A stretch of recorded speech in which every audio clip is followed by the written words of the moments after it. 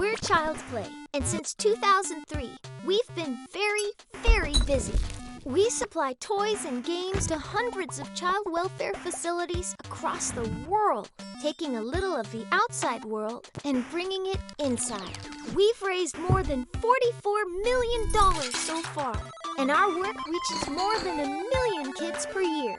Come be a part of our story and learn more at childsplaycharity.org.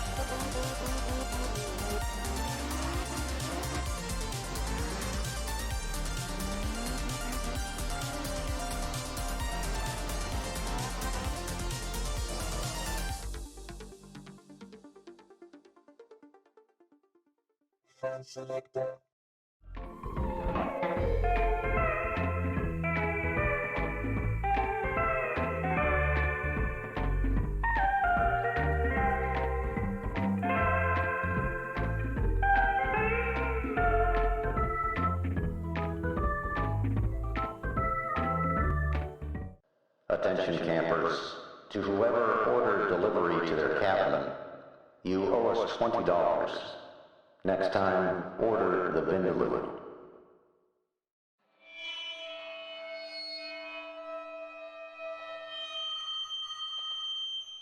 Wake up, sleeper. Dreaming again? Every cycle, you take your chances. You roll your dice. You do the work, get paid, survive. You turn up for your friends, or you don't. That's life on the eye.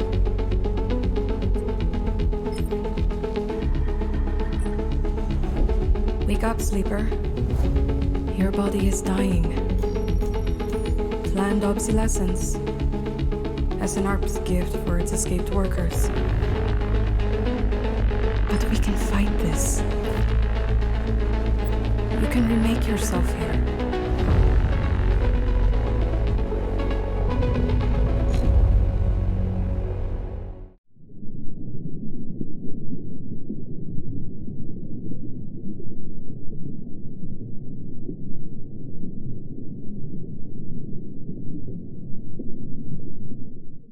Acquisitions Incorporated is the leader in interplanar artifact recovery, with exciting new franchise opportunities in your area.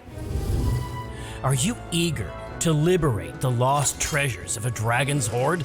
Are you desperate for work and lack better options? With Kingdom-class on-the-job training, our franchisees learn the skills they need to ensure their legacy and their survival. Skills like choosing the right career path, not getting devoured, team building, and decisioning. Welcome to a life of profitable adventure. Welcome to Clank Legacy Acquisitions Incorporated.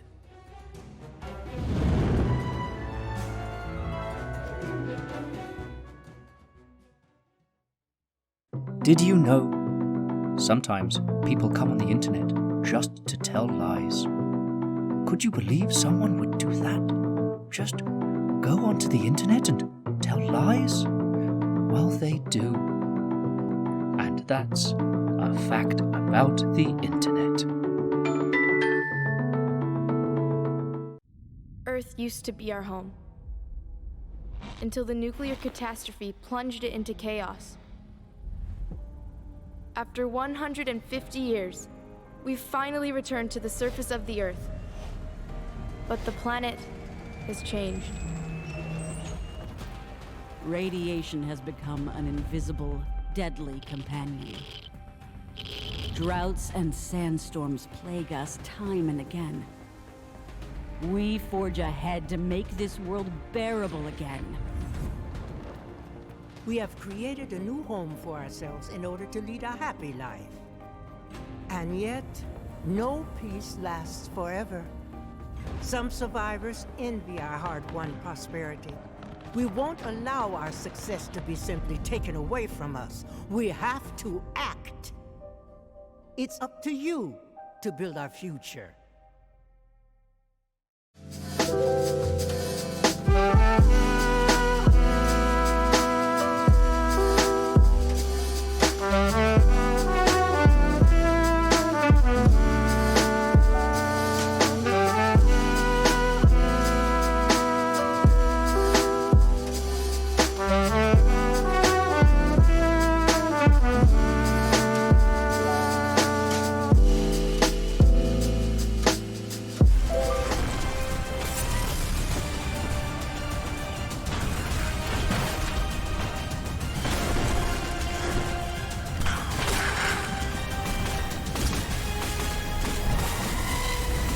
You are Gatewalkers, the chosen ones who travel different worlds to save your own.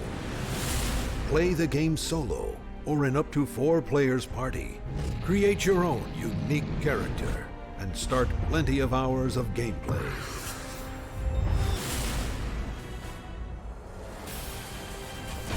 Full of bosses, tons of mobs, with unique resources and objectives to find and puzzles to solve. Don't be afraid of portals. Become a Gatewalker.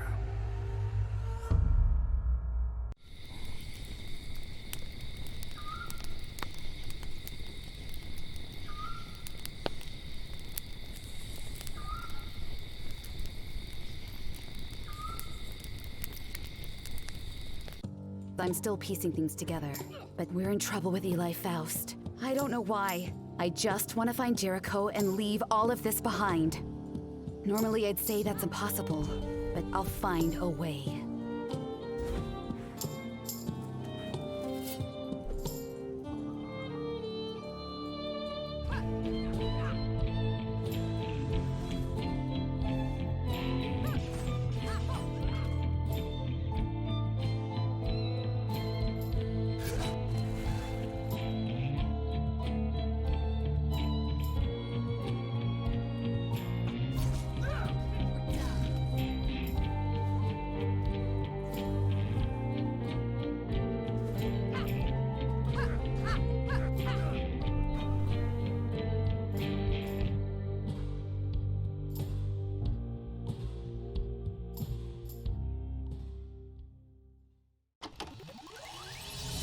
Decided, you know what, I've dabbled in indie games. I'm gonna give this one last shot. Let's just make a game.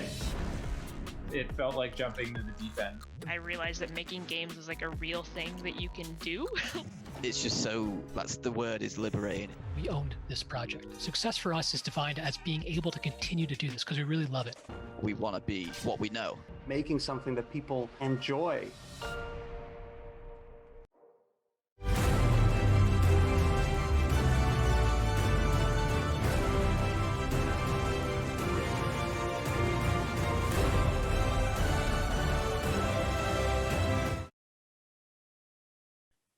Happy Thursday and welcome to the PAX East Online Omegathon. We have 8 valiant Omeganauts selected with us here, and we will be whittling them down over the course of PAX to get to a final 2 who will be competing for a trip to any domestic PAX of their choice.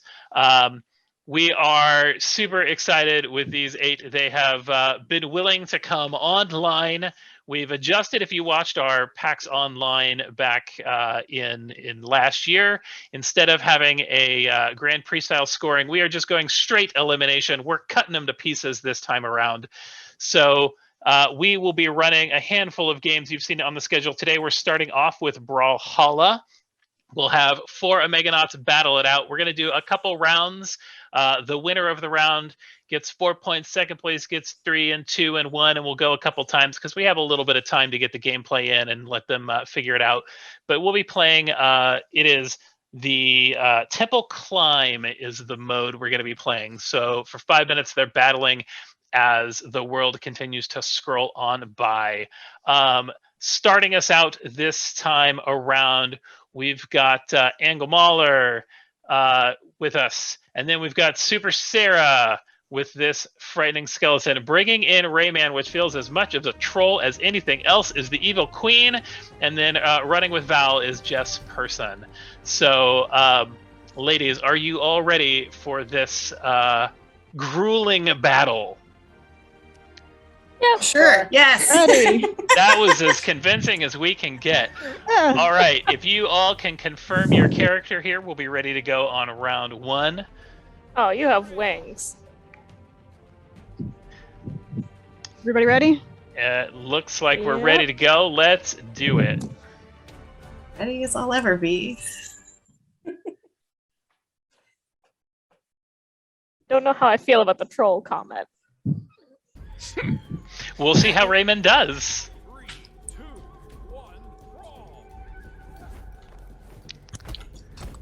just jumping so far. The first weapon picked up. Battles can still happen. You'll notice scores currently right now just at zeros.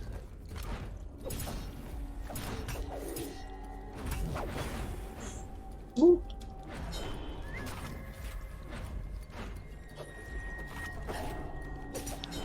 Oh, we finally have a first strike. 30 seconds into the match. Oh god.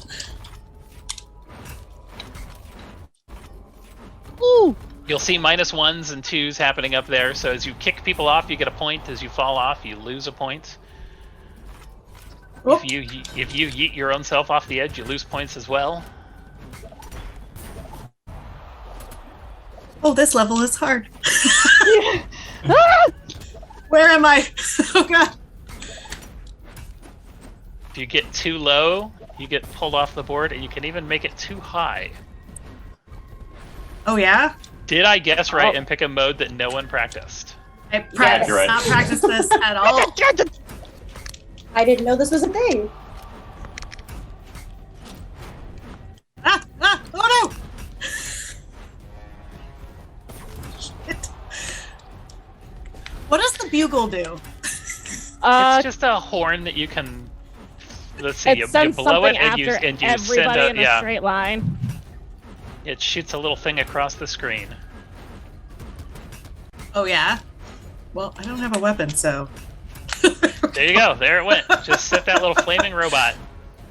Oh, shh. Ouch. Okay.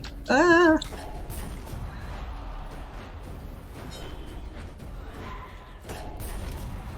I am doing terrible.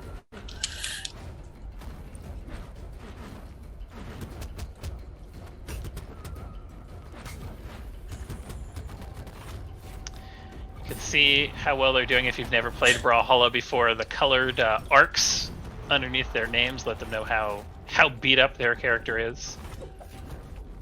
It was time to pay attention to that when the arena's also moved. Oh. Well, the audience is here for it. Flippin' You know, they're watching.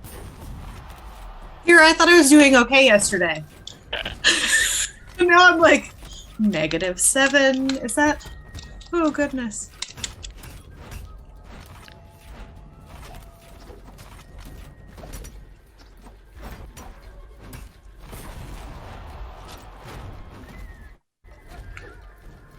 Ow! Oh, that -7 just turned to a -3 pretty darn quick. All you gotta do is keep punching people off the edge. Yeah.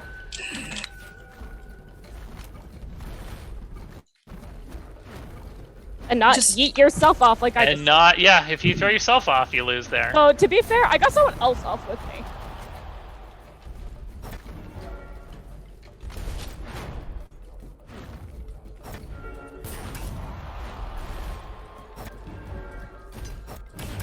Super Sarah in with the bomb. Oh no! Just thrown off the edge. Oh, I was looking at the wrong person. Yep. That wasn't... That is a thing that can happen often. So much. And can be troubling. Oh no, I'm at the bottom. I lost my weapon. Oh. Oh, No. oh, Rayman! Oh. Oh! He's trying. How are you, okay, there we go. I don't know. That was a long time to hold on to the bottom down there. Oh, goodness. Okay.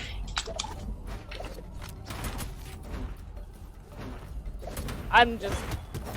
Does this get harder as you get higher?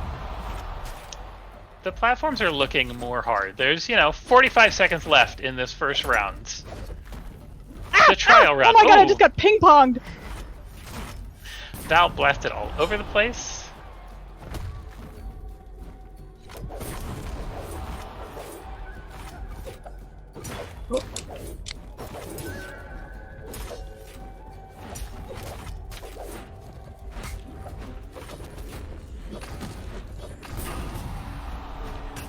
Gotta make that jump. Evil Queen, there we go.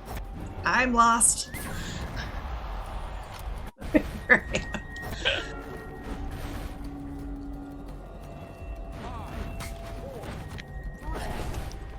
And we get through our first one. All right, so let's see. I gotta get my little scoreboard going here.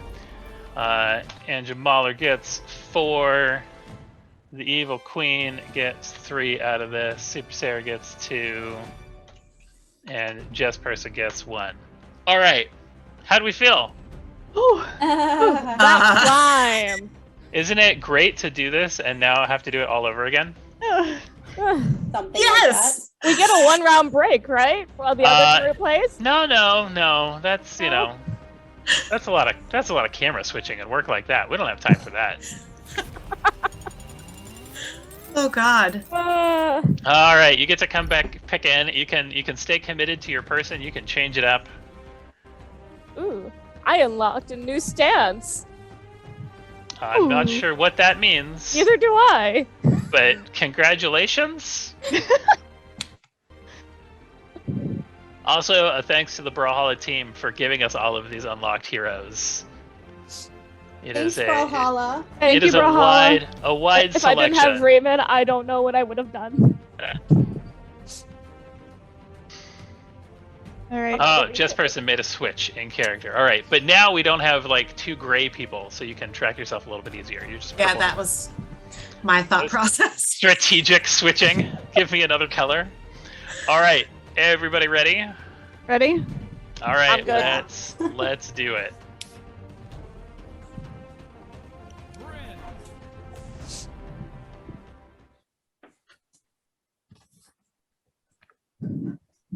We'll see how the other wave does with getting to watch 3 of these rounds go. See if they strategically come up with a better plan. Well, that was not it. That was not my best idea. That was the wrong move, Super Yep. Sarah. Whoops. Ah!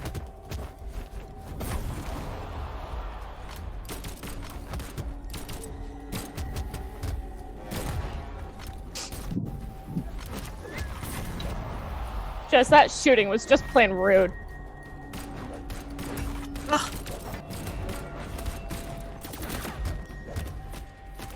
Guess it's just decided to hide out on the uppermost. Like, yeah. I'm never coming down. You know what? You can't get me if I'm off the top of the screen. But I got anyway. You got you came down. You got into where the mix was. I know. Oh shoot.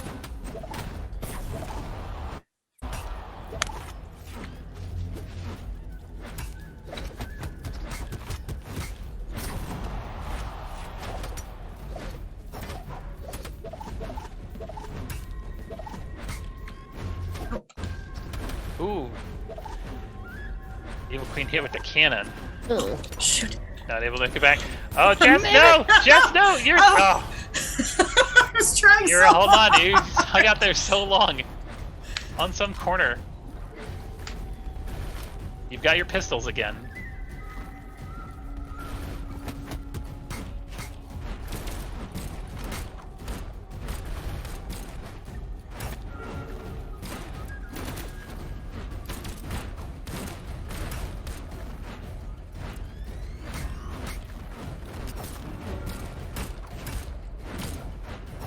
Oh. Oh. No. This one is a tight game. Except for run Super away. Sarah, which we won't mention Bad yet. Raymond. But Super Sarah, Please just don't get a couple mention more. it. Just knock a few people off and you're back in. Oh god. Thank you to whoever knocked me up here. I don't like the pistols as much. Neither do I. Oh, that's where I am. Just gonna hide on the top there. Here I am. Oh, I'm gone. I still There I can't am. see myself. You were just, you know, hiding out at the very top. I didn't mean to be. Ouch. Rude. Those spikes appear to hit Really hard. use a weapon. No. I was also in the red when it hit me. No. I think I got hit up. Oh. There we go. Don't you dare.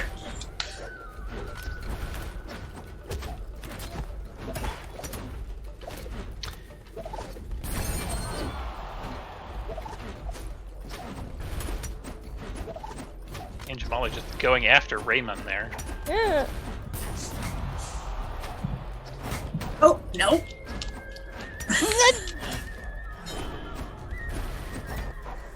Oh, no.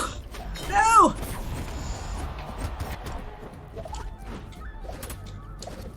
Ah! Where am I? Oh, there I am.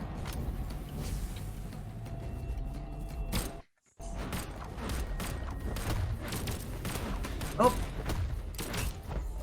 Oops, take a too high break here. Like I went too high.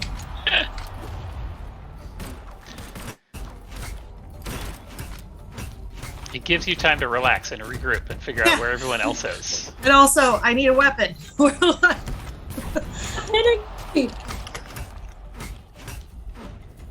It's okay, keep getting me. That actually kind of helped for a second. No. Oh. No. No. No. Ooh. Oh gosh. Man, we're at Oh, 30 where did seconds. I go? I got so close. Oh no! Keep throwing my weapon on accident. It's hard to fight when you throw your weapon. I am accidentally suiciding every single flipping time. Ugh. Okay, weapon. Oh, I was doing so much better at the beginning. Tell me about it. I did better last round by a lot. Oh. Okay.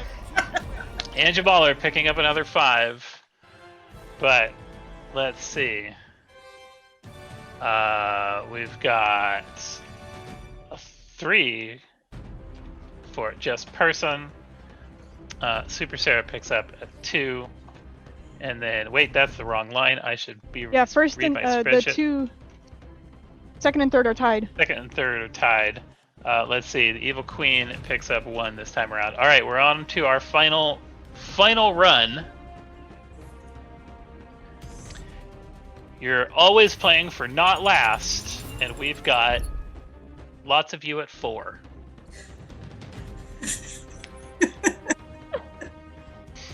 Everybody not but last? It's not last yet, but someone will be last at the end of this one because we're stopping on an odd number, so you won't be able to get there.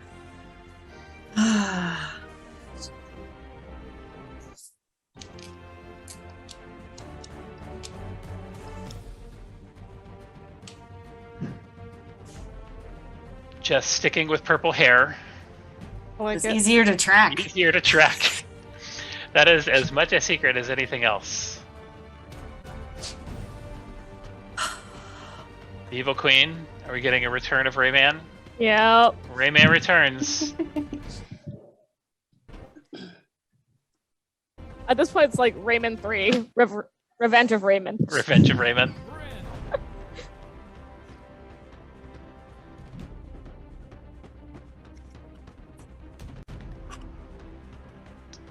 Well, once we get his weird legless body in, we'll be ready to go.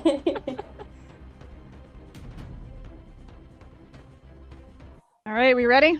Yep. All right, this is it. Yep. This is the battle. Someone doesn't get to play Fall Guys with us after this. Is that might be a privilege. You're welcome to try to lose. We'll see who really doesn't want to play Fall Guy by just jumping off the edge right at the start. I mean... I didn't mean it, Sarah. Get up there. Go play with them. I'm trying! Oh, yeah, like that? Oh, God. Yeah, exactly don't, like Sarah, that, no. Right? Just making sure. Ah! No, don't fall off the edge. I actually practiced for Fall Guys! How the heck did I hang on that long down there?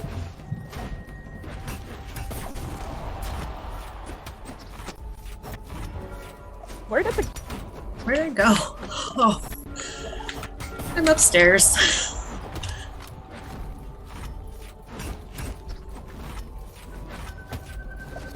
Nope, nope. Rude. Very rude.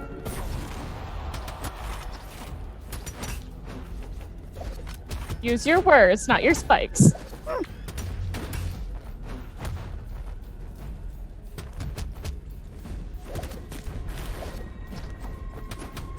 Mashing is working. Only a little. Ooh. Ah. Oh. Mashing. You've learned the real secret to this game. Just Well, mash. You just can't mash in Smash Brothers. Yeah, you can. Have you ever played Kirby? That's true. But it's hard to mash when you can't see. Yeah, if you all play at the top, we as an audience get a view of a wonderful temple background, and that's it. Through my spear again. Oh. Where did that mushroom come from? That someone? Yeah, That's from me. That's very cool. I still don't know how I get it. I'm not complaining. It comes in handy. Just every now and then.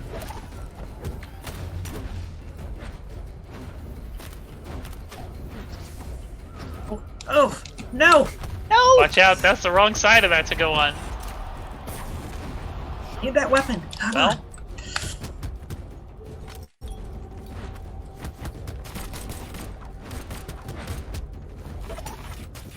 the evil queen No! looks like she figured No! out the button system for making those spikes come out.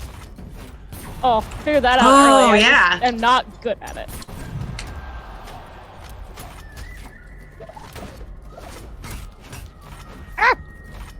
Come on! Ooh. Ah!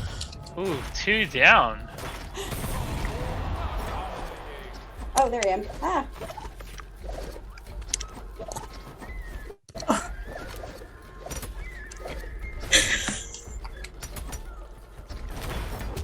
Ah!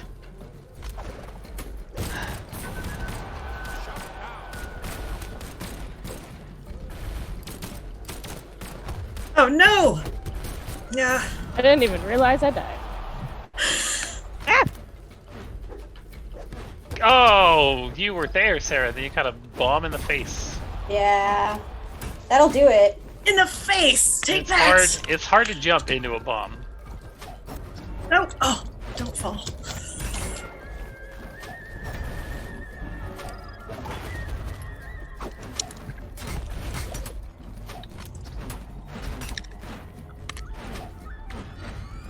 Oh, Oh, no. A beautiful face!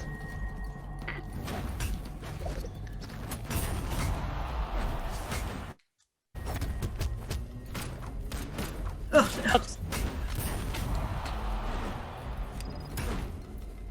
Ninja Mauler is in very red. Someone just needs to, like, did I just punch her jump? one time. Is it me? Oh!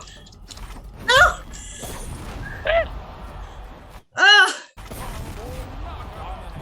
Ow!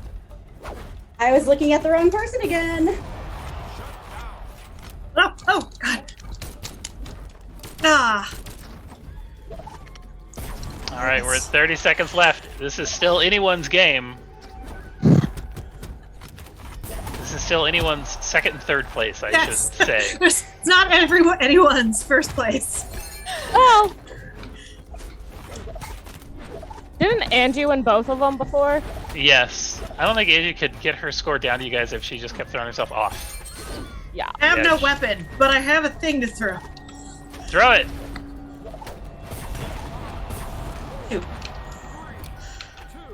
Whew. All right, this is the deciding match. Shocking, Let's no one. see how we go. I feel better. And Jamaler coming in with those 4 points.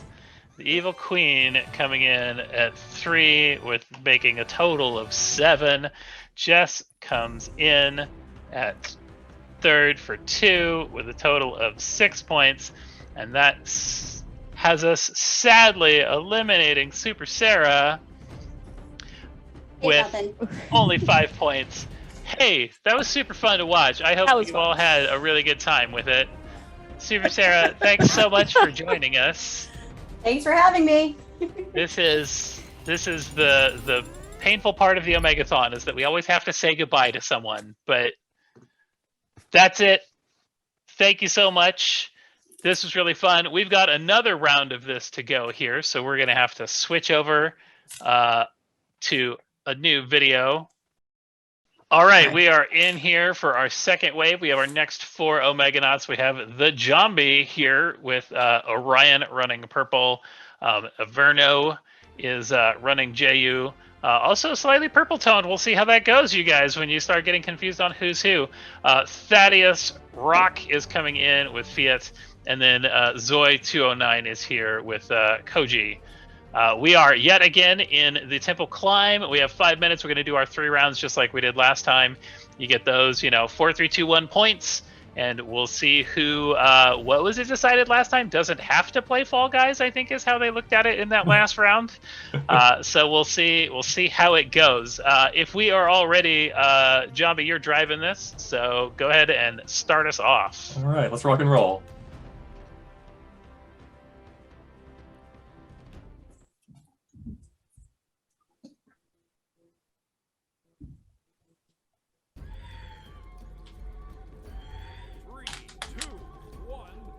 Oh, that's not my character. I see. I was looking at the other character, the purple. That was a mistake. It's like they discovered it last game. Oh, come on. Ooh, I'm back. There you go. I don't know how you hung out down there so long for them to just smack you back down. Oh no.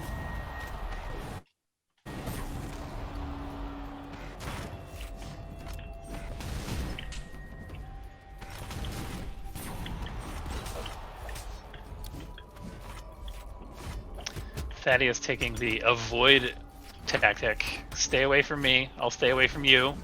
I mean, negative points are a thing. I'll win this thing with 0.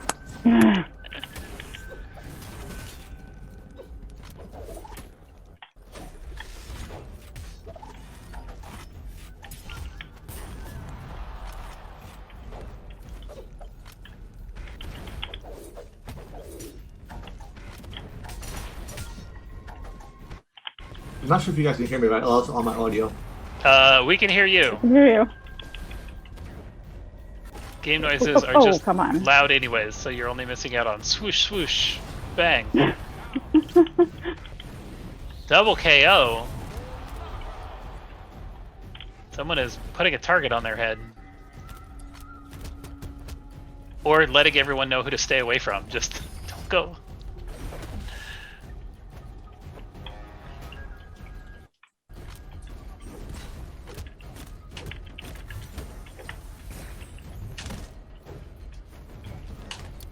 No, no. Ooh. Oh, no, no, no. Hold on. Wait, hold on. No, oh no!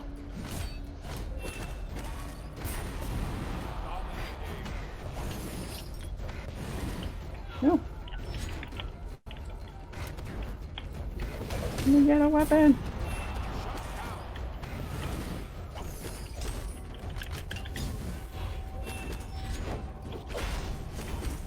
All right, we are halfway through this match.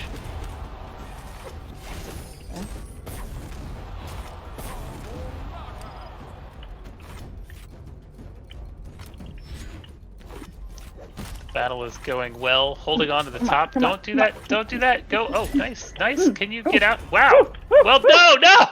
Okay. That was an impressive wall hang that got you through that.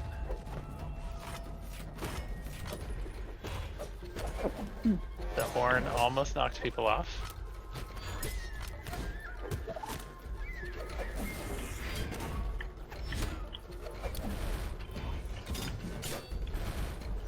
Yep, I'm just hanging out to the side.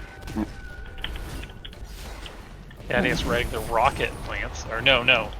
Jambi riding the rocket lance.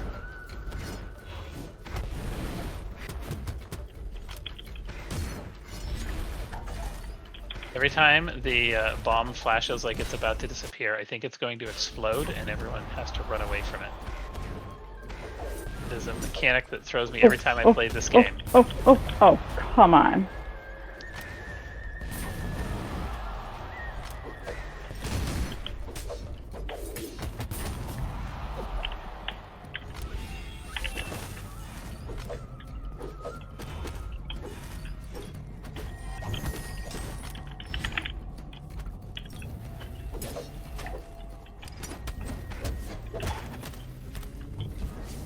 Nope, nope, nope, nope.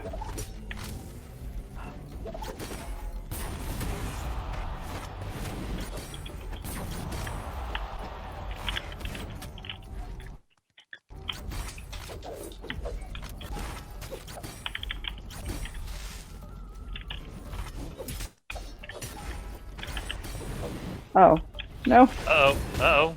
That was trouble for Zoe there. It's okay, you get your bow back now with this weapon. You're on the bow cycle. Which is not a rocket lance, but it's something. Okay. Hang out. I need a weapon. Ooh.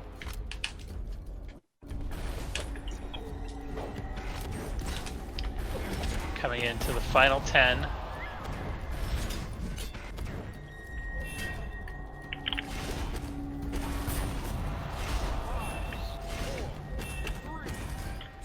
Oh boy.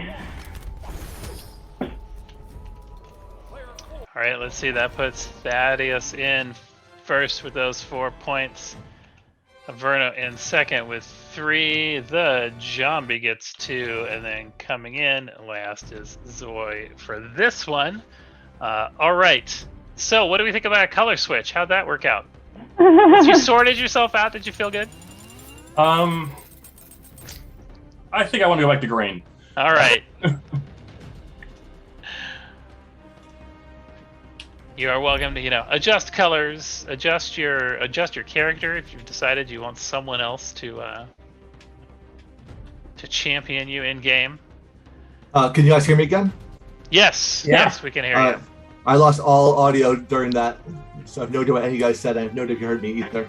They were saying such mean things about you. You It's don't alright, it even didn't seem to hurt your know. performance. And we don't feel bad about it either.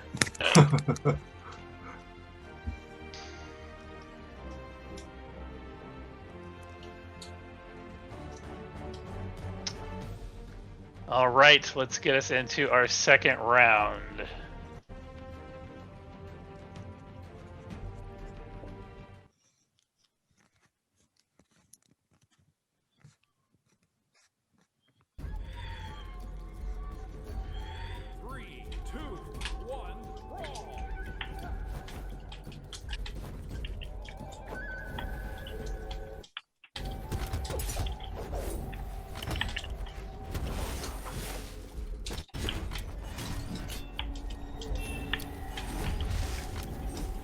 I got a weapon.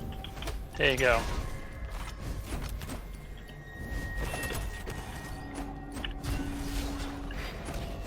Oh, what? No, that was happened? not what you wanted, sorry. My controller disconnected. We're good. Oh no. We're You're back. good. You're back connected. Okay.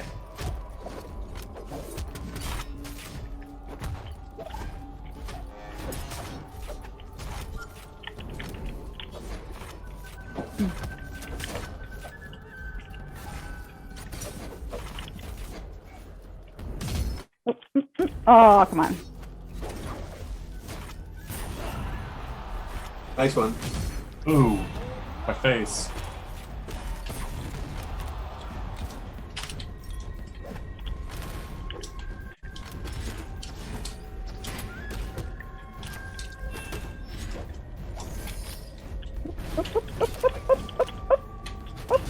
Ooh. Oh. Trapped underneath a layer.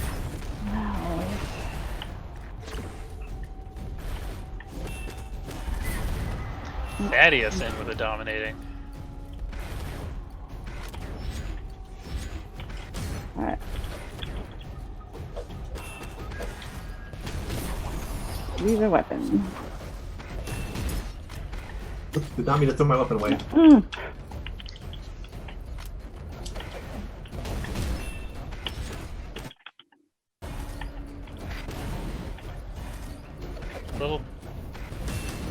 Little sword, come on. Drop a sword from the sky, game. There we go. Zoe! No! Ah! Zoe! Get your sword! No! Okay, on that level. Oh, see. Oh, and it Where? disappeared. Or someone stole your sword.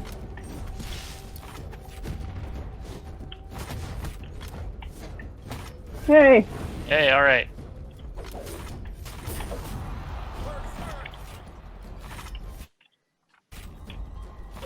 Nice It was a long move. way around.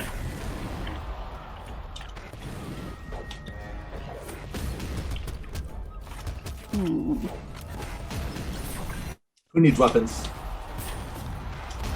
I mean, I do. Oh, But... are you kidding me? Just happened to pick up.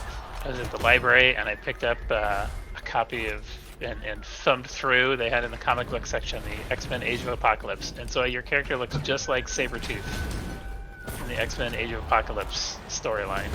That's all I see the whole time. It's just Sabretooth. I expect a Beast Boy to come jumping in here to fight with you.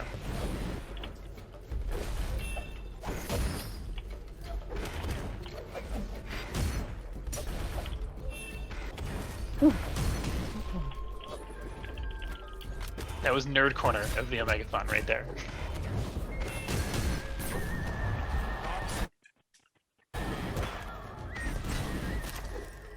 There we go. And there we went. And back out. Easy come, easy go. Uh-huh.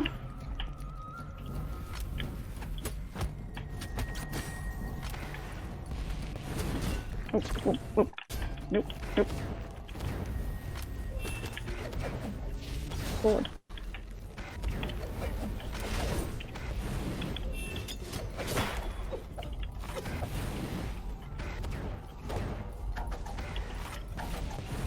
Oh. That rocket lance. It's like you get a triple jump.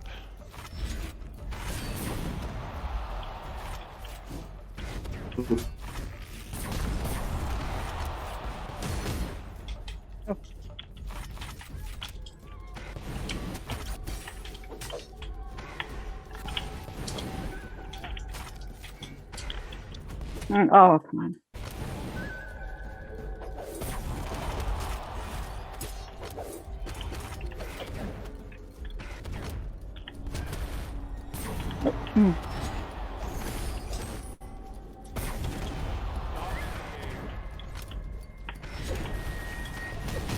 Good hit. Well, thanks. I have no idea why you went one way and your sword went the other way, but I'll take it. Physics. Oh, yeah. Gotta love physics. Alright, let's see. Thaddeus taking first place again with the zombie, followed by Verno, followed by Zoe. Do not Which, like that moving stage. Yeah, right? It does mean, Zoe, that you're not out on this final one. It just means you have to get first. No pressure. Uh-huh. No pressure, but a first place could get you through this. We're looking right now, it's, you know, if we had a scoreboard, we'd see Zombie with 5 and Verno with 5 and Thaddeus with 8. And you're at 2. So if you can get the 4, you could make it happen. Hey, do we all want to do random? No. No, sir. Wait, wouldn't that Worth be a shot. tie? Well, yes, we'd get to a tie, so we'd have to go for a 4th round.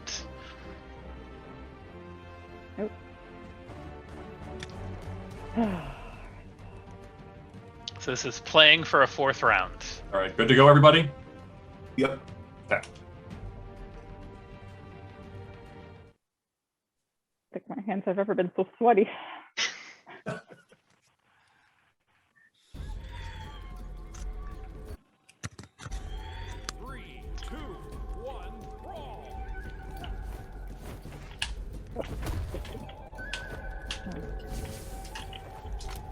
All right.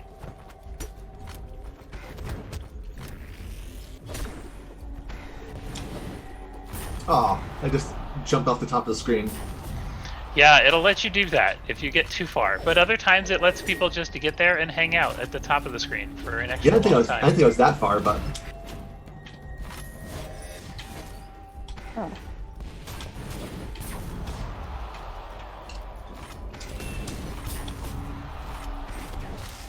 Hit the button. Hit the button sooner.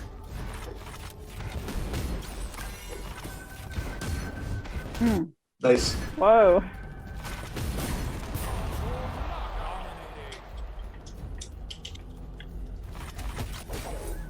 Oh, come on.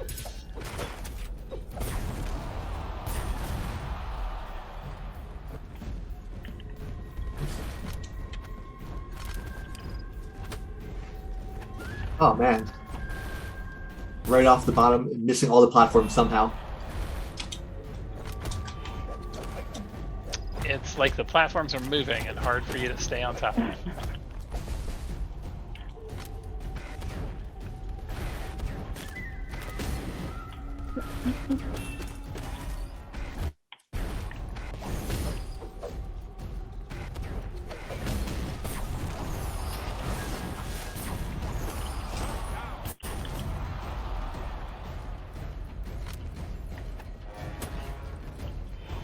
Oh, Rocket Lance is back. That's bad news for everybody. No need to be concerned about the Rocket Lance. Almost everybody. It's not bad news for Jambi.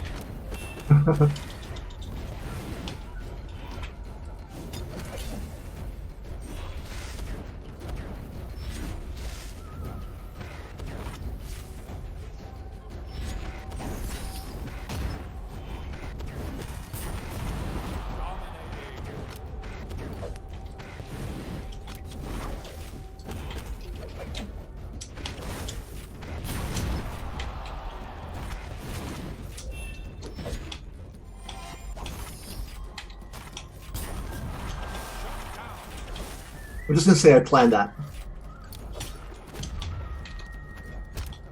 As with all brawler games, every move is carefully planned and calculated.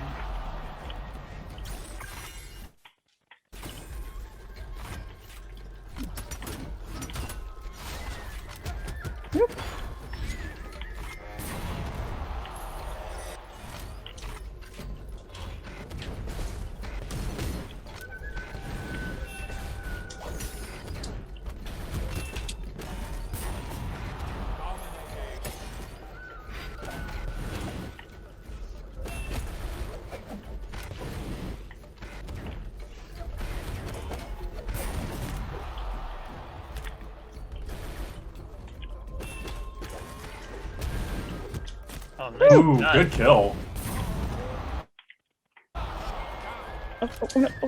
Nope.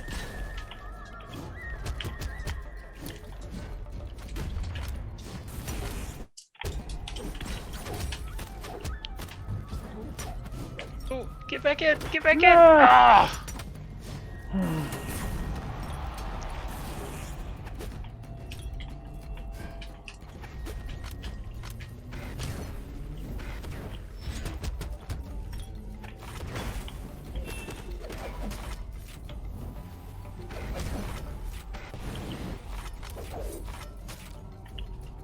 Yeah, see there, Thaddeus gets to hang out on the top for who knows how long or how far up.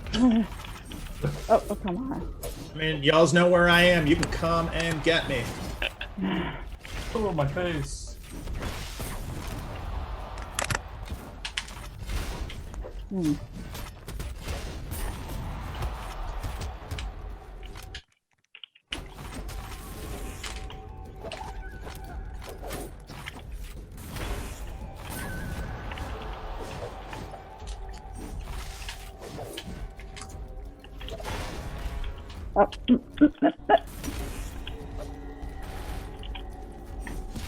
Nice block. Nice one. Come on. Hold on, stay alive. Oh. Oh. All right, that sorts us through Thaddeus dominating. So the over game top told of me. this. The Jobby coming in second. Verno coming in third. And that means we do have to say goodbye to Zoe for this round. So we have Super Sarah and Zoe, who we have to give a thanks for playing. Thanks for coming out. Hope you had a good time hanging out with us on this little bit of the Omegathon. We are back 5:30 Friday. We've got Fall Guys, so our remaining 6 Omeganauts will be in Fall Guys. So come see us then. Thanks for joining.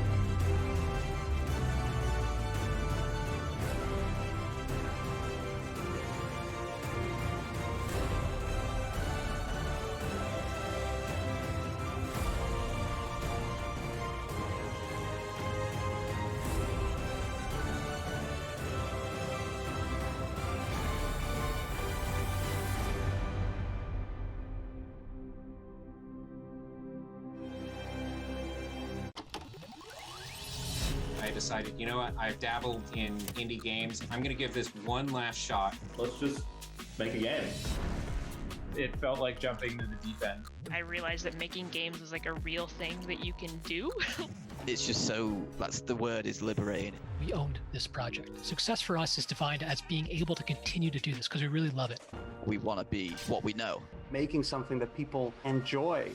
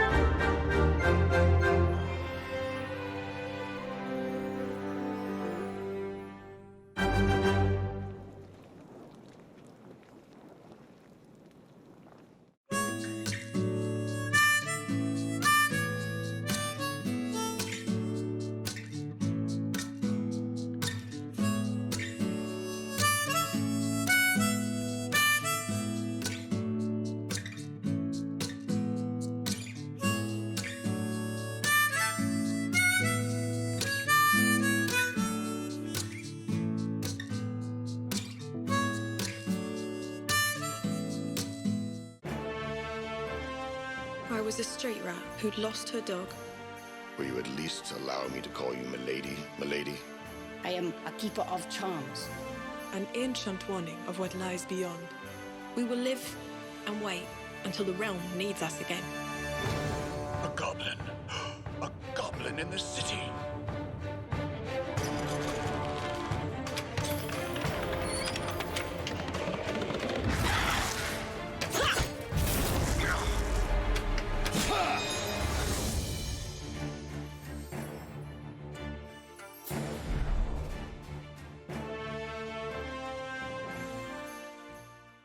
Did you know? The internet was invented in 1928 to help put global stock markets back on track. However, at its launch in 1929, a rounding error caused markets to suddenly and irreversibly crash, leaving the technology to be abandoned until its reutilization in the late 1980s as an entertainment and torture device. And that's a fact about the internet.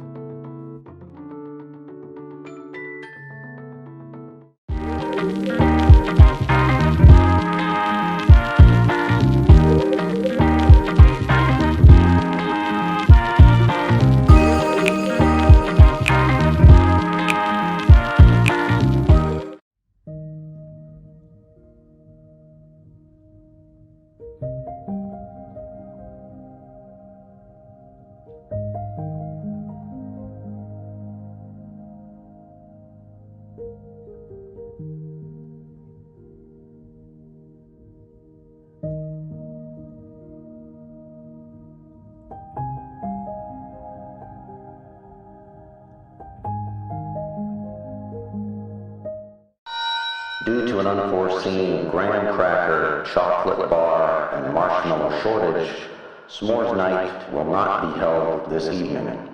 However, we will be serving melted M&Ms on toast and fried bananas in the lodge at dusk.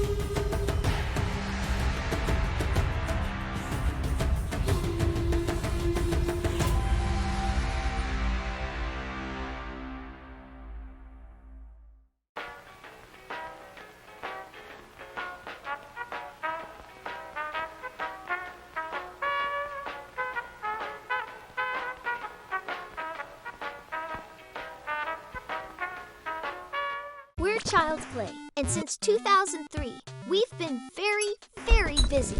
We supply toys and games to hundreds of child welfare facilities across the world, taking a little of the outside world and bringing it inside.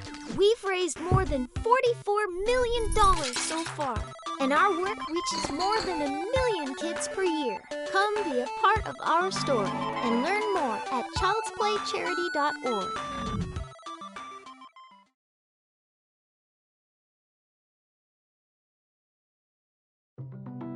Did you know? Elder millennials and more hip Gen Xers speak fondly about dial-up internet, a system whereby anyone who is interested in using the internet would need to call and remain on the line with Thaumaturd, the uplink, and provide him with thrilling conversation throughout their session. And that's a fact about the internet.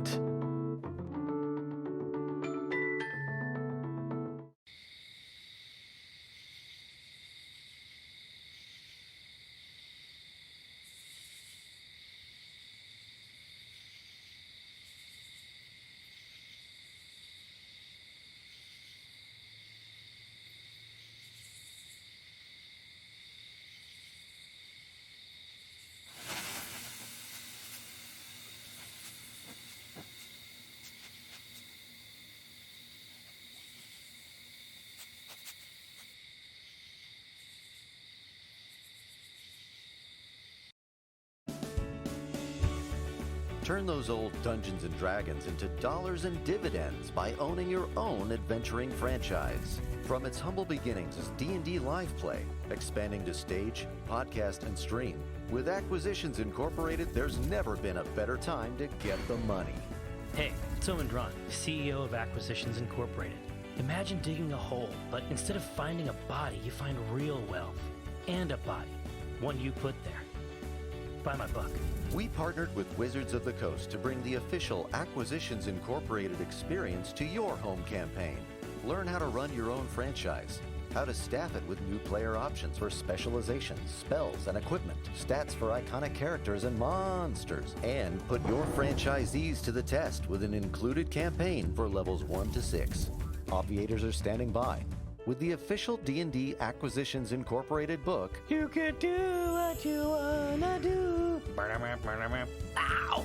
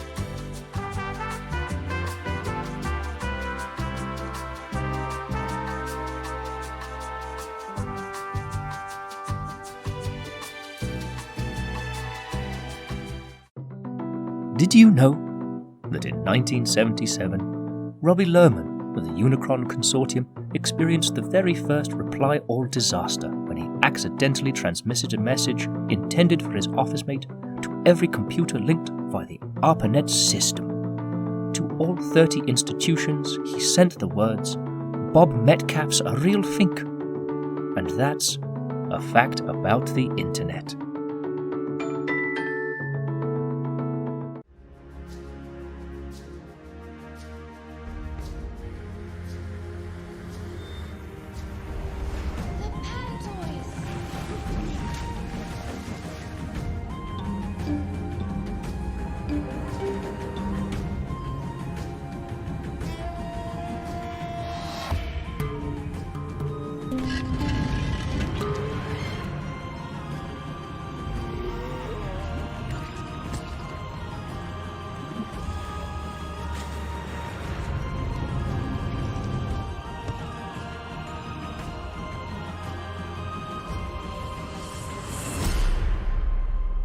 If you don't save the Hopper, no one will.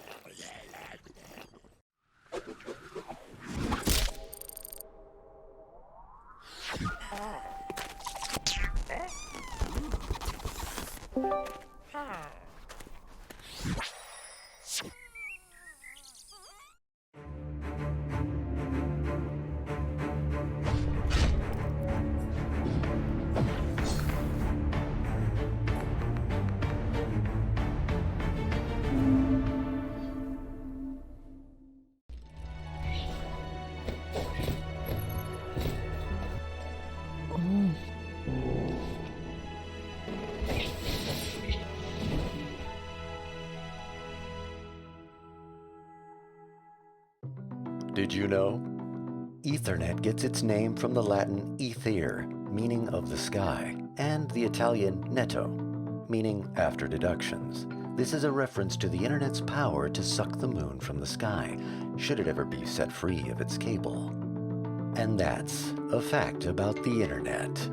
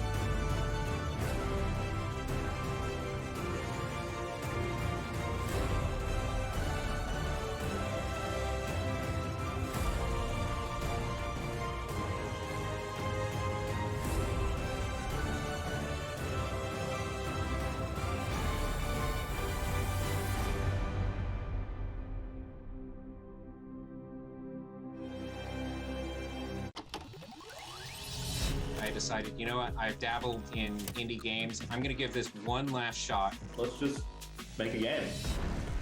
It felt like jumping into the deep end. I realized that making games is like a real thing that you can do.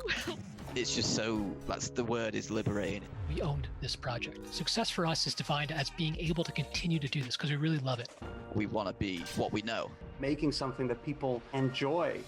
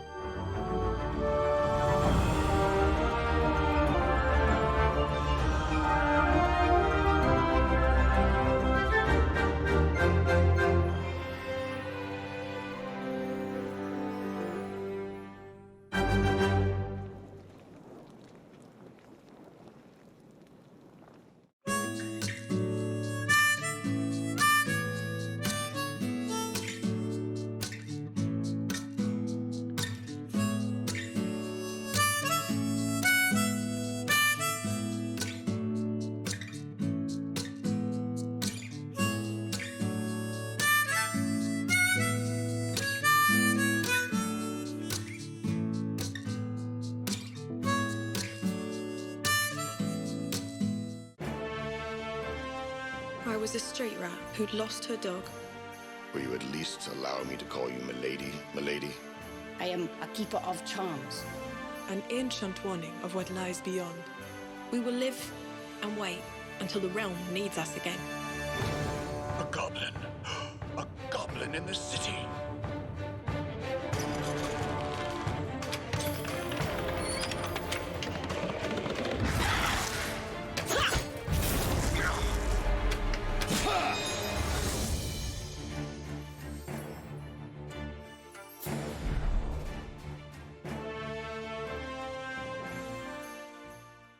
Did you know? The internet was invented in 1928 to help put global stock markets back on track. However, at its launch in 1929, a rounding error caused markets to suddenly and irreversibly crash, leaving the technology to be abandoned until its reutilization in the late 1980s as an entertainment and torture device. And that's a fact about the internet.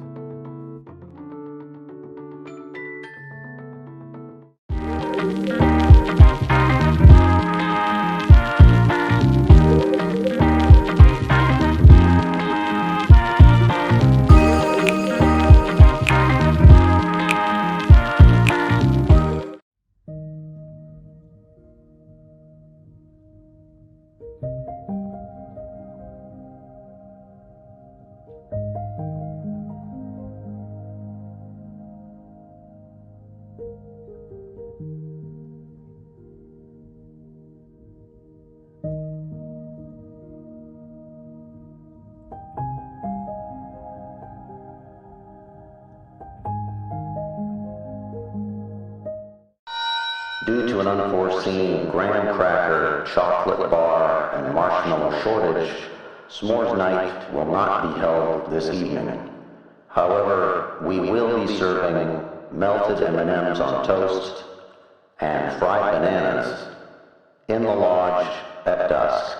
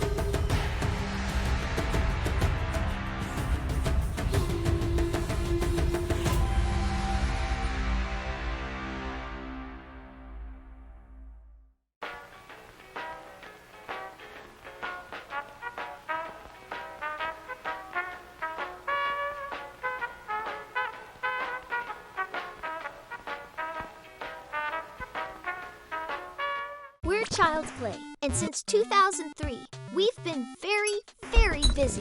We supply toys and games to hundreds of child welfare facilities across the world, taking a little of the outside world and bringing it inside.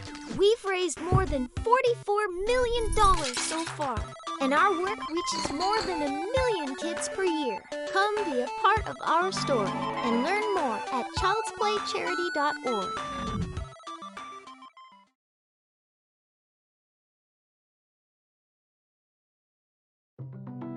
Did you know? Elder millennials and more hip Gen Xers speak fondly about dial-up internet, a system whereby anyone who is interested in using the internet would need to call and remain on the line with Thaumaturd, the uplink, and provide him with thrilling conversation throughout their session. And that's a fact about the internet.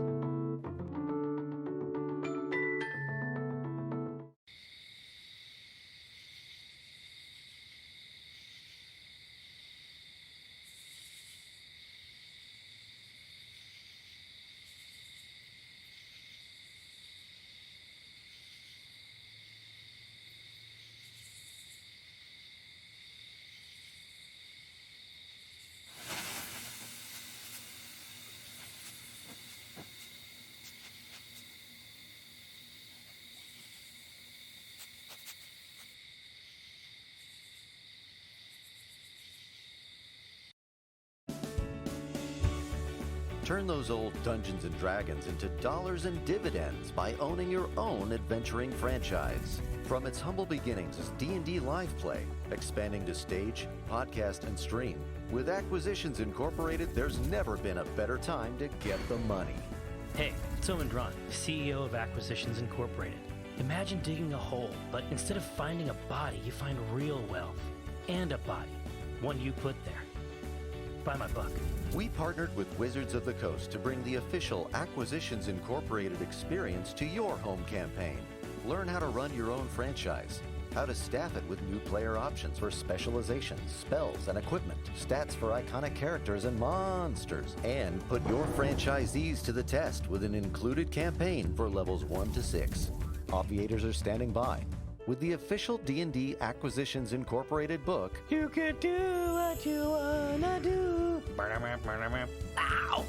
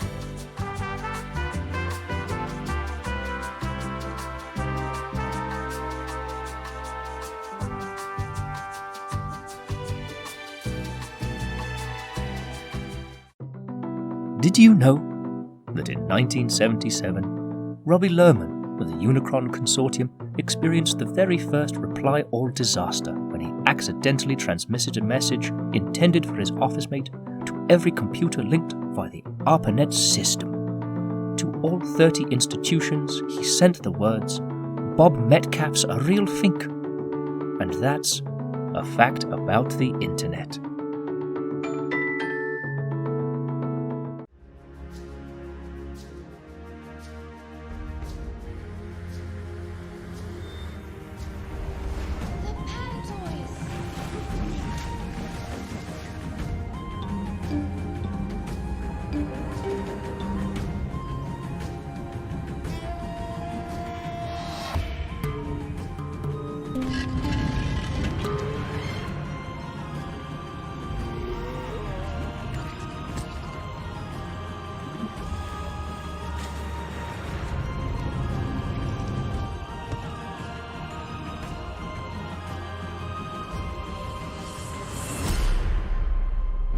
If you don't save the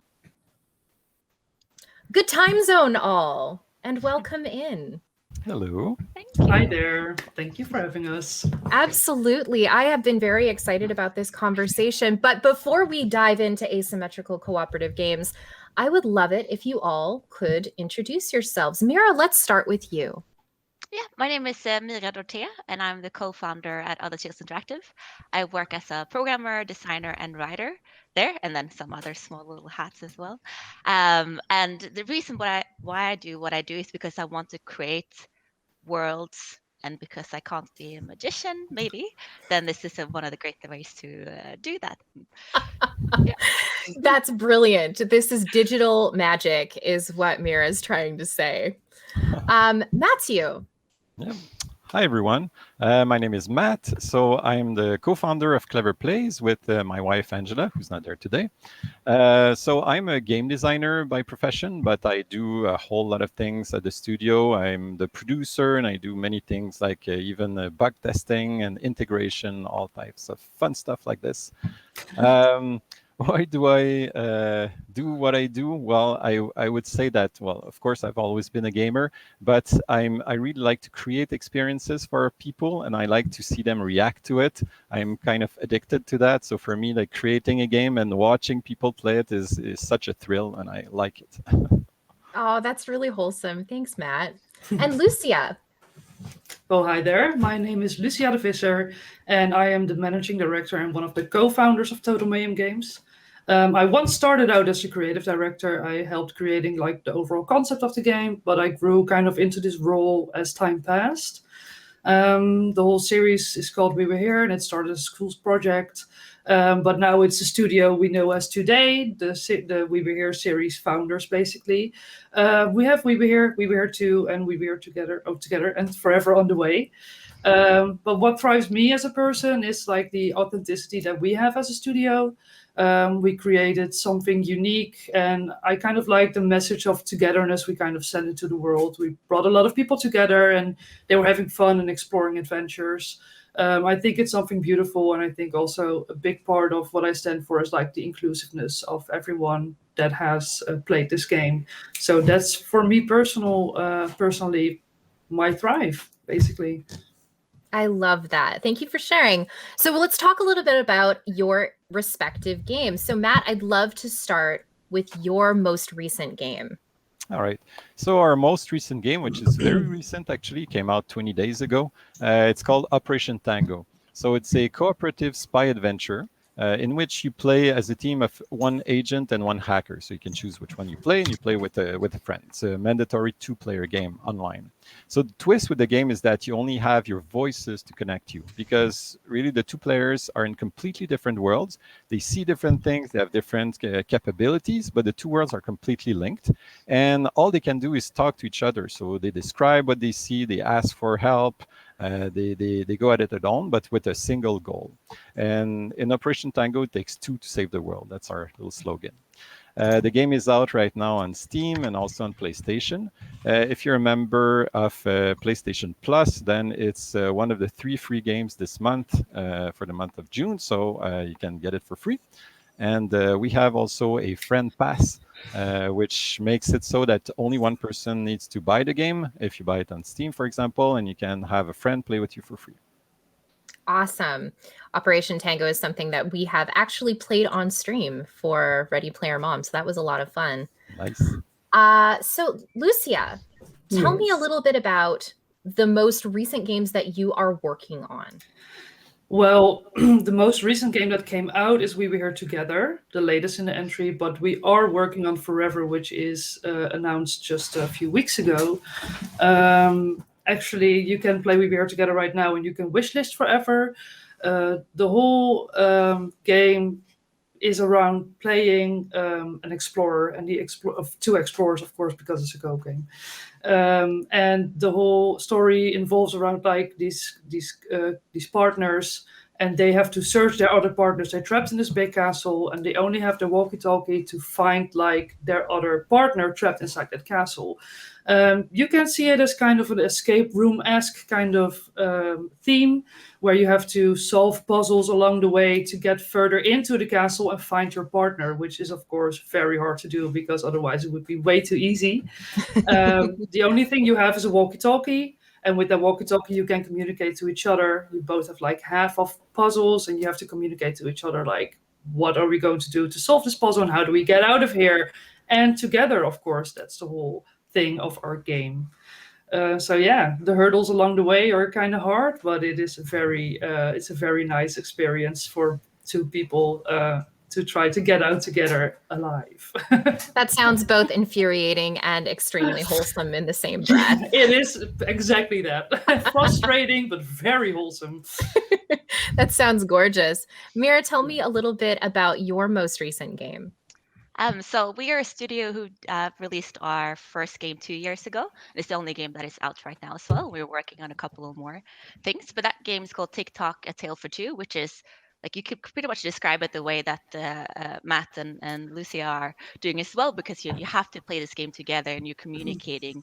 The players are the bridge between the game. Like it is, as you said, Amanda, it's the gameplay. One of the gameplay mechanics as well. And TikTok is a co-op adventure game that is played on 2 devices, and it's not networked, so it's also kind of like a board game or a real-life escape room if you would have been in 2 separate rooms. And it's also a game that we made because we wanted to recreate this experience that we had when we were children, when our parents were reading stories to us out loud. And we were like, okay, how do we do this as adults? How do we tell stories to each other? And that was also one of the reasons why we made TikTok. That's really wonderful. I am definitely going to need to check out your game. Let's kind of move on and dig deep into what asymmetrical games actually are. So each of our panelists are going to define asymmetrical games in their own way. And Mira, I actually want to start with you. Yeah, like asymmetrical to me, I think it could be quite a lot of different things, but it's this. One of the main things for me is that both players have agency at the same time. They're doing something that is equally as important as the other, because there's a lot of co-op games which also everyone is super important and things like that, but it's sometimes you can take over when someone else is playing. But the asymmetrical gameplay is that, okay, either someone has their role or they have at least a role to play. Okay, they could be a hacker, or they're one of the sisters in TikTok, for example, who are you're reliving 2 sisters' memory in the game. I think that's my definition. Lovely. Thank you so much. Matt, how would you define asymmetrical co-op games? Well, Mira did a pretty good job at it. So what I could maybe add to that is that in our case, at least, I would say that asymmetrical games are games where there's a markedly different playing experience between the 2 players. And it can really be a whole lot of different things. And I think that's what makes this genre really interesting. There's so few things that have been explored, and yet so much things that could be.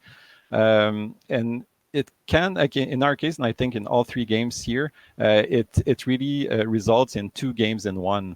It's 2 separate experiences, and that's what brings the cool part about asymmetry, is that it makes each of the players really important and even mandatory to the experience, as opposed to games in which you know you're playing co-op with someone and it's fun, but you know that if you're not there, well, the game keeps going nevertheless. So asymmetrical games are games in which the 2 players need to be there, and they feel that their role is very important.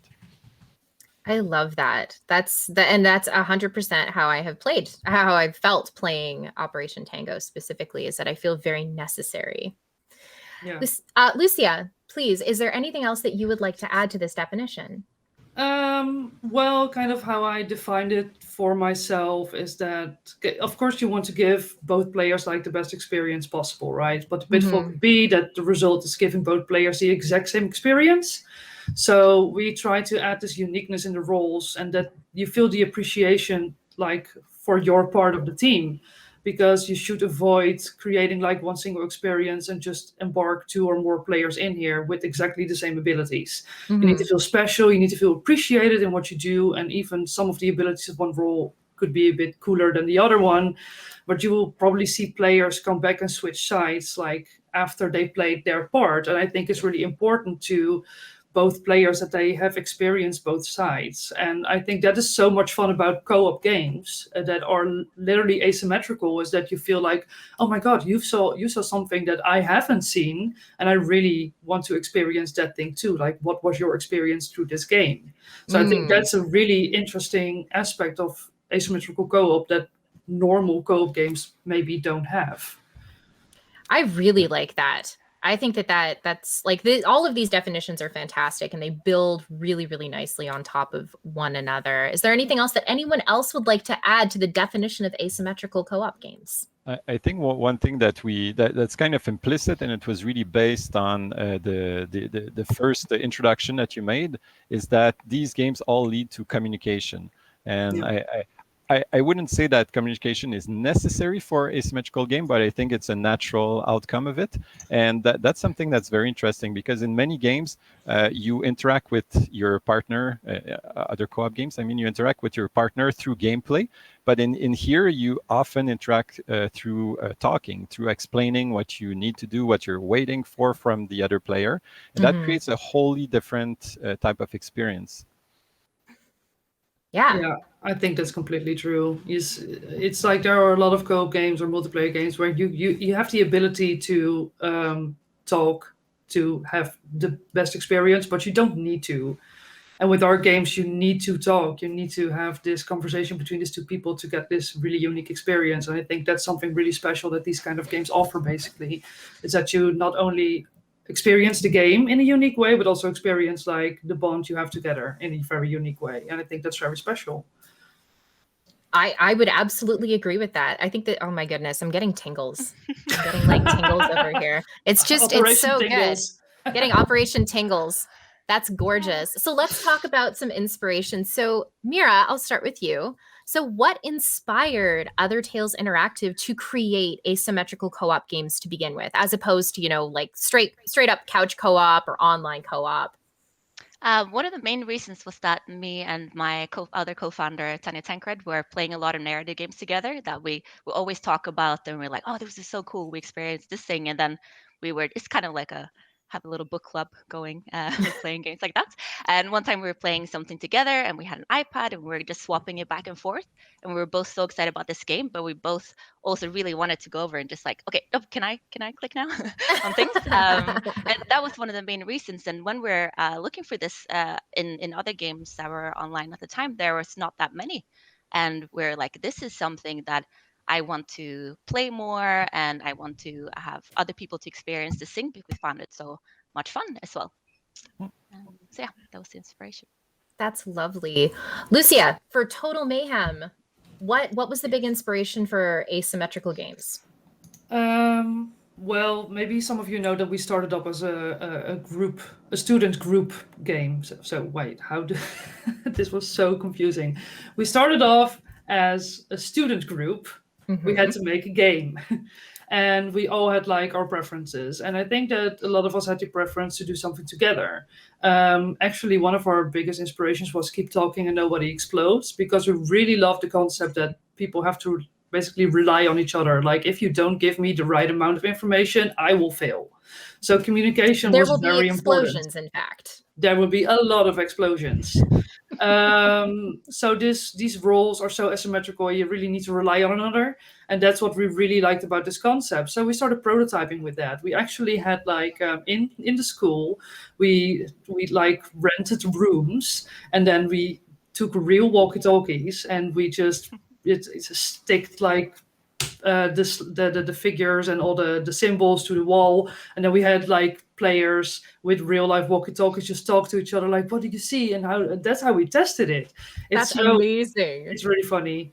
But we saw that there like this big chemistry came between the players, and we really started to get really fond of it.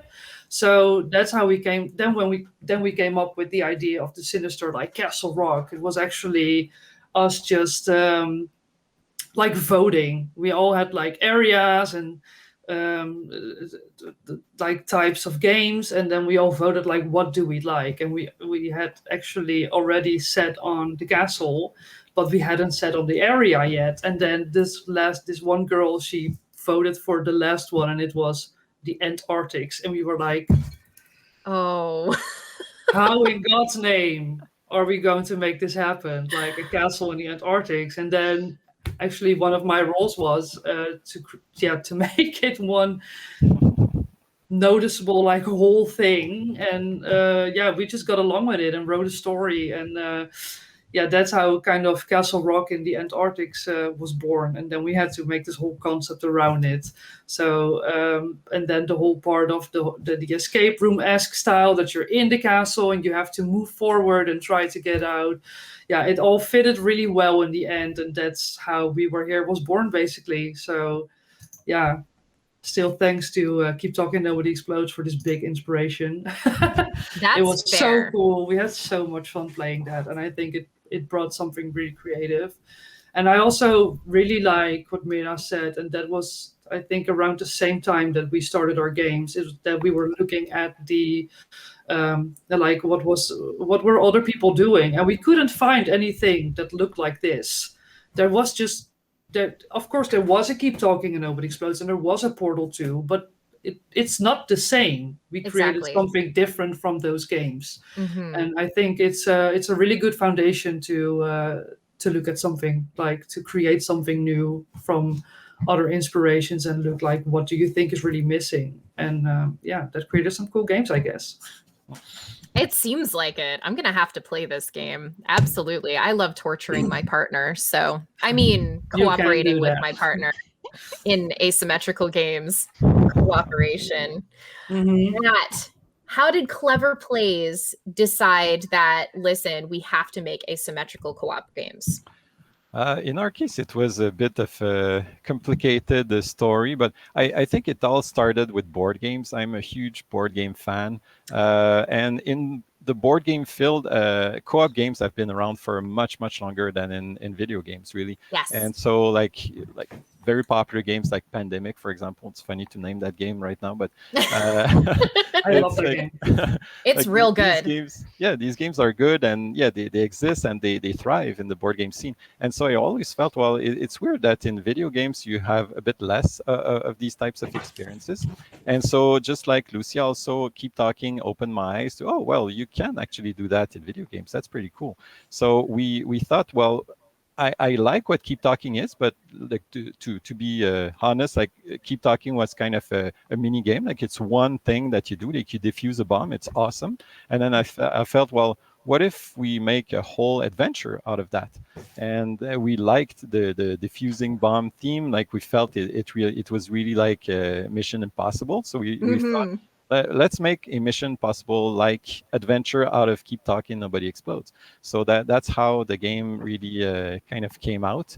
We were also very inspired by a short film that's called Hyper Reality. Not many people know that. It's kind of indie, but it's really awesome. It shows a near future where augmented reality is everywhere. It's kind of dystopic, but visually it's super interesting. So we thought, well, that could be very interesting for a game like ours, because in our game we try to make to help both players communicate through the game, not just with their voice, but through the game.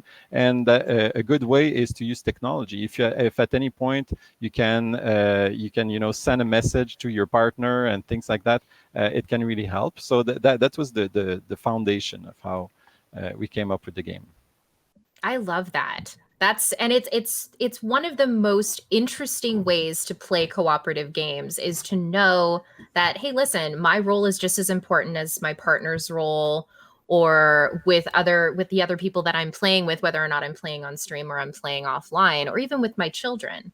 So, but it isn't without its challenges in terms of actually communicating what an asymmetrical cooperative game is, or its importance or its value to players and to the media.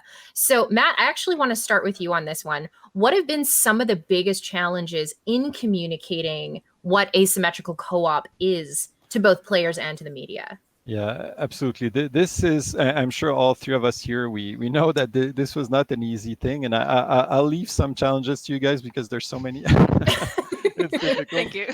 So I think that fundamentally most people don't know what an asymmetrical co-op game is, and they miss what are the characteristics that make it possible, and so they expect some other things. A very obvious example is that in our social media, everyone is always asking, hey, is there a solo mode to this game? Or hey, is there a couch co-op version? And then I'm like, well, I would like to offer that, but that's the point of the game makes these modes impossible.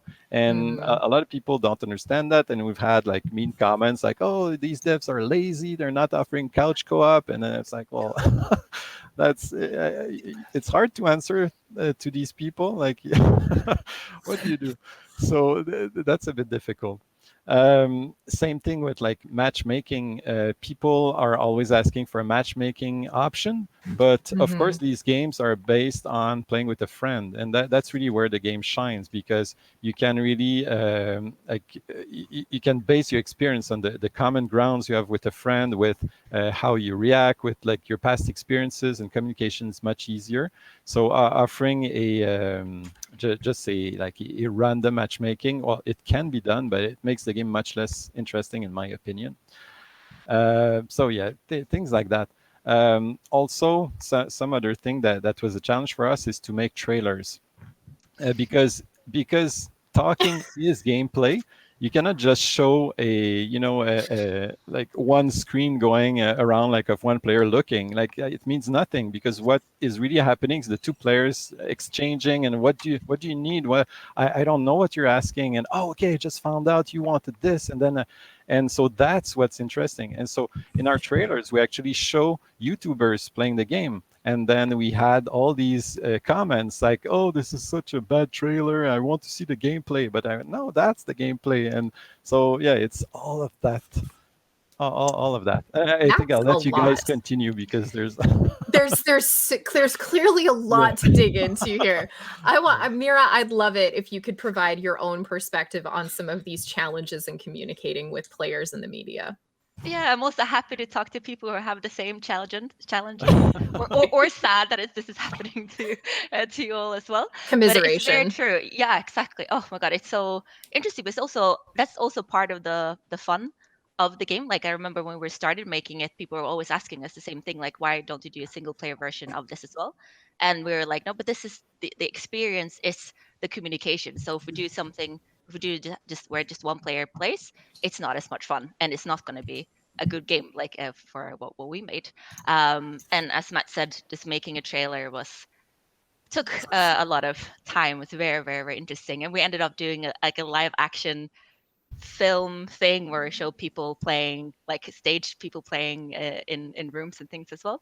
And then we have the same thing there where you can actually play the game in the same room. But yeah, and you probably all have that as well, but you just don't want to share the other one's screen, or you don't want to look at that screen. And also our game, because it's offline, we also had a lot of challenges in just making people know that it was offline. Just like, okay, how do you connect? How do you do all these different things so that allows you to start playing the game? So there was an extra element of that was also quite challenging, but then also fun. Like when you come to everyone here has come to a solution that they chose, and they're all slightly different. I think that's super interesting and well done to all as well. Leave it to Mira to bring us full circle. I love that. All right, Lucia, you have been sitting there screaming all the pain. About, yeah, you're feeling the pain. You're internally like, screaming over trailers. Yeah, no, I like everything you already said, of course. also applies to us. I think one thing that's always funny is that some people don't know that you need headphones or a microphone, and then they're like, "Is it not split screen?" No, you're not allowed to see the other one's screen. That's the whole thing. That's the whole concept. And oh, I remember like 2 days ago, I get so many emails that ask like, "Can you just make it couch co-op? Just do it. Like, can you just put the option in there?" And I'm like, dude, that's not the concept of the game. That's There are lots of games yeah. where you can do split screen co-op. These Yeah, are not those games. Just choose another one. There's enough. Yeah, it's also trailers. I have to say, I remember like when we just started out as students with no budget, nothing. We always had trouble making these trailers. Like, how do you really show this connection between two people? Because every time like someone do this or do that, then it always comes off as like not really genuine or something. Right. So I remember that we tried to make a trailer ourselves with our Donglish. And I remember that there was like one moment that we walked into and we were here seeing, and I was like, "Oh, look, there's blood on the wall." And it was so Dutch. And we actually used it, and I was like, "Oh no." Amazing. It's just hard to show like how much fun people have together.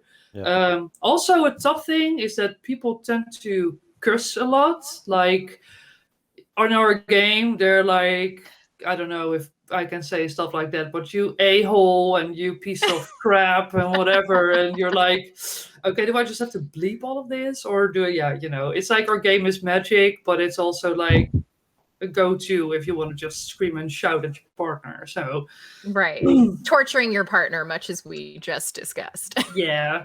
And most of all, like all the other things you already said, like it's just hard to communicate how to even buy it. Like, do I need a second copy? Yeah. For your game, you have a friend's pass. We don't have that because we have this concept since day one. I cannot just magically flip around the whole concept because everyone is already familiar with the concept we do. And if you just change it now, halfway through a series, it creates like confusion. Yeah. So we won't do that now. But yeah, we've thought about that. Like, how do you communicate well that you both need a copy? It's kind of hard, even though you have it like bold and big in every store, like PlayStation and Steam and Xbox. But they're still like, do I have to buy 2 copies? Yes, please. Otherwise, you can't play. Otherwise, it defeats the purpose of the asymmetry and the co-op. Of course, but that's why we keep like, you can choose to get a higher price but get 2 copies in one, or get 2 lower priced copies, but then you can flip around. It's something you have to think about when you develop the game, but whatever suits you. It's just hard to communicate to people because people who have different ways of selling their game. Like we all have different ways of selling our game, so it's hard if you're not just a single player game. Let's say that. I'm starting to get that. That's for sure. But let's go and like flip it around and talk about some of the strengths here, because I think that there is so much good in asymmetrical co-op games, and I really want to talk about those good things. So, Lucia, let's start with you. I know we just ended with you, but let's just keep the conversation going over here. What have you found to be some of the greatest strengths of playing asymmetrical co-op games? Well, for me, I think it's always seeing people have these completely different experiences. Even though you tend to create something our game is quite linear. You just have a different experience in the game. But every time when I look at gameplay, I see people having another experience that another player had, and they see other details and they see other stuff. And I think that's so damn interesting to see how every unique couple creates their own like little narrative and how they experience these types of games. I think that's for me. Yeah, also the communication. I really love that. We actually also have the opportunity that people play with strangers, and we also kind of we give the opportunity on our Discord, for example. We have a Discord from Total Mayhem Games, and we offer people to like matchmake over there, because a lot of people want to play our game, but they don't have someone to play it with. But it's really magical to see, like, on the one hand you have, like, for example, partner, spouse, or friends, but on the other hand you also have like this magical thing called two people who don't know each other but magically end up being friends. I think that's really cool. We even had like couples came out of our game, like people who use it for dating.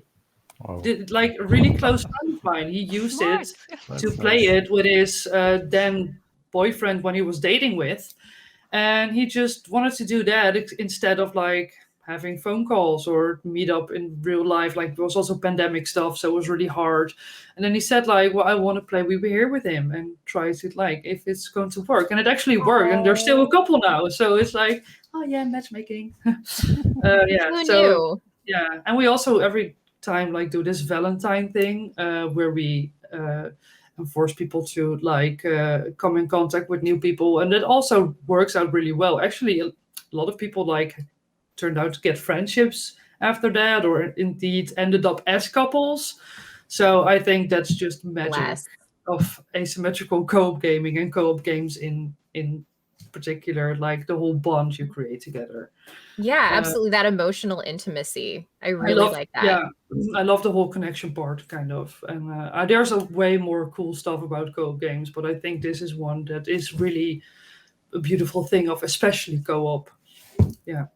That's really beautiful. Like, infuriating and wholesome. That's the brand. That's gorgeous. I think it's going to be our new tagline. I love it. I love it. Take it. It's yours. It's a freebie. Matt, from your perspective, what are the greatest strengths of playing asymmetrical co-op games? I fully agree with Lucia. I think it's really at the social level. I think for me, what I find is super interesting is that the game, the gameplay transcends just the whole game. It becomes just an excuse to spend a good time with someone.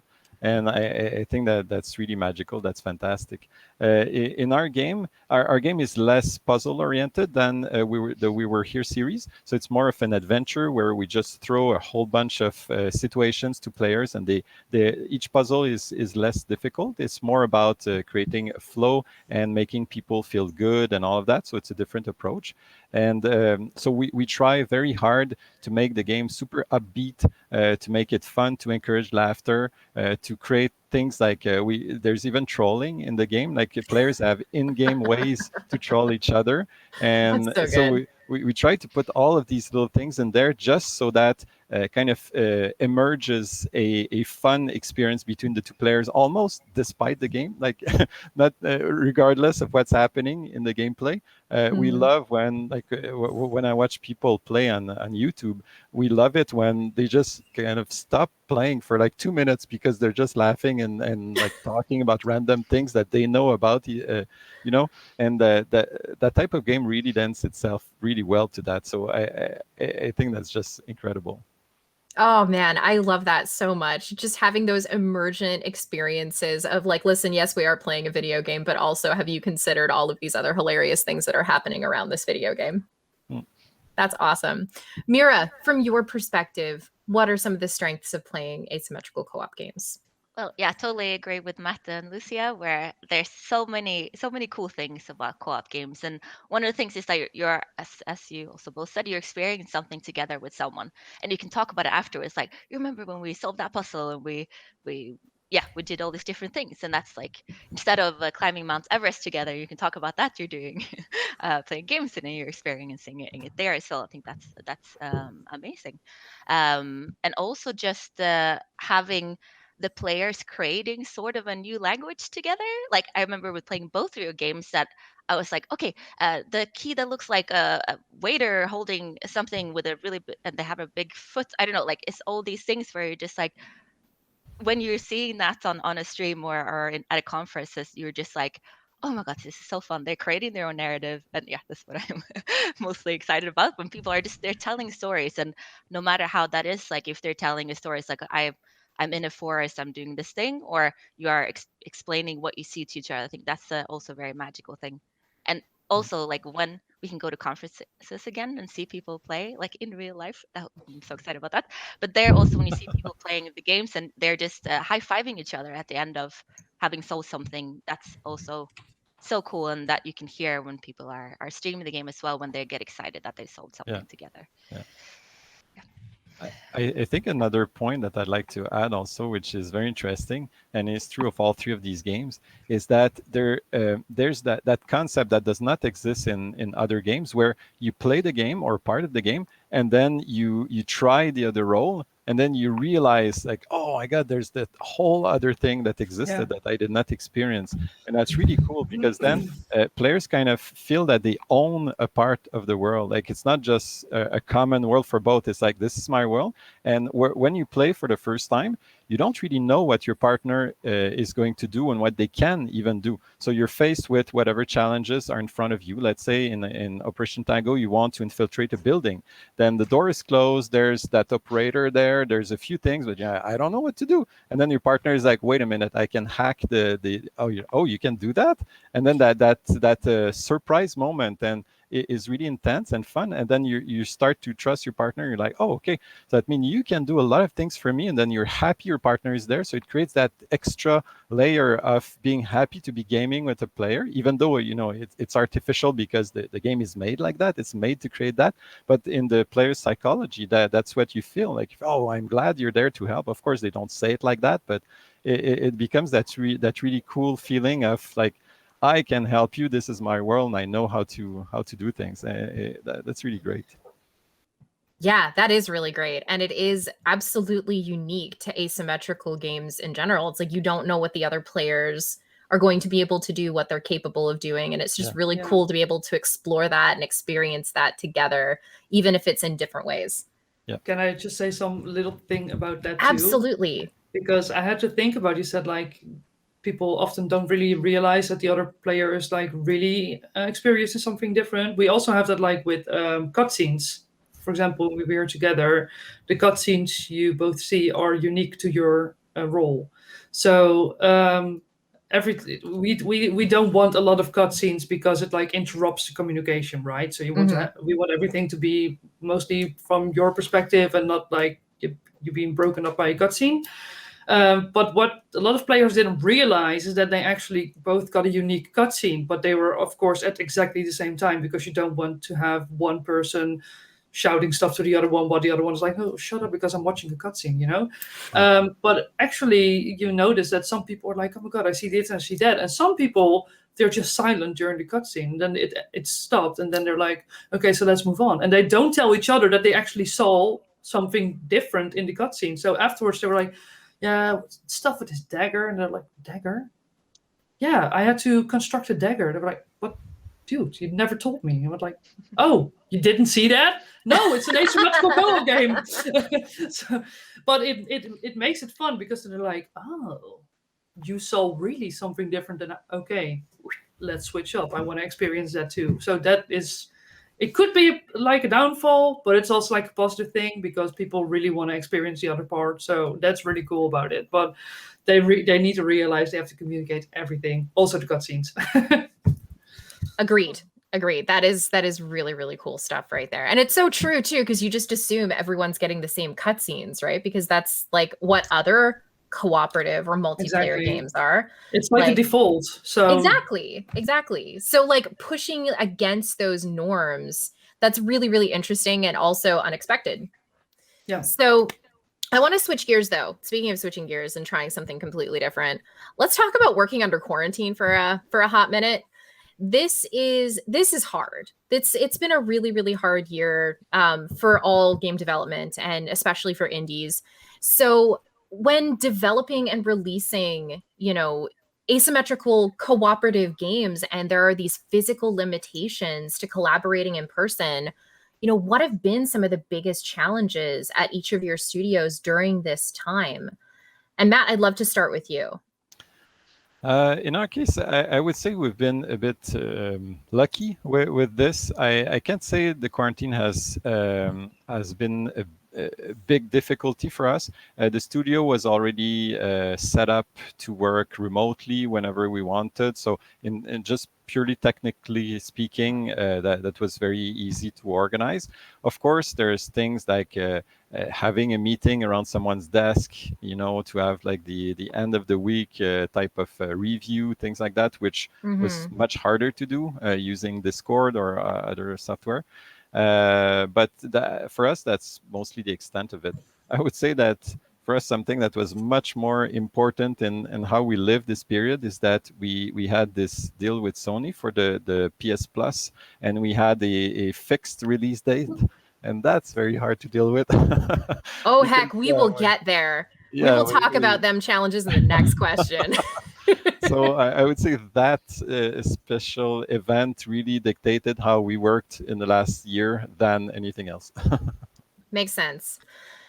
So, Mira, I'd love your perspective on this as well. So, how has working under quarantine been challenging in terms of development and keeping up with updates or anything like that for your studio? It's been super different just working from different places. We've always been in the same office room together. But a thing that it's smart to say, there's a lot of positive things in this as well, that we've started playing a lot of co-op games online, and specifically like escape room games.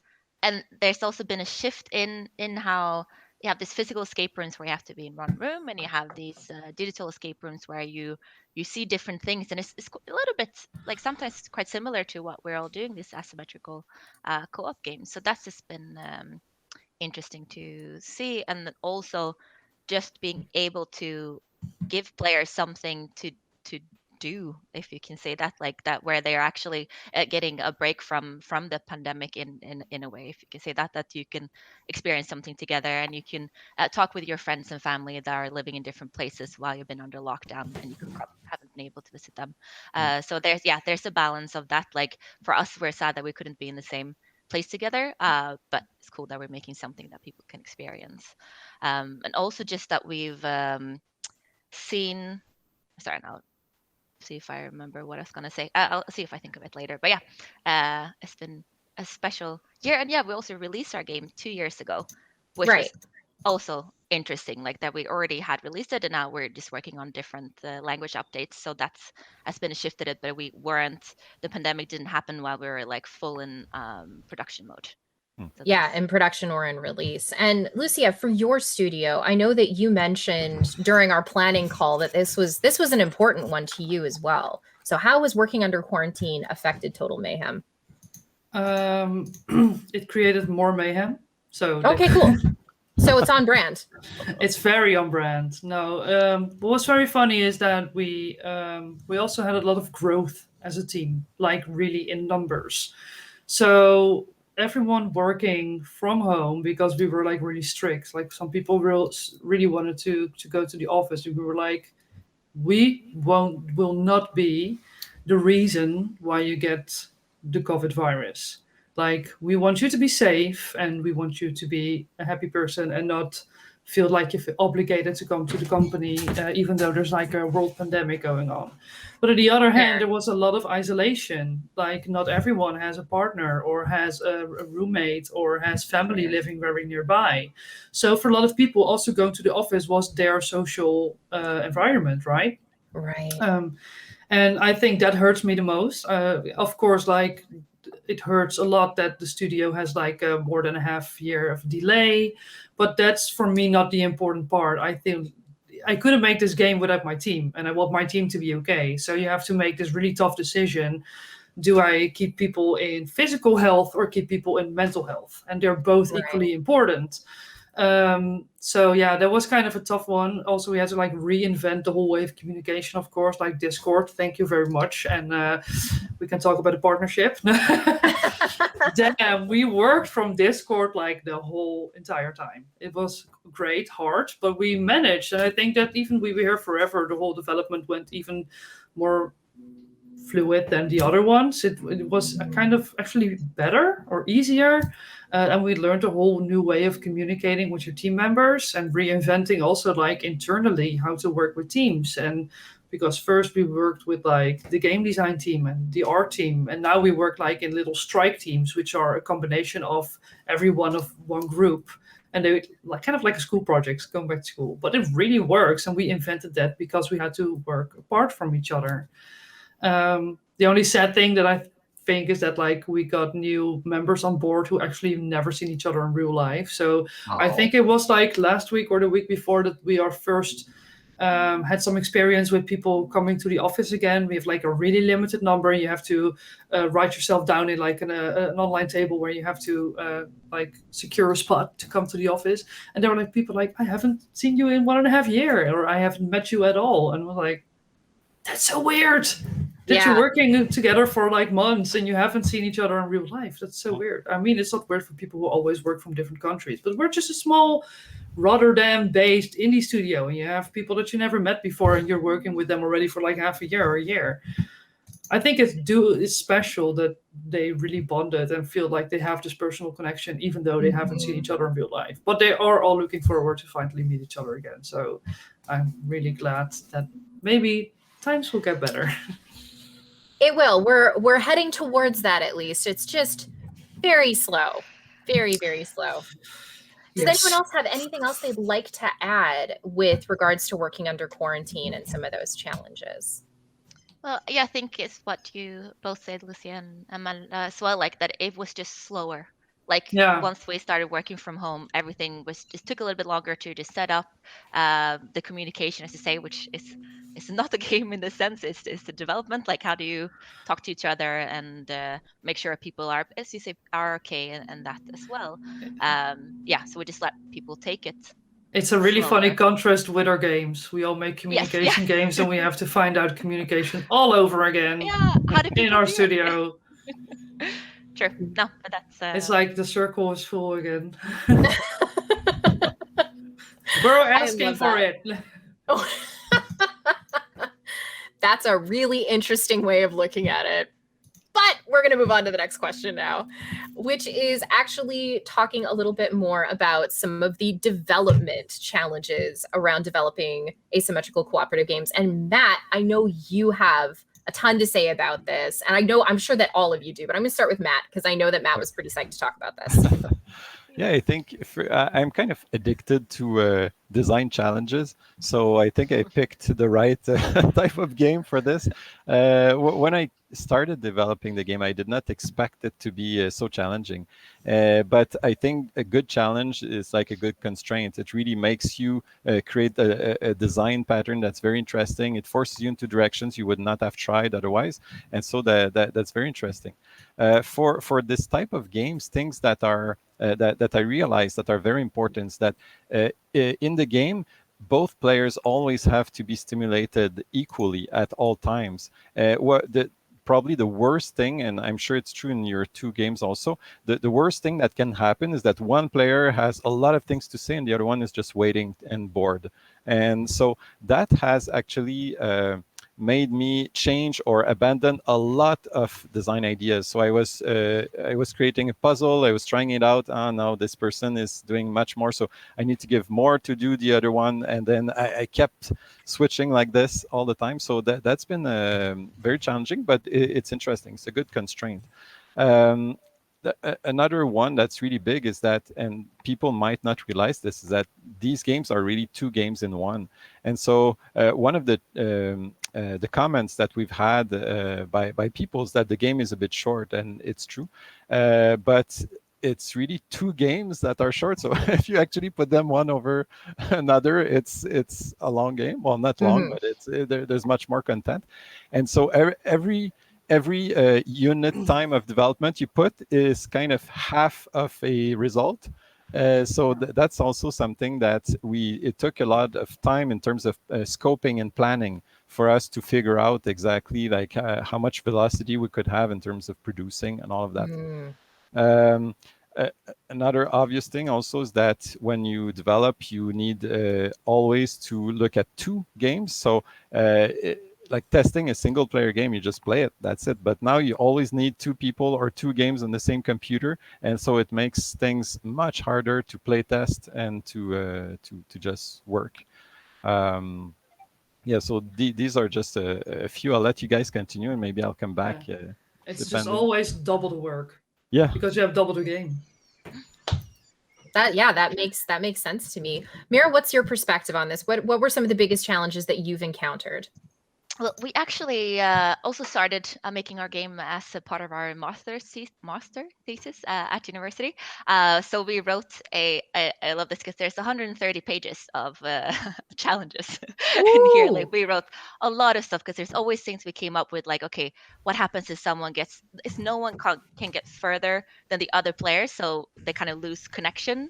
Like, okay, I'm here, but whatever you're saying is not relevant to me, so we must be in the wrong place basically. And we had that as an additional challenge because our game is it's not networked, so we have to create these like bottlenecks or checks you can say, like where we need both players to be here at the same time without knowing that they're there at the same time. So that was a really big challenge, but also very cool. Like once we figured out, we also were high-fiving each other, me and Tanya, who also designed the game.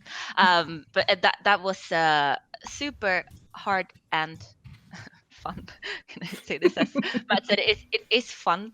It is like solving a puzzle. Making a puzzle is like solving a puzzle because you have to figure it out before you make it. So it's kind of reverse engineering, or the other way around this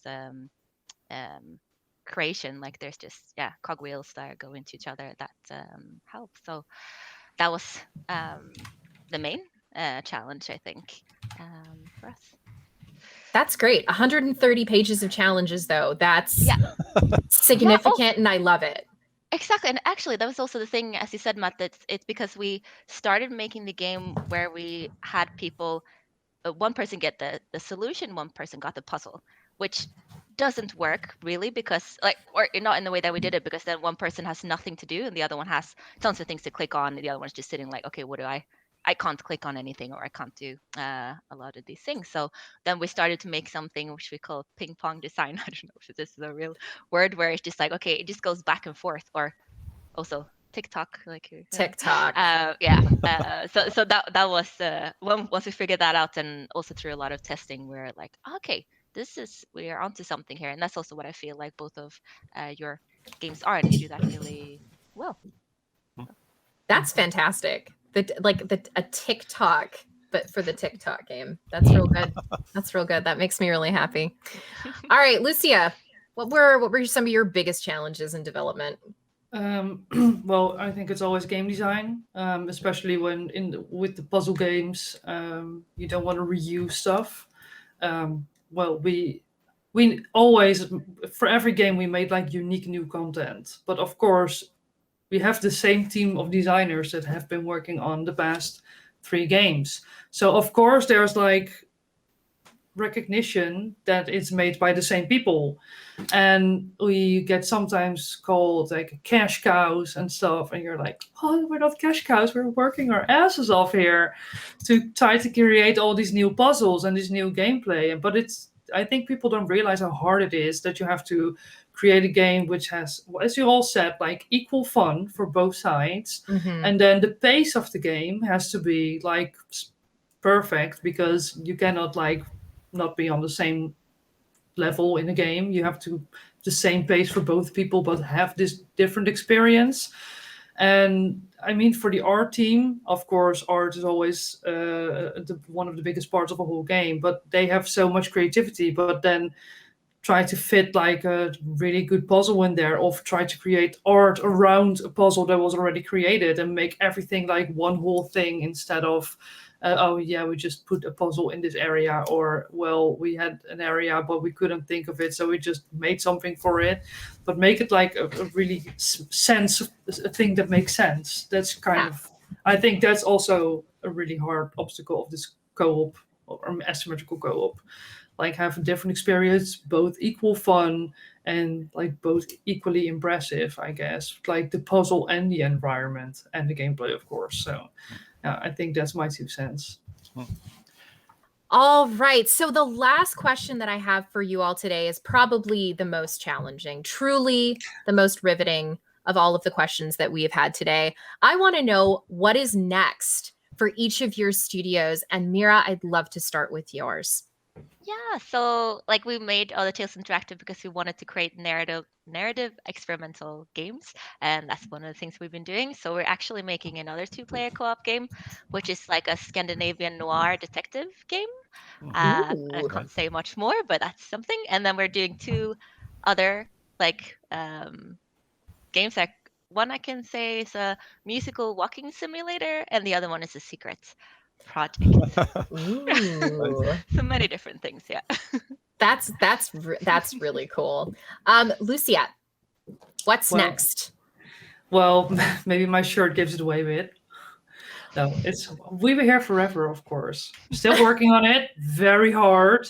It's gonna be like exquisite. Can I say that about my own product? Yeah, You absolutely should, I'm can, and always would. So proud about this team and this game because it's gonna be awesome. No, really, we finally have. We always had a great team, but we now have so many like professionals who have this amazing views and visions, and it all comes together. And we have more jesters, and we have more puzzles, and we have more adventures, and more like what the hell is going on here stuff. So yeah, it's going to be amazing. And yeah, finally it's like super intended like for also the PC players, but also really made for for console players. We really try to focus on that too. So it's going to be like a perfect close-up of the series, I guess. Yeah, I'm really excited. I can't wait. Exquisite indeed. That sounds most excellent. And Matt, take us home. What is Clever Plays working on next and working towards? Well, in our case, the game released just 20 days ago, so we're still right in the thick of our launch. And so our time is mostly spent in supporting the launch, adding languages. We're also going to release the game soon on Xbox One, also Xbox Series X and S, also on the Epic Game Store. So these are all things that will happen soon. We've also started working on a bunch of other things, but we'll make announcements when the time is right. So yeah, right now also a bit of vacation because we deserve it. Absolutely, you all deserve it. Launching a game is so hard. And as we often say in this industry, it's a miracle games launch at all. That's true. And yet, here I am interviewing all of you lovely people. So that brings our conversation to a close. Thank you all so very much for being a part of this panel, being here with us today. And a big thank you to each of these wonderful panelists. Thank you for being so candid. This has been such a lovely conversation. I hope you all have a wonderful rest of your digital PAX experience.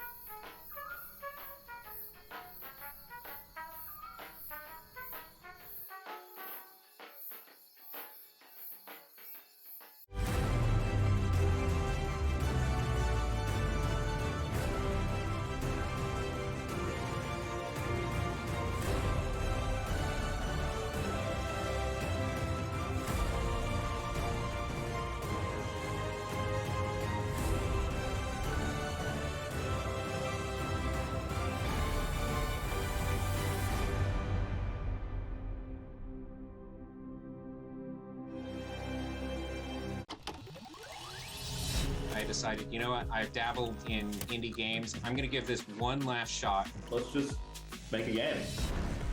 It felt like jumping into the deep end. I realized that making games is like a real thing that you can do. It's just so, that's the word, is liberating. We owned this project. Success for us is defined as being able to continue to do this because we really love it. We want to be what we know. Making something that people enjoy.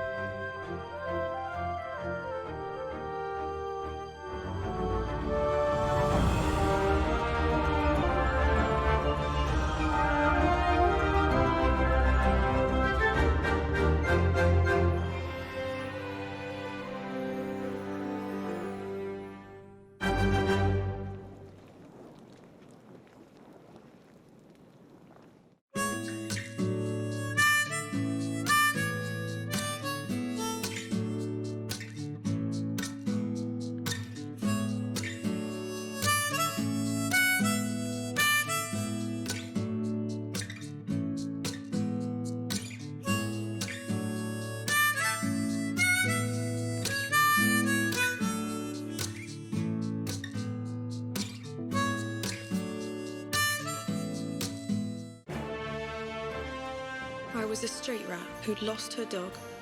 Will you at least allow me to call you milady, milady? I am a keeper of charms. An ancient warning of what lies beyond. We will live and wait until the realm needs us again. A goblin. A goblin in the city.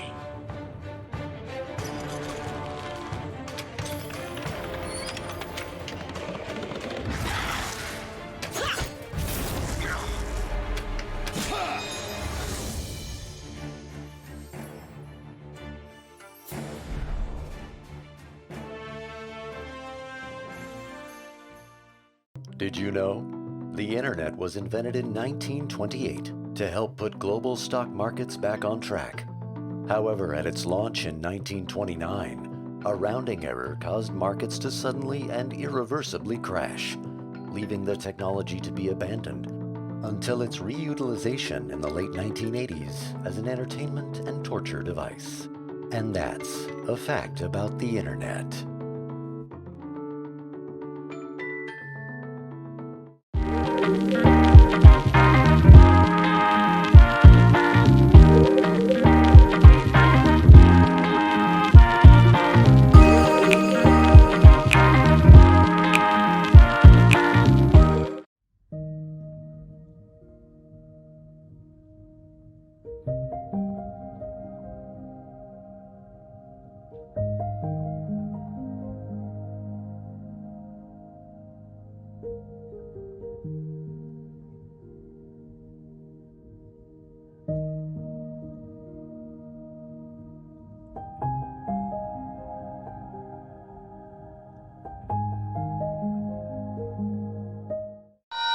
Due to an unforeseen graham cracker, chocolate bar, and marshmallow shortage, S'mores Night will not be held this evening. However, we will be serving melted M&Ms on toast and fried bananas in the lodge at dusk.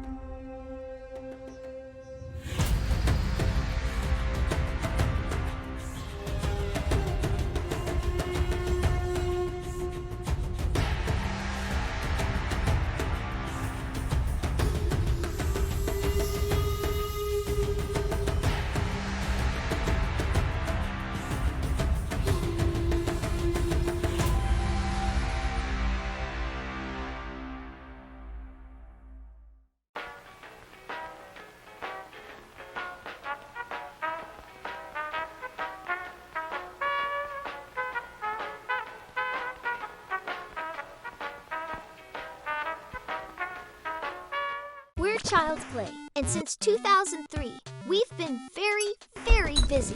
We supply toys and games to hundreds of child welfare facilities across the world, taking a little of the outside world and bringing it inside. We've raised more than $44 million so far, and our work reaches more than 1 million kids per year. Come be a part of our story and learn more at childsplaycharity.org.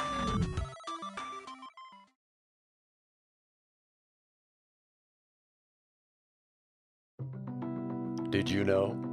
Elder millennials and more hip Gen Xers speak fondly about dial-up internet, a system whereby anyone who is interested in using the internet would need to call and remain on the line with Thaumaturd, the uplink, and provide him with thrilling conversation throughout their session. And that's a fact about the internet.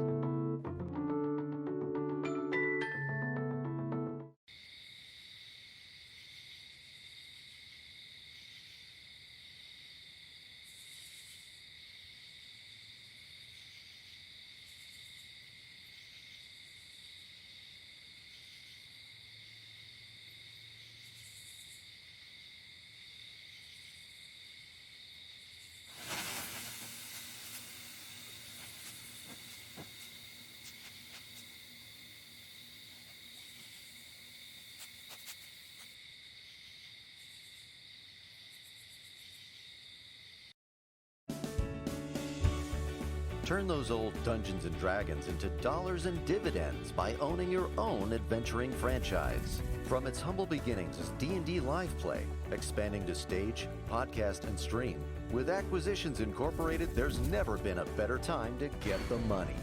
Hey, Teil, CEO of Acquisitions Incorporated. Imagine digging a hole, but instead of finding a body, you find real wealth. And a body. One you put there. Buy my book. We partnered with Wizards of the Coast to bring the official Acquisitions Incorporated experience to your home campaign.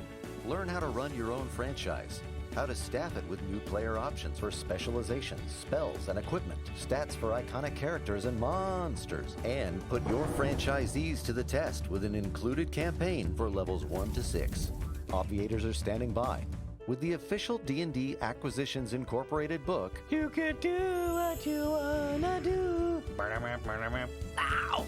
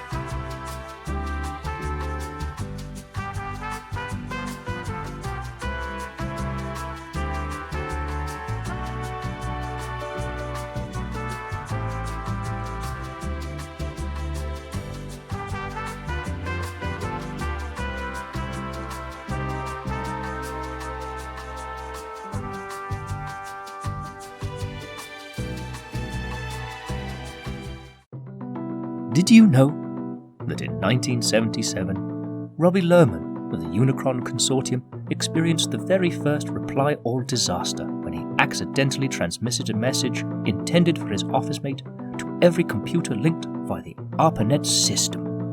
To all 30 institutions, he sent the words, "Bob Metcalf's a real fink." And that's a fact about the internet.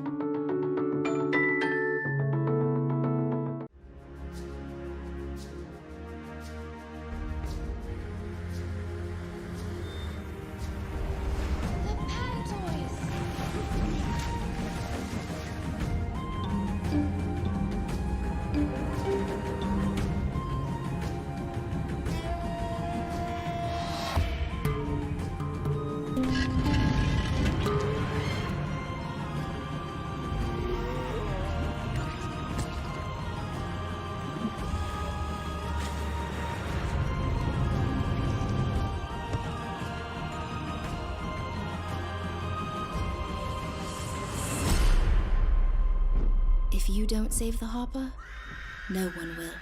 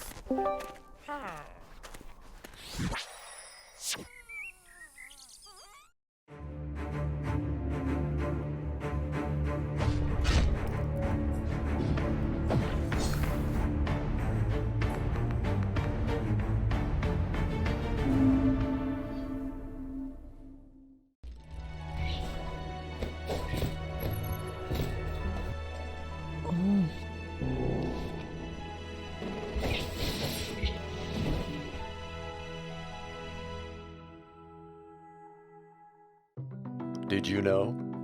Ethernet gets its name from the Latin ether, meaning of the sky, and the Italian netto, meaning after deductions. This is a reference to the internet's power to suck the moon from the sky, should it ever be set free of its cable. And that's a fact about the internet.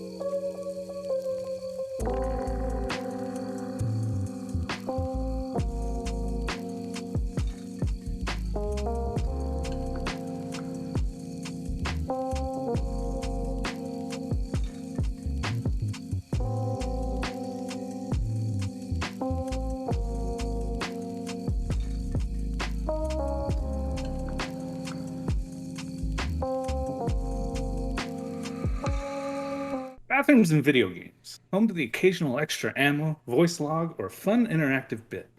But we have not given these virtual porcelain masterpieces their due. Today, we will dive into but a few of the many amazing bathrooms in video games. And I have assembled an expert panel of industry professionals to lead me in this scientific endeavor. My name is David Galindo. I have made the Cook Serve Delicious series of games, and I'm a game designer and producer. Hi, I'm Tanner, Dorm Streams, whatever. I'm a Twitch streamer, I'm a graphic designer, and appreciator of bathrooms, I guess. Hi, I'm Victoria Tran. I'm the community director at Innersloth. We make the game Among Us and the Henry Stickmin collection. And I can't say that I've thought about bathrooms in games a lot, but I guess I will now. Hello, I'm Zolivir Nelson Jr., a studio head and narrative director. You might know me from my work on Hypnospace Outlaw, Skatebird, An Airport for Aliens, Can I Run My Dog, Space Warlord, Organ Trading Simulator, the newly unveiled El Paso Elsewhere, are one of dozens of other games, including Reigns Beyond, or Dead End Job, for which I was nominated for a BAFTA along with the rest of that wonderful team. And I've got a unique angle on piss. I'm going to break the whole entire bathroom door open today. In this panel exclusively. Stay tuned. I'm so excited. I can't wait. We've got so many games we want to talk about. So let's begin. All right. Let's start with the Duke Nukem 3D bathrooms, which have so many mirrors immediately. When you walk into a bathroom, yes, it's impressive graphics technology for the time. Yes, this bathroom is detailed and provided a template for bathroom Easter eggs for years to come. However, it's got a couch in it and several mirrors. And the thing is, I don't want to witness myself while I urinate. I don't wish to, while defecating, gaze myself in the eyes. That's why they don't put mirrors on the inside of stalls. Oh, and this thing is just putting mirrors everywhere. And I'm done with it. No, I walk into this bathroom. I understand that this is a place in which I will be perceived, and I exit. My grandpa's I bathroom feel has like- a mirror, so I can never go there. It's awful. I'm sorry. Please continue. I think, but I don't know because like I usually go into women's washrooms. Mirrors are very normal. And I mean, maybe it's because we don't have urinals, so it's like not a thing, but it's like you walk in, there's mirrors everywhere. I'm like, this is totally normal. This is not a weird thing to happen. The couch, yes, a little bit weird. But the mirrors are like, I mean, you don't have them inside the stalls, but. What do you think about the couch being next to the hand dryer? So you'd be dripping on the couch as you Oh, dry. now we need to know what material is the couch. Because if it's leather or cloth, it makes a big difference on that. But is the water splashing everywhere? Like, I don't know. I feel like if it were like perfectly angled, you could have the couch right next to the hand dryer. Because then maybe you want to talk to the person as they're drying their hands and you just sit down and talk. Maybe again, this is another thing where like we like to go to washrooms together and you talk and you know. I'm in maybe support of the 'cause couch. to me I like this the is a couch. very normal thing. Yes, the couch is actually pretty great. The couch is clutch. Yes. I don't want to be in a bathroom for longer than I have to be. I don't know. Couch height is just. Yes. Yeah. I don't know. And you make it a really nice bathroom. Yeah, it's true. It is very nice, especially back in the day. It's pioneering bathroom technology. The mirror is very cool for this early. Like it works really well. I feel like Salvador's like, no. It's like, why am I here? What I'm actually doing as I stare off into space is realizing, like, oh, I've played the game from beginning to end, but I've never experienced New Game Plus. The women's bathroom is now the New Game Plus of my existence. There's an entire other angle that I haven't even seen before, and I'm realizing in Duke Nukem 3D, and with all its machismo, it's actually perfectly modeled a women's bathroom, this mysterious and fantastic realm in which people congregate, they meet each other, they support each other, they look in the mirror, they become the best version of themselves, and then they emerge like a butterfly from a cocoon. I'm just saying, if you haven't been hyped up in a women's washroom, like you are missing out. Yes. So I'm just saying. Women's Also, washrooms. Great. I would like to bring up the fact that I'm looking at the bathroom right now. There's only one mirror. It's just in a No, weird there's spot. another one. There's a second one. Where's the second one? It's directly facing the urinals. So as you and the couch. So like as you're like looking, like you look to the left, look to the right. There I am, peeing again. But there's not one on the sink. There's not one above the sinks. There's just the one in the weird corner wall, that's bad design from a ergonomic standpoint. The only time I want to see myself is when I'm washing my hands. Wait, I really wonder how gosh, many of these washrooms now are just men's washrooms. Well, you would think there'd be one over the sinks, but there's not. Oh my gosh, that was a phantom. I still stand by my statement. Too many mirrors. Yeah, too many. It is a really weird spot for it. If we're ready to move on to the next one, I think Hitman's mirrors, in which NPCs can perceive you and see that you're trying to shove their head into a thing in which to drown them. That's some great bathroom design. Not only that, though, the newest Hitman has like this fancy new tech toilet. Yeah, it has musical light, or it plays music, it has lights, it has a little fountain thing. Dorm, you bought a bidet just for this panel, just to try it out and see. That's right. Yeah, I'm the official bidet reviewer. I did not expect my owning of bidet to come up in this, but they are great. I'm surprised they're not a big thing here because they're awesome. They should be. They really should be. But yeah, I love the Hitman bathrooms. First of all, they're really pretty. Like they're just pretty bathrooms. But the fact that of the list we have, maybe the one where gameplay can actually be involved most in a bathroom, right? Like you can hide a body in the bathroom. You can make someone like electrocute themselves on a dripping sink. Like there's a lot going on in this bathroom gameplay wise. So I'm a big fan of the Hitman series and their beautiful bathrooms. They're gorgeous. Just gorgeous bathrooms. 10 out of 10. I was just going to say that it's actually, I realized what I could do is literally, I could be like, oh yeah, that's like every normal women's washroom. What are you talking about? Oh. None of you would know. I could literally be like, yeah, that's totally normal. What do you mean it's a nice washroom? It's actually kind of ugly. Man, I've been missing out. Oh man. Like a good bathroom is I don't have to steal toilet paper from the next stall. I can actually use the bathroom. Wait, what happens when a urinal doesn't work? Does it just like not? It's just covered in urine, and you just don't touch it. It's real bad. So here's the thing. There's a plastic garbage bag over it, and people urinate. Gacha games originated in men's washrooms. Because you walk in, and you don't know what you're going to encounter, and then you've got these nested gachas where it's like, will I flush and it spurt back into my face? Will it flush at all? Does it function? Why has this toilet been ripped off of the wall? Should I use it anyway? I'm at a concert. I don't like this time. This is just a trough system.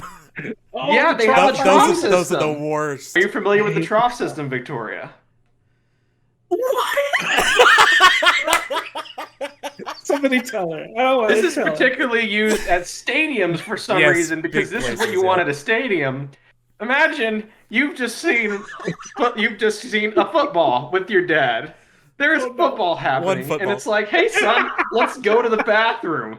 And you walk in, and there's just, on one side, the trough.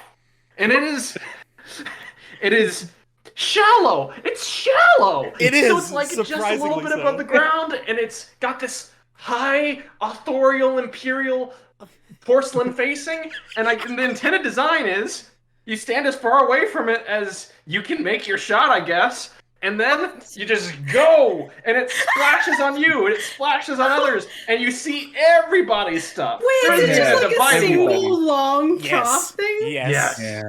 There's no dividers, nothing. Oh my god, wait, but is it like a competition? Like how far away can you stand from it? Like I saw it as a competition. I mostly saw it as a nightmare. It's mainly nightmarish. Like if you stand far away from it, it's because you don't want to splash anyone else with pee. And like let's imagine like your stream is as far as this. You're the guy who just like went all over that ground, and everybody's like, "Look, it's." Oh yeah. So many problems in society can be brought back to the bathroom trough. This is the one place where we don't want collective action at all. Oh my god. Oh. I'm so glad you're on this panel, Victoria. You're going to learn so much today. And oh my goodness. Okay. So, as horrifying, the perfect dark bathroom has Swiss cheese in a toilet. Yeah. How do y'all feel about that? I'd like to know, what would y'all do if y'all saw cheese in a toilet? It's a literal hunk of cheese. Yeah, it's like a in wedge, toilet. right? Yeah, like it not consumed. It's literally somebody bought cheese. I think I would feel really sad for that person. Like somehow they just dropped cheese in the toilet. Like that's expensive to get like chunks of cheese. It was probably really expensive. They were like really excited about it. Maybe they just like pulled it out because they're like, "Oh my god, I got!" And then slips out, and that's really sad. I love It's a tragedy. I love my mid-shop toilet admiring when I'm just like, man, I just bought this cheese. Oh no! And it just drops in the toilet again. I don't judge what people do. That maybe they just really like the cheese. All right. There is an unpredictable element involved in the urination process. If one was to use the holes in the cheese as a guidance system, this could explain why the perfect dark cheese thing exists. You can imagine the sort of proud fascination where it's like, oh man, look at my cheese. We've established this is why someone is in the bathroom with this. Right. They're in the toilet. They're at the toilet going like, man, I've got this great cheese. And they're like, they look at the hole, and there is the moment of, this could make my life better in several ways. Anyway, Goldeneye bathroom. Variation on the perfect dark bathroom, but you murder more people in it. How do y'all feel considering, like, we can lump several bathrooms into this? The Bioshock bathrooms, for example. A lot of murder happens in bathrooms. Yeah, Dorm, you brought the Bioshock bathroom to us. What do you think about these? I just, well, first of all, because Bioshock 1, one of the first areas you can go to, you have to crawl through a bathroom, if memory serves. You have to, like, go through a hole in the wall in a bathroom. And I think the reason I mentioned that is that the most prominent a bathroom has ever been in a storyline for a major game is that you have to go through it. Otherwise, you can't progress the narrative. But I also like the designs of... I like post-apocalyptic bathrooms or any sort of like dystopian bathrooms just because it's a fun to see what the twist is on it. And I really like the Fallout bathroom where you always see a skeleton. Yeah. Yeah, it's exactly. Like, oh no! I've never used a bathroom that's like so flooded like that, where you're like knee deep in water, and it's like, what's a little more water? I don't know. It's just an extension of the trough, really. Yeah. At that point, is it? It's open season. If there's water all over the floor, who can say where the toilet begins or ends? That's very true. I mean, I guess that's the ocean, right? The entirety of Subnautica is a bathroom. Ooh. Yes. That's no. Okay. You know what? I'm gonna get on my high horse about this. Uh-oh. If someone pees in an ocean, in a pool, in a large body of water, they're barbarians. What? And no, highly. It isn't just adding more water. Okay, so there's a difference between flooded. So there's little amount of water, which is in a toilet, good to go to the bathroom in. Large amount of water, bathrooms flooded, open season. It's wrong. It's anarchy, but it's kind of like a dystopian, like Purge kind of thing, right? Everybody's just purging everywhere. And when you get to larger body of water, at this point we're now talking about the experience not just of the people in this room, but of your fellow human beings. And every single person who has knowingly been like, I'm going to pee in the Pacific Ocean, a place which provides transport and water for much of the world. That's egregious. It's wrong. It's unhumanitarian. I agree. Yo, wait until I tell you about pollution.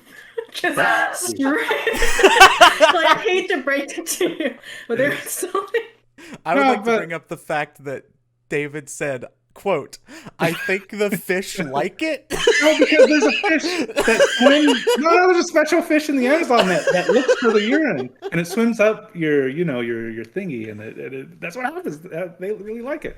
I think there's a pretty big difference between peeing in a pool and peeing in the ocean. But I get your point. There being a large mass of water, is it okay to pee in? Are you telling me you wouldn't go in the ocean and there's no bathrooms anywhere? I was so hoping we would get to Echo the Dolphin today. That's a good one. Let's put it on the list. The whole thing is about. So Echo the Dolphin, is that the area, the traversable area of Echo the Dolphin? would you agree that that's a pretty okay place to piss in because like it's all gonna get distributed anyway? It's someone else's problem. I mean, I'm sorry, I made that the tone of that unnecessarily aggressive. Yeah, we're all very upset. I'm gonna posit a theory that if you can't safely swim to the bottom of the body of water, then it's okay to pee in. That is my theory. Lakes, okay. Ponds, maybe not. Pools, no. But pools have chlorine. They literally have built-in protection. For kids, I'm talking about, not necessarily like adults. Yeah, the chlorine is if like someone gets stabbed in the pool, not if someone just goes a number what? 2. How often does that happen? Why else would they use chlorine? There's salt. There's all these natural disinfectants. Chlorine is like you want to make sure ain't nobody causing this problems in this pool again. What? Oh man. We have the control bathrooms in which very little murder. No, we didn't talk about GoldenEye. We gotta talk about GoldenEye. I want to talk about GoldenEye. We did talk about GoldenEye. It's like it had a bunch of murder in it. We talked about the ocean. There's a problem with GoldenEye that I don't think anyone's okay. Oh. That is the only bathroom in the whole facility. So if you were think about how to get to the tanks, you would have to go from the tanks at the end of the level all the way back to that bathroom and go up the stairs to use that bathroom. I think that's like a knock against the game because that's the only time you get bathrooms in that game is the facility. I think I've been to comics conventions. That's realistic. Oh yeah, I guess I didn't think about that. Wait a minute, I want to hear about Among Us. Victoria, it's time. Oh yes. I'd love to hear. I looked up Among Us bathrooms There's on 2. YouTube, and there's about 20 million videos, and they were very. There's a lot of fan art for the game and a lot of bathroom videos about conspiracies.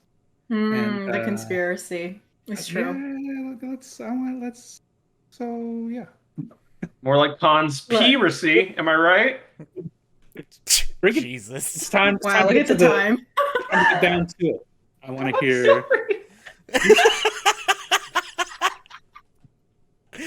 No, it's great. It's great. It's wonderful. Continue your pee puns. Yeah, so the Among Us washroom, of which there are 2, but this one in particular, there was a conspiracy that there's a crewmate hidden behind that washroom door. Confirmed true. There was a crewmate hidden behind that door. So they've just been like watching the murder happen. They just wanted to go pee or something. They're just peeking out of that like little gap between like the door and whatever it is and the wall and being like, all right, just gotta get here. So yeah, we have a little hidden crewmate in the bathroom. Oh, I think that's great. I really like that. Yeah. Yeah. Mm-hmm. What made y'all decide on the new? Is it new? The new toilet mini game where it makes that. How did you get the sound for that? Oh, that was our game designer's mouth noise. Oh, I didn't expect that. Really? Oh wow. Yeah, he makes all the sounds. a lot of the game is just like random, just like, well, we need a sound for this. Marcus. That's amazing. Wow. Yeah. That's Yeah. incredible. Yeah. So. I would say points to this because this is the only bathroom conspiracy we've heard so far. Ooh. So that's True. pretty high marks. It's true. It's true. And I think it's gender neutral. Yeah. There we go. That's great. Also Anyone can big access points. it. Yeah. More like high watermarks. Wow. Hey! All right, an airport for aliens. Ooh, The tables have turned. All right. I am so ready for this. I just feel like the spotlight coming in and being like, okay, tell us about the bathrooms. Okay. Well, see, the thing about bathrooms here is that they're dogs, right? Mm-hmm. Why are there no troughs? Because if there were troughs, dogs would be eating from it. Oh, that's fair. You're right. But I mean, wouldn't they be drinking out of the toilet bowl anyway? So, there is actually lore about this. And the lore is like, yeah, you can drink out of a toilet anytime, but like, why would you do that when you've got artisanal toilet water? Like, there's dogs who are providing service industries in a variety of respects, but you can treat the the toilet and the toilet specifically in the airport for aliens currently run by dogs bathroom as a water fountain. That's its explicit purpose. So the hydrants are for actually using. The toilet is for drinking. Fire hydrant. This is good game design. Yeah, Amazing. hydrants are great. But the thing is, no one has asked me about the urinal at the very end. Yeah, what? I was looking at that. It's one regular urinal. Oh, that is a urinal. And as a sign above it in alien language. What does it mean? The coward's hydrant. That's what they called me in high school.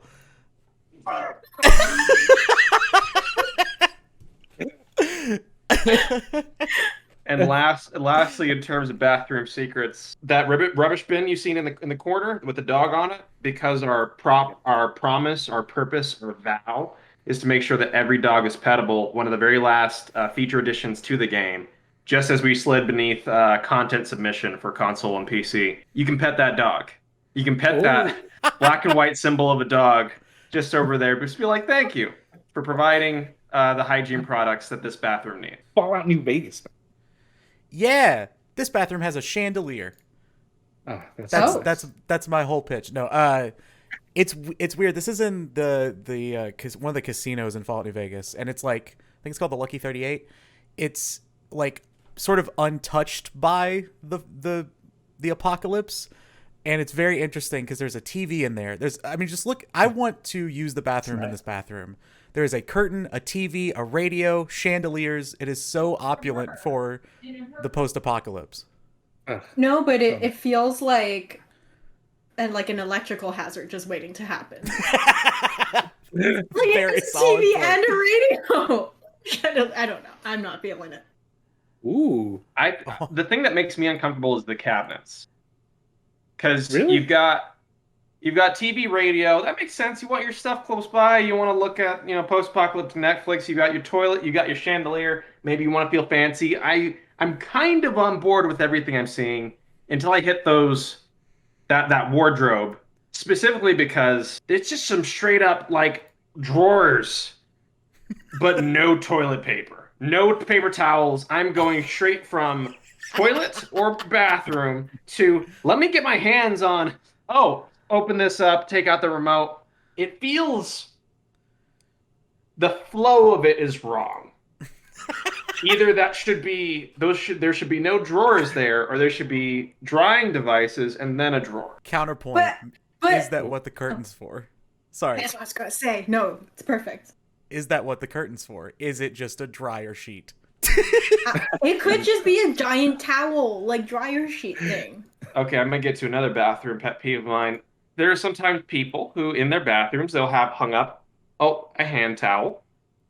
And my thing is, that's cool until, more than one person has used a hand towel, in which time this becomes a sin eater of a garment. It is a festering place of evil. And it just keeps getting added to. This curtain becomes despicable in 2 sessions, because there's also no towels. So you just dry your body on it, and then your hands, and then when you use the bathroom just normally, you also just dry your hands on it, and pretty soon you come out of the tub, and you're just wiping your body on the poo-poo hand? Then you gotta get better casino room, okay? Saving money, environmentally friendly. This is the eco casino room. This is the eco casino room.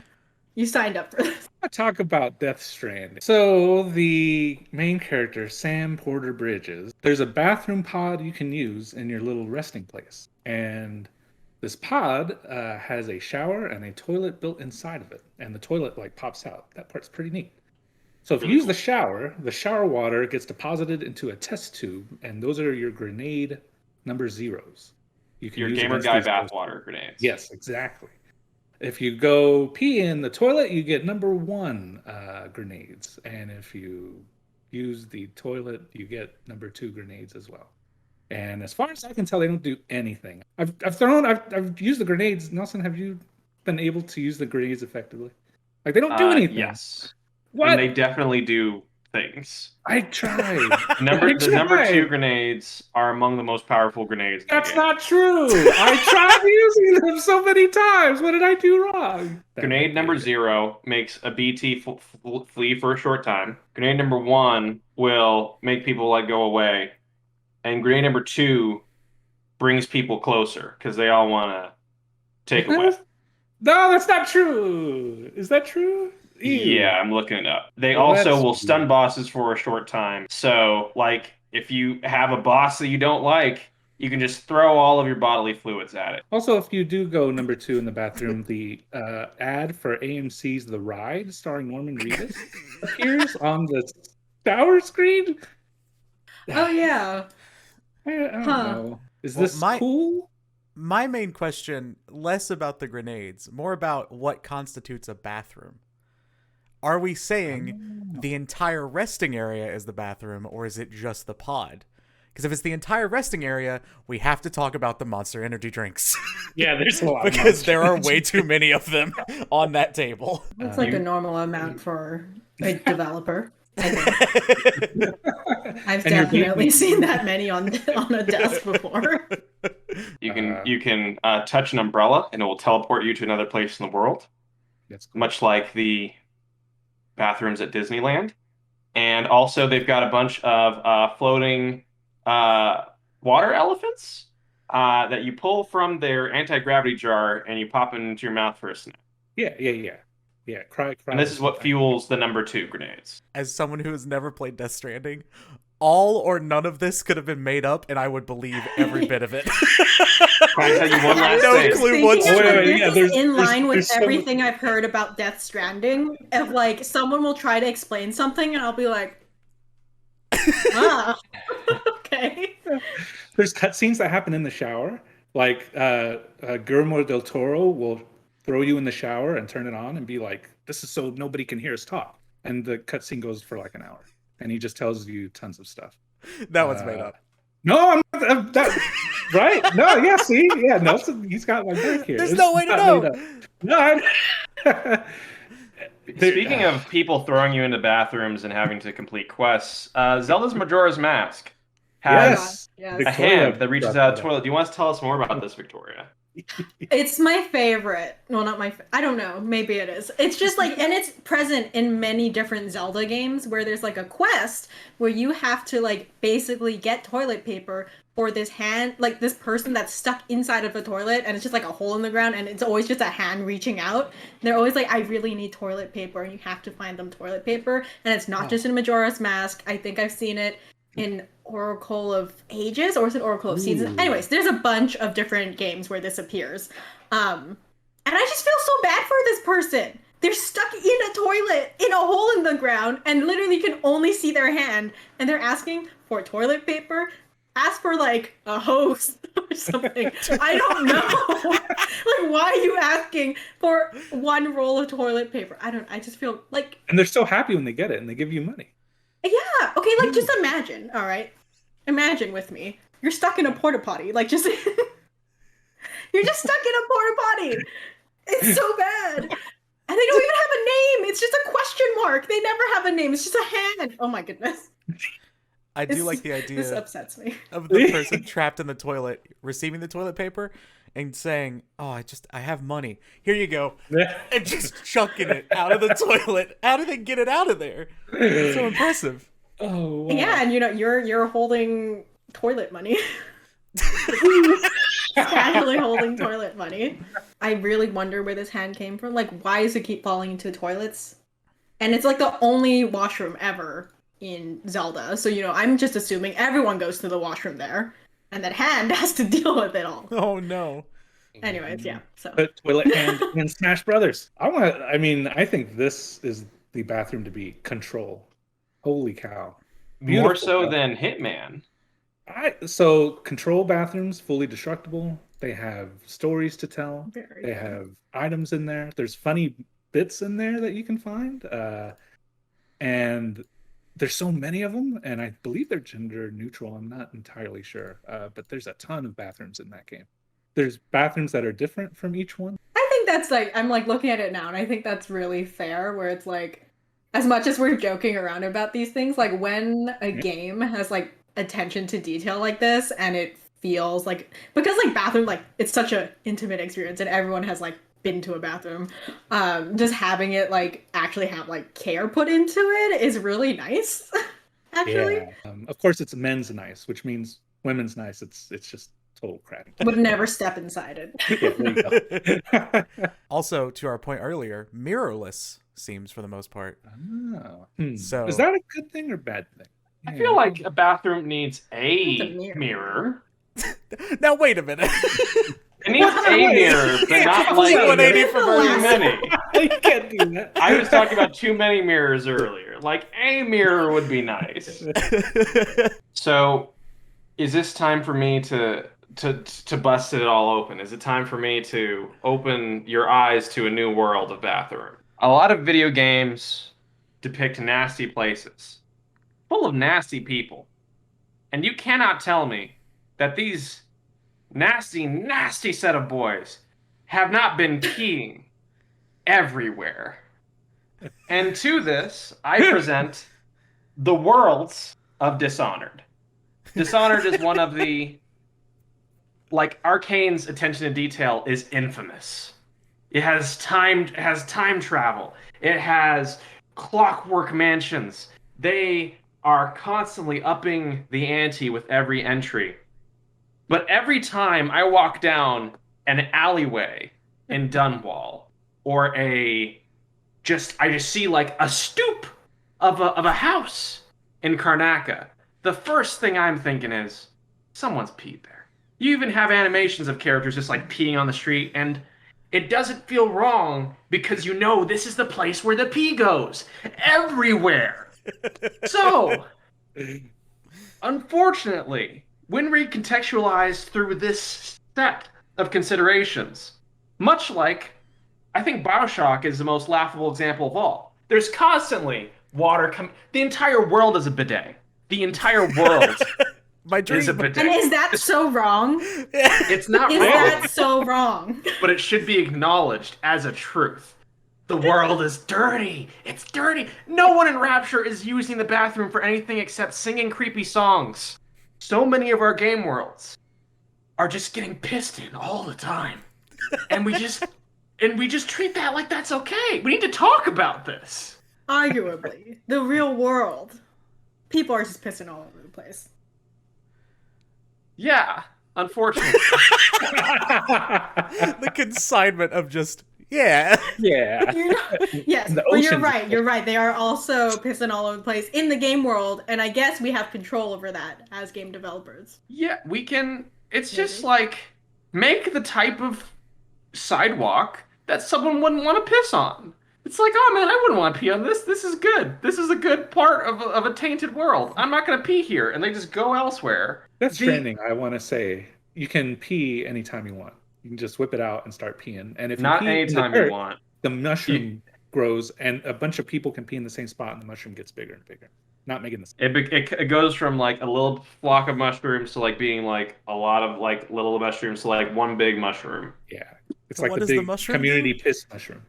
I don't know. What does it do? I think you can eat it. Right? No, you cannot. Oh. It's a hologram mushroom. Oh, that's right. It's a hologram. Yeah. You can put signs, don't piss here. There's like a don't piss sign. If you have to put a don't piss sign in your video game, you have to realize that you've made a series of choices that have led you to this point. And I incredibly appreciate player freedom and developer freedom, but I just feel that when we look at our game worlds, we have to ask ourselves, is this a place where someone would want to pee? Is this a place where someone should want to pee? And act accordingly. So the Resident Evil games, even when they're set in grand mansions, we just saw Resident Evil Village. It just came out. There's so many places there where you just want to go. You just want to. You just see an open space for possibilities. There's even a lake for Dorm. It's a lake filled with a giant fish that wants to kill you. I think your time with spending time thinking about dogs peeing has tainted your worldview on peeing. And you're just like, everything I see now I want to pee on. Everything I see now, everybody wants to pee on. I walk out of, back in the before times, I'd walk out of like a gathering or like a party or a club, and I'd see someone peeing on a wall, and I'd be like, oh no, why would someone do that? But now I see the hidden truth. I see the reality of behind all things, which is that everybody is peeing everywhere. And I want it to stop. I want to make a game world so clean that no one wants to bring the taint of their urine here. But you know, if you made like a pristine world, someone somewhere is going to be like, I want to ruin that. So are we talking about original sin here? The original sin is piss. Everybody wants to bring the taint to the darkness to a bright and beautiful, untainted world. So Cyberpunk I have not played, but unfortunately I typed in Cyberpunk bathrooms, and I'm like, I'm sure that has cool bathrooms. They were all glitch videos, but they all took place in the bathroom. What was cool was people in the stalls using the bathroom. And I was very impressed. When I look at the bathrooms there, they do feel very lived in. They have clean bathrooms. They have dirty bathrooms. They have bathrooms in which business is conducted. Yeah. They show the full spectrum of human behavior within bathrooms, pretty much. We're talking about the gritty human truth of bathrooms. I think Cyberpunk 2077 has a pretty good handle on it. There were bathrooms that were clearly supposed to be bad where I was like, oh. Then there's bathrooms that were nice where, as Dorm mentioned, as Victoria mentioned, the need to defile arose within me. And Cyberpunk 2077, it's got all of it. I went to a fancy restaurant once, and I went to the bathroom, and the whole wall was a running waterfall. Like water was trickling down the wall. It took me a while to realize, I have to pee on the wall. And that was an experience. It was like a fancy trough. Are you sure? I mean, how high up was this waterfall? Wait, maybe, okay. That actually answers a lot of questions. You know what? Let's not talk about it. Maybe it's like a Rorschach test bathroom where it's like, do you drink it? Do you pee in it? Do you use it as a bidet? Do you leave it alone? You'll receive your psychological survey as you exit. I'm not trapped in here with you. You're trapped in here with pee.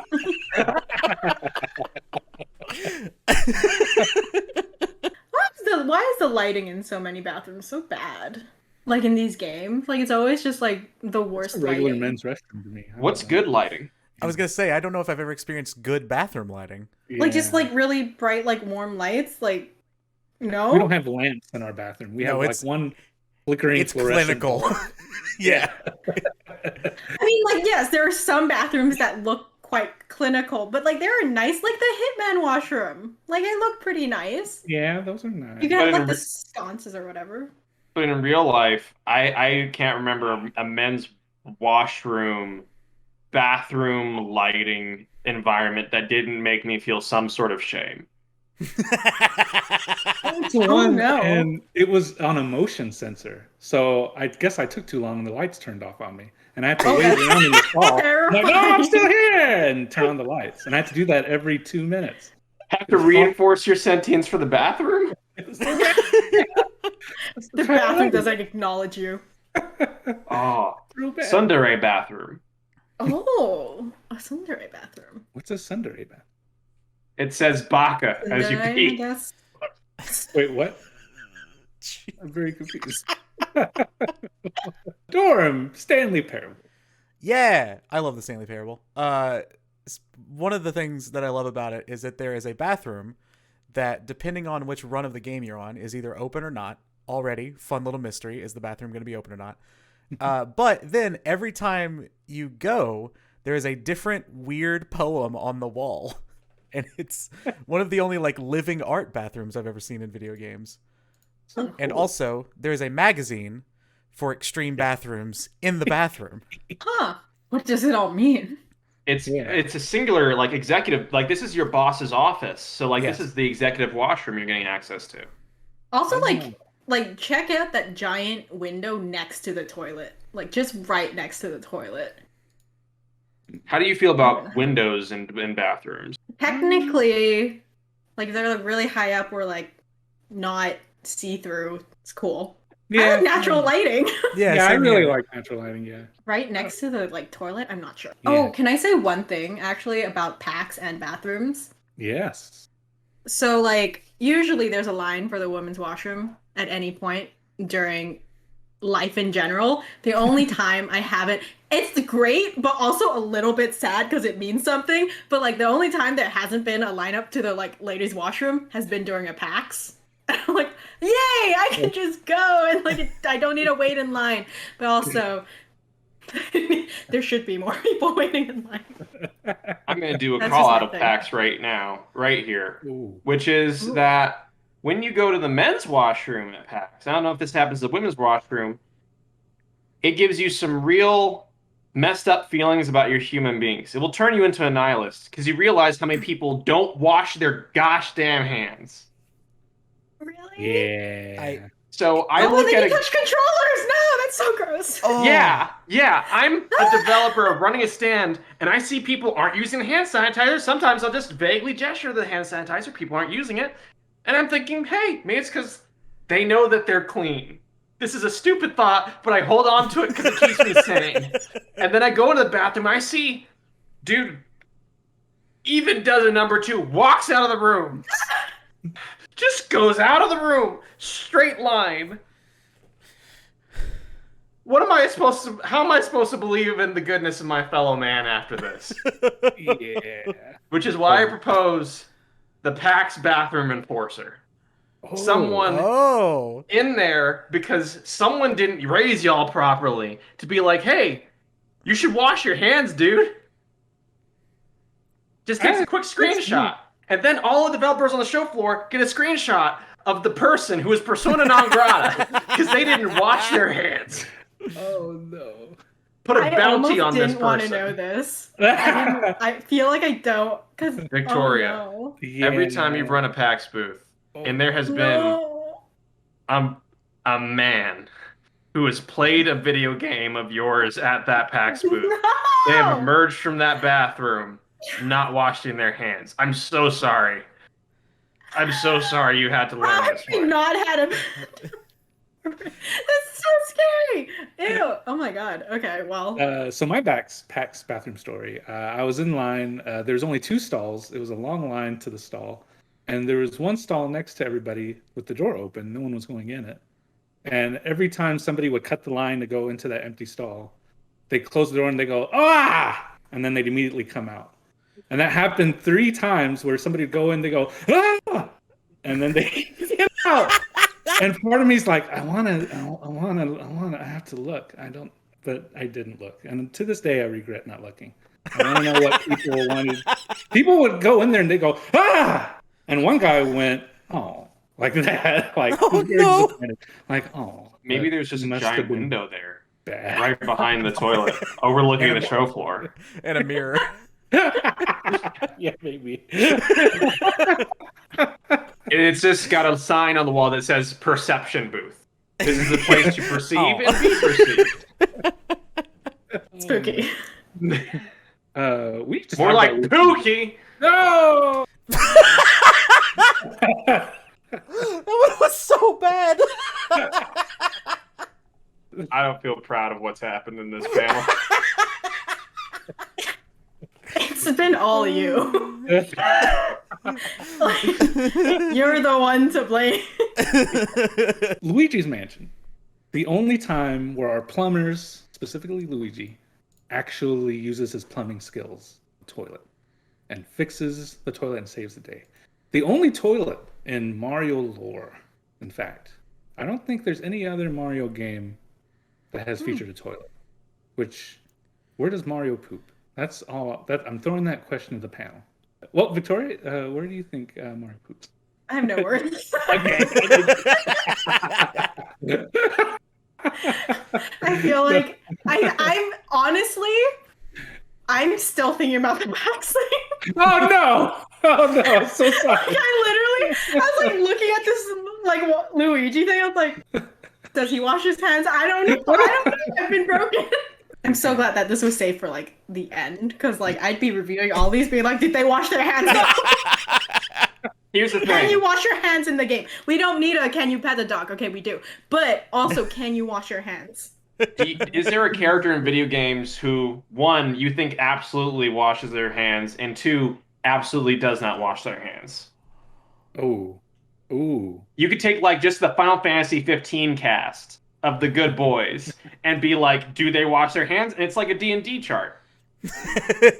You have chaotic washing, you have chaotic not, you have chaotic, you have lawful dirty. Where are you in that scale? Well, I'm just thinking about, like, you know, your Sims character. You can make them go to they go to the washroom, and then I realize I don't make them wash their hands. I make them just take a shower. So they go to the washroom, so they use the That toilet, is then a they take great shower. approach. How can you guarantee you're clean if you don't take a shower? I'm just saying. Solid Snake doesn't wash his hands. I'm gonna put that out there. Oh no, you're He's right. a man on the field. He just doesn't do it, and I think when he's on the field or off the field, he still doesn't do it. Master Hand definitely washes its hand. Otherwise, it would die. But Crazy Hand doesn't wash at all. Exactly. It dunks its hand in the bowl and then leaves. There are two types of hands in this world.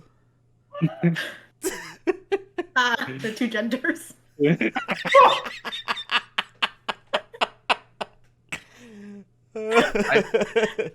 Here's the thing. Canonically, this is I'll say it. The dogs in an airport for aliens currently run by dogs. They all wash their hands. I mean, They wash their paws. Oh, nice.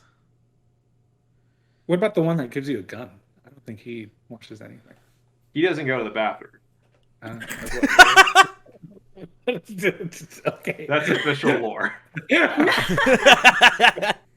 anyone else as a child have that really horrible existential experience of like realizing like I wash my hands with soap or I use a sanitizer bottle, but what's sanitizing the sanitizer bottle?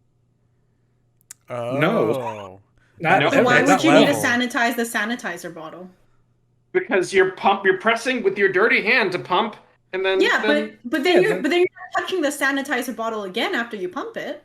Why do you touch the sanitizer bottle again after you pump it? You pump and then leave. No, I'm saying that's why. Why would you need to clean it? Because if you're a dirty hand, You touched it with your dirty hand. Yeah, but then you're and then you sanitizing clean it. your hand, and then you walk out. Why? So you're not going near it again. So it's fine. You're not rubbing But your the hands on the next sanitizer bottle and leaving. The next time you come back, that's all the dirty built up. I see what you're saying. No, Yeah, but then it's like the soap. Like, what's sanitizing the soap? Is the soap just inherently clean? That can't be true, is it? No, are you talking about bar soap? The way that soap works is that it doesn't kill the bacteria. It basically creates a surface in which everything just like falls off when you like the suds and stuff. Like when you wash your hands, it just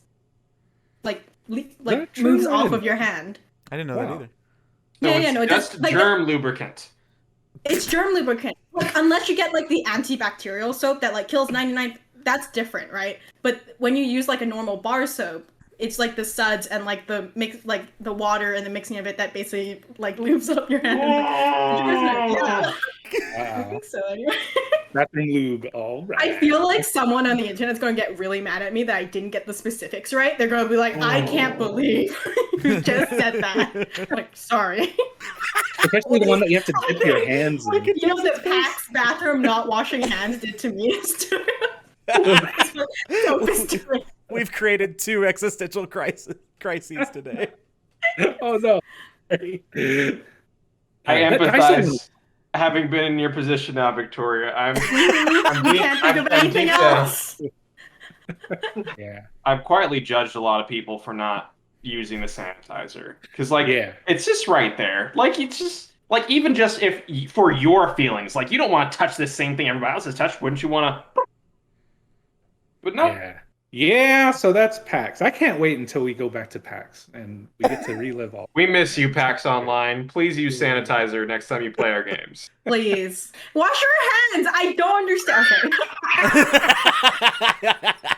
All right, y'all. We're gonna rank the bathrooms. We talked about a whole bunch of really awesome bathrooms. Let's start with the number 1 bathroom. I'm gonna just put it out there. I'm gonna put Control on there. I think Control's the one to beat.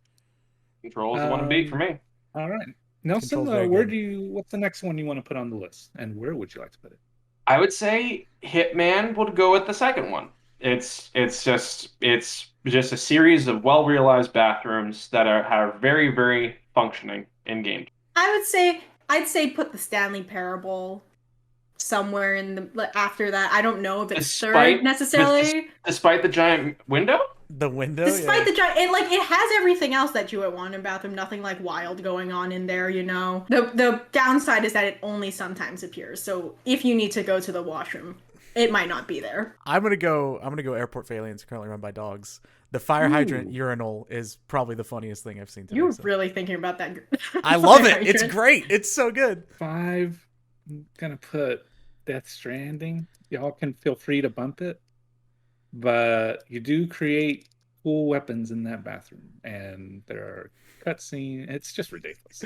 Cool weapons that until today you had no idea what they did. I don't know what they did. They didn't seem like they did anything. I still feel like they don't do anything. Anyway, I would bump down Death Stranding and put in Cyberpunk 2077. Oh, there's some rank, awful bathrooms in there. But there's also the epitome of bathrooms, and also just a lot of human detail to these bathrooms that I think does make Cyberpunk 2077 a top 5 entry. I think after Cyberpunk, I would actually put like BioShock Infinite. I'm not sure about 1 and 2. Like we could just put all the BioShocks. Yeah, in we put all the want Hitmans to. together, so that would make sense. Yeah, well, so we BioShock could just Infinite. put all... I was just gonna say it innovated in terms of depicting race, because it had the colored bathrooms, which were bad, and then the white bathrooms, which were good and being cleaned by a colored person. Mm-hmm. Ken Levine, satire, nuance. Wow. So BioShock. Cool. I think I would put Majora's Mask either right above or right below Death Stranding. I can't stop thinking about the person stuck in the toilet. Put it And above. just how horrid their life must be. He seemed happy. I mean, he had money, and now he had paper. That's actually what Papers, Please was about the whole time, was just that guy. I'm gonna put Among Us. I'm gonna put it right above Cyberpunk. What? It was a really close call. That's what y'all can feel free to disagree. But I feel like when I search for Among Us in YouTube, and there's 20,000 videos about lore and all kinds of stuff, and animated videos that people have made about the bathroom, that has to be recognized. And congratulations, Victoria. The hidden crewmate also suggests that some of the crewmates that you're with, one of them might be a freak. They're just sitting in the bathroom watching. I'm not saying anything about that. That's why I'm saying it on the behalf of other people who might have similar opinions. Who knows? They could be on this panel, they could not. I think Duke Nukem 3D, especially now that I've learned what I've been missing my entire life.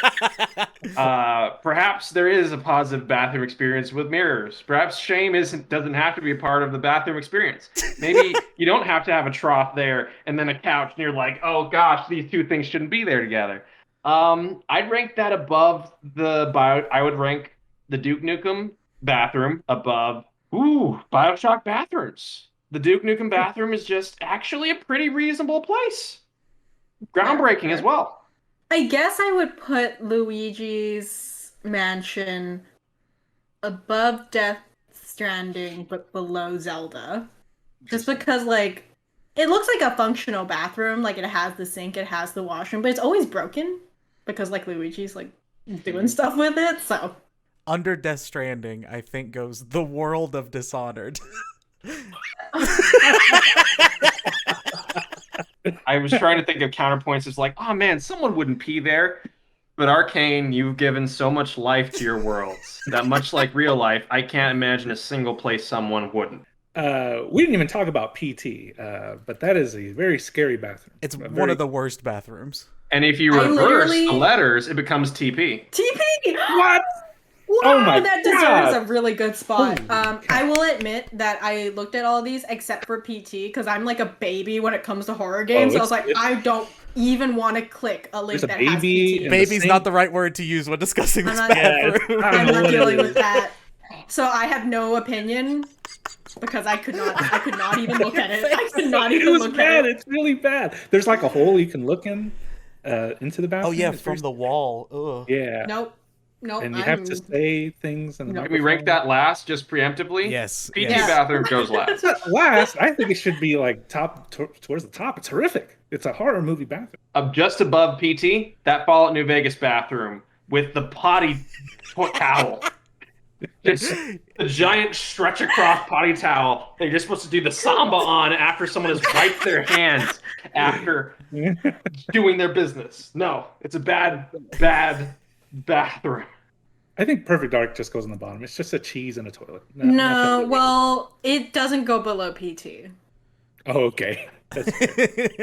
Yeah. Just because of the structural problems of the building and the fact that you would have to compete with everyone else in that giant building to use the bathroom, I'd put it below the Perfect Dark cheese. Because at least there's cheese.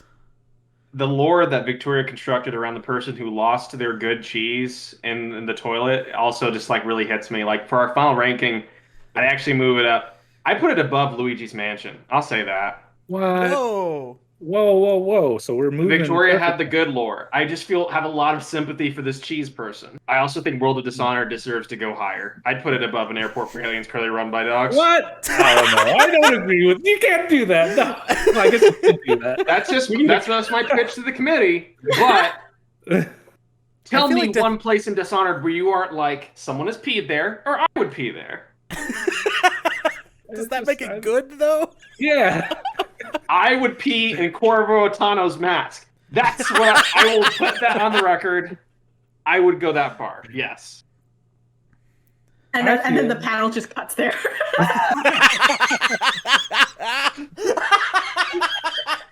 That's so good. That would actually be really good. I know. I want to do it. That's awesome. Yeah, I think I'm good with this ranking though, honestly. Yeah? Yeah, me too.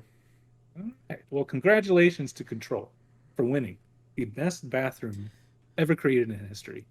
We went through all of them. There's not any other bathrooms in video games. These are the 16. Congratulations to Control. Well, there you have it, folks. A wonderful selection of bathrooms. I want to thank the panel. Where can we find everybody? You can find me on Chubbigans at Twitter. And you can buy Cook Serve Delicious pretty much in your favorite console store or Steam. I am at Dorm Streams on literally everything. Not that kind of streams. I know it's what we were talking about. Oh, that's why I brought you on this stream. Oh no. I totally misled. No. Dorm Streams on Twitch. Dorm Streams literally everywhere. Dorm Streams literally everywhere? That's how you're going to end your introduction? Yep. Yeah, you can find me on Twitter at the VTran. Honestly, you can basically just find me on Twitter. That's like the main spot I am at. Or you can follow at Among Us Game on Twitter or on TikTok at Among Us. We are basically everywhere, so. And you can find me at Chubbigans on Twitter. I don't want to be associated with anything I've said on this panel. Wishlist.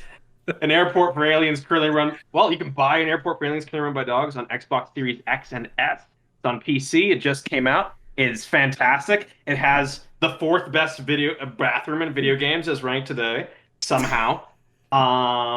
Also, yeah, you can wishlist Skatebird, El Paso Elsewhere, Space World Organ Train Simulator, and a variety of other lovely games on Steam. If you buy a video game, and it's indie, there's a more than 50% chance that I've worked on it, which is distressing, but also just the reality. Thanks for watching, and don't judge me by anything I've said today. I was.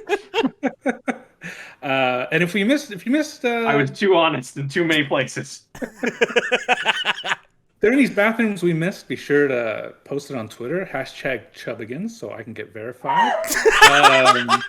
It was all a scheme. Nelson, sign us off. This is the PAX bathroom panel. Thank you so much for having us, PAX. We apologize for exposing the ways in which the people who have gone to you in the past have failed you. And we want to thank everyone for being a part of this wider PAX community. Your support of our games, as well as the wider industry, is what makes the lovely range of incredible, emotional, and yes, emotional experiences that are in video games possible. Until next time, take care, everyone.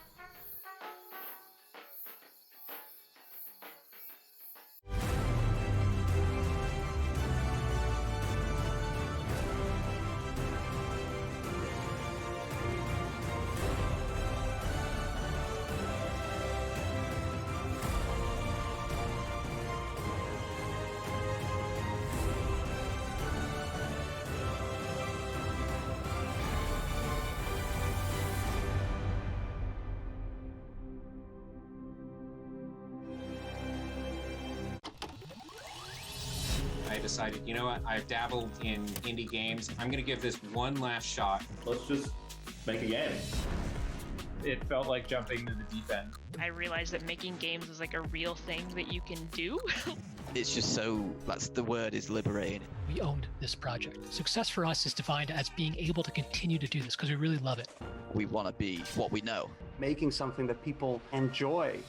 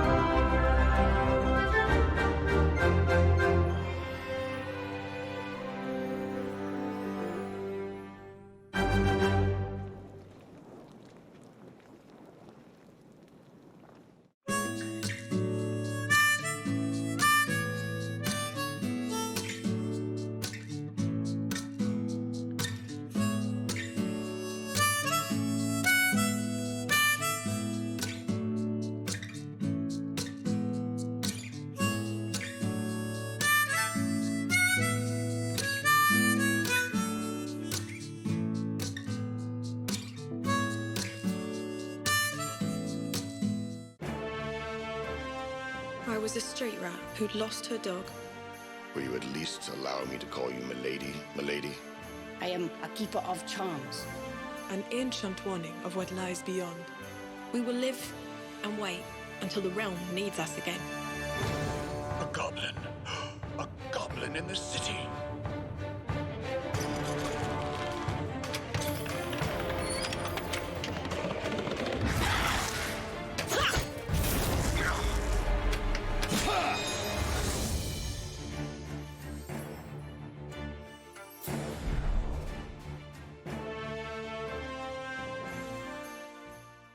Did you know? The internet was invented in 1928 to help put global stock markets back on track. However, at its launch in 1929, a rounding error caused markets to suddenly and irreversibly crash, leaving the technology to be abandoned until its reutilization in the late 1980s as an entertainment and torture device. And that's a fact about the internet.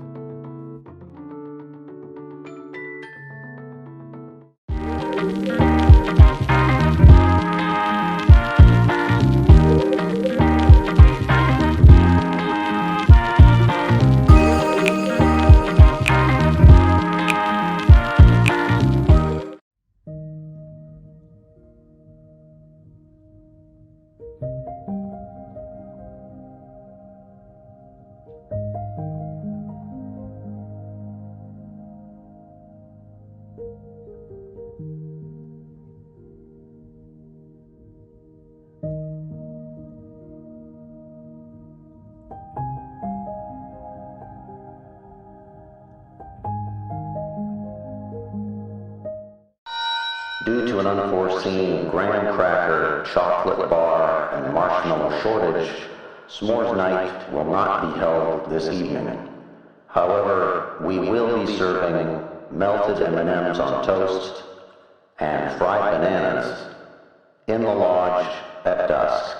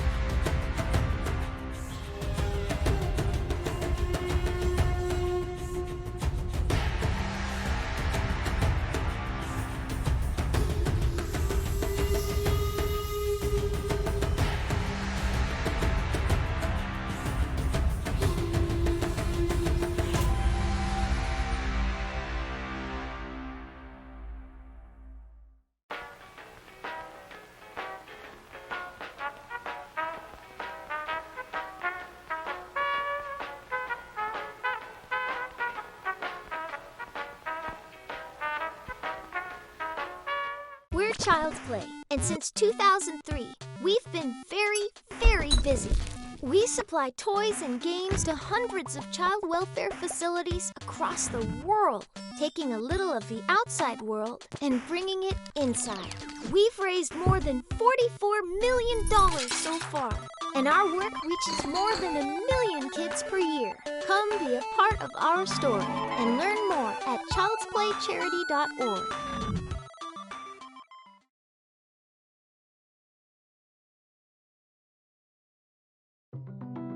Did you know?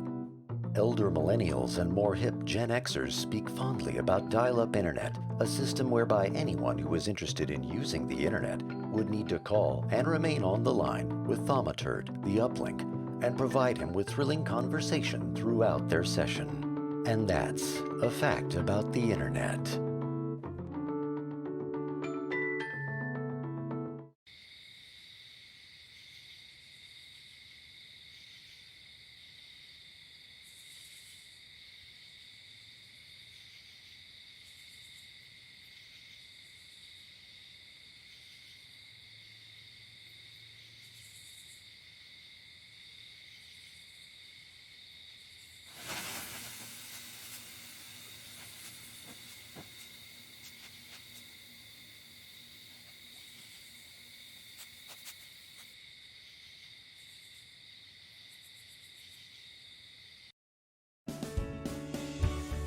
Turn those old Dungeons & Dragons into dollars and dividends by owning your own adventuring franchise. From its humble beginnings as D&D Live Play, expanding to stage, podcast, and stream, with Acquisitions Incorporated, there's never been a better time to get the money. Hey, Teil, CEO of Acquisitions Incorporated. Imagine digging a hole, but instead of finding a body, you find real wealth. And a body. One you put there. Buy my book. We partnered with Wizards of the Coast to bring the official Acquisitions Incorporated experience to your home campaign. Learn how to run your own franchise, how to staff it with new player options for specializations, spells, and equipment, stats for iconic characters and monsters, and put your franchisees to the test with an included campaign for levels 1 to 6. Obviators are standing by. With the official D&D Acquisitions Incorporated book, you can do what you wanna do. Ow!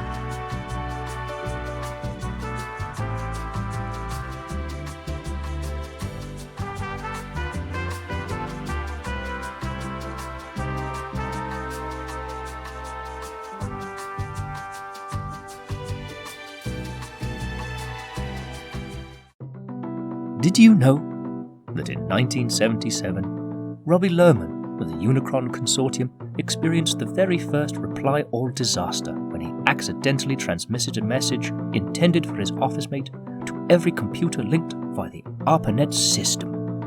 To all 30 institutions, he sent the words, "Bob Metcalf's a real think." And that's a fact about the internet.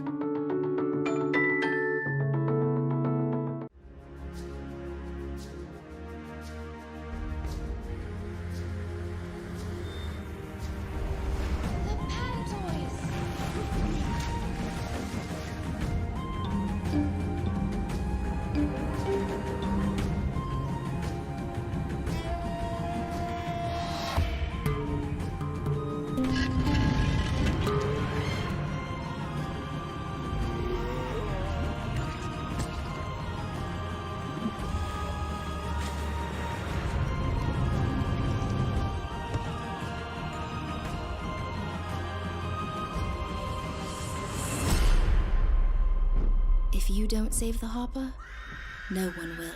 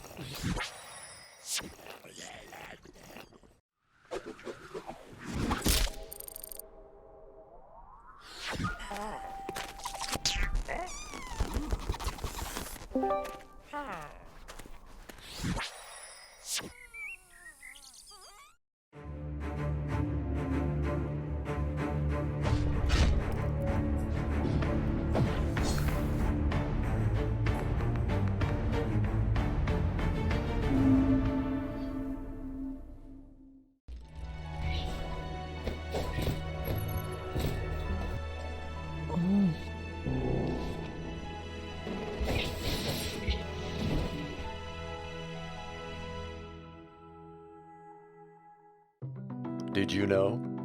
Ethernet gets its name from the Latin ether, meaning of the sky, and the Italian netto, meaning after deductions. This is a reference to the internet's power to suck the moon from the sky, should it ever be set free of its cable. And all right, what's up, everybody? My name is Rich Bisso, and this is a panel on the best bars in video games. I'm here with a bunch of super cool people, and I'm going to let y'all introduce yourselves. Go ahead, Tomo. Yeah, Okay, I'll Liana, start. Hi, everybody.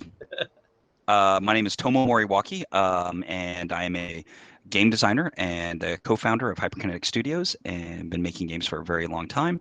My claim to fame is the Spider-Man 2 project from 2004, and I'm excited to be here. Awesome. Liana, go for it. Oh. Is it my turn? Go ahead, Yes. Trying to shine. I'm obviously a nerd. My name is Liana. I am a senior associate editor over at Game Informer magazine.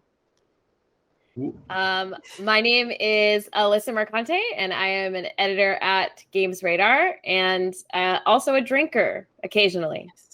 Nice. My name is Richie Bisso, and I'm co-owner with Tomo of Hyperkinetic Studios. We are a company that likes to drink, I think, from time to time. And that's kind of what brings us all together. We love video games, we love drinks, and I feel like the history of video games and games development and bars is kind of like inextricably linked, right? in tons of ways. So we're going to get into that, and we're going to discuss a whole bunch of stuff. We're going to talk about our favorite bars and games. We're going to talk about the relationship between games development and bars. But I think we start out by saying, hey, what's your poison? Ooh. Okay. I'm gonna sell myself out here. I love. Okay, so I had my first drink of it's Redbreast whiskey, Ooh. and it's like $800. Wow. Yeah, sensible. I make really good life choices. You should definitely trust me with like your kids and your well-being because I'm very mature, okay? Mhm. But like it's like heaven in your mouth. Like I love whiskey, I love bourbon, but Redbreast has such a layered taste that it's just yeah, it's good. It's really good. If you get a chance to get it, it is. I've never bought it myself. I've always my husband's boss. I'm like, oh. It helps morale. It's great. I am the opposite in that I can't do dark liquor. Really, Oh. it makes me very scary. And so we learned in college, and so I'm actually a really big gin drinker. Oh, nice. I love gin. I used to hate gin, and then I worked at a gin bar, and they taught me all about pairings and tonic and things you can put in there with the tonic and the gin. And I love a really good gin and tonic. Oh yeah, we went to a wonderful gin bar up in San Francisco. You've probably been there. The name's evading me right now, but It's a little steampunk. Yeah. Oh hell yeah! I've actually never been to San Francisco. I was supposed to go twice last year, and I wonder why I didn't. Well, I didn't realize that Japan was really known for gin. Like when I went to Japan for the first time, a couple of my friends that worked at Sega were like, "Hey, let's tour you to a bunch of gin bars," and like we had like the Amelia Earhart gin, where it was cloudy blue. Oh God.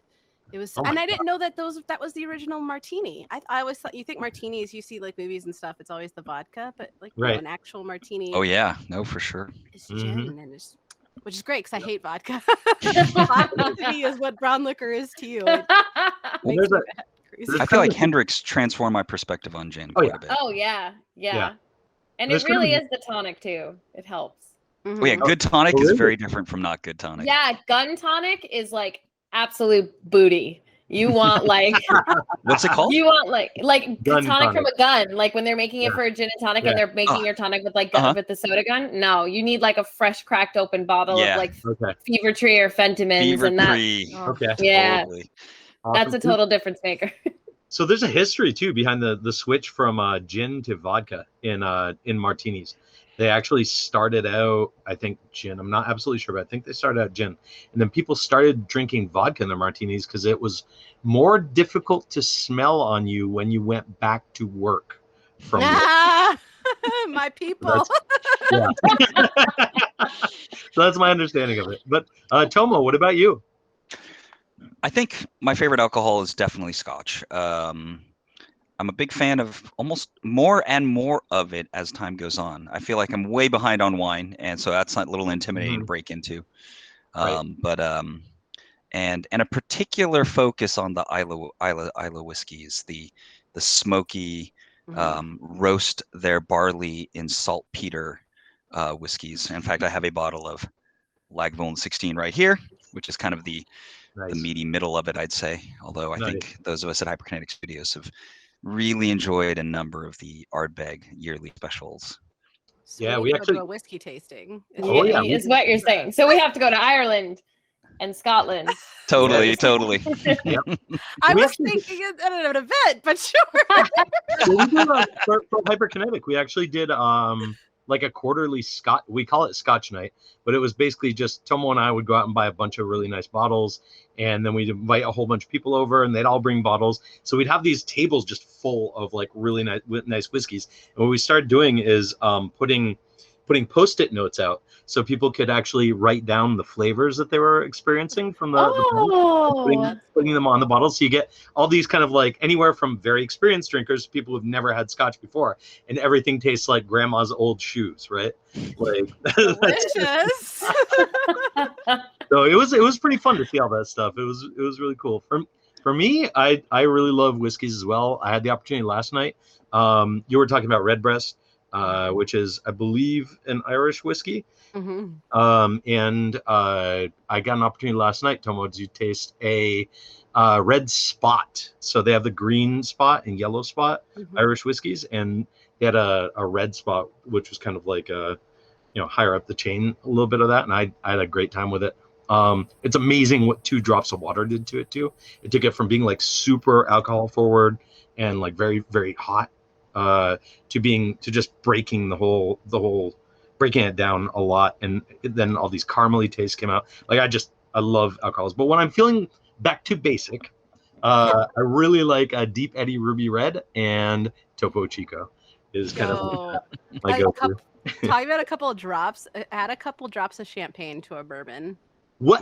What? It is really, especially if it's like a not a sweet, like a rosé champagne, something with just a little bit of a sweet edge, like just a couple, like don't like heavy pour, but it is. That makes sense, actually. Man.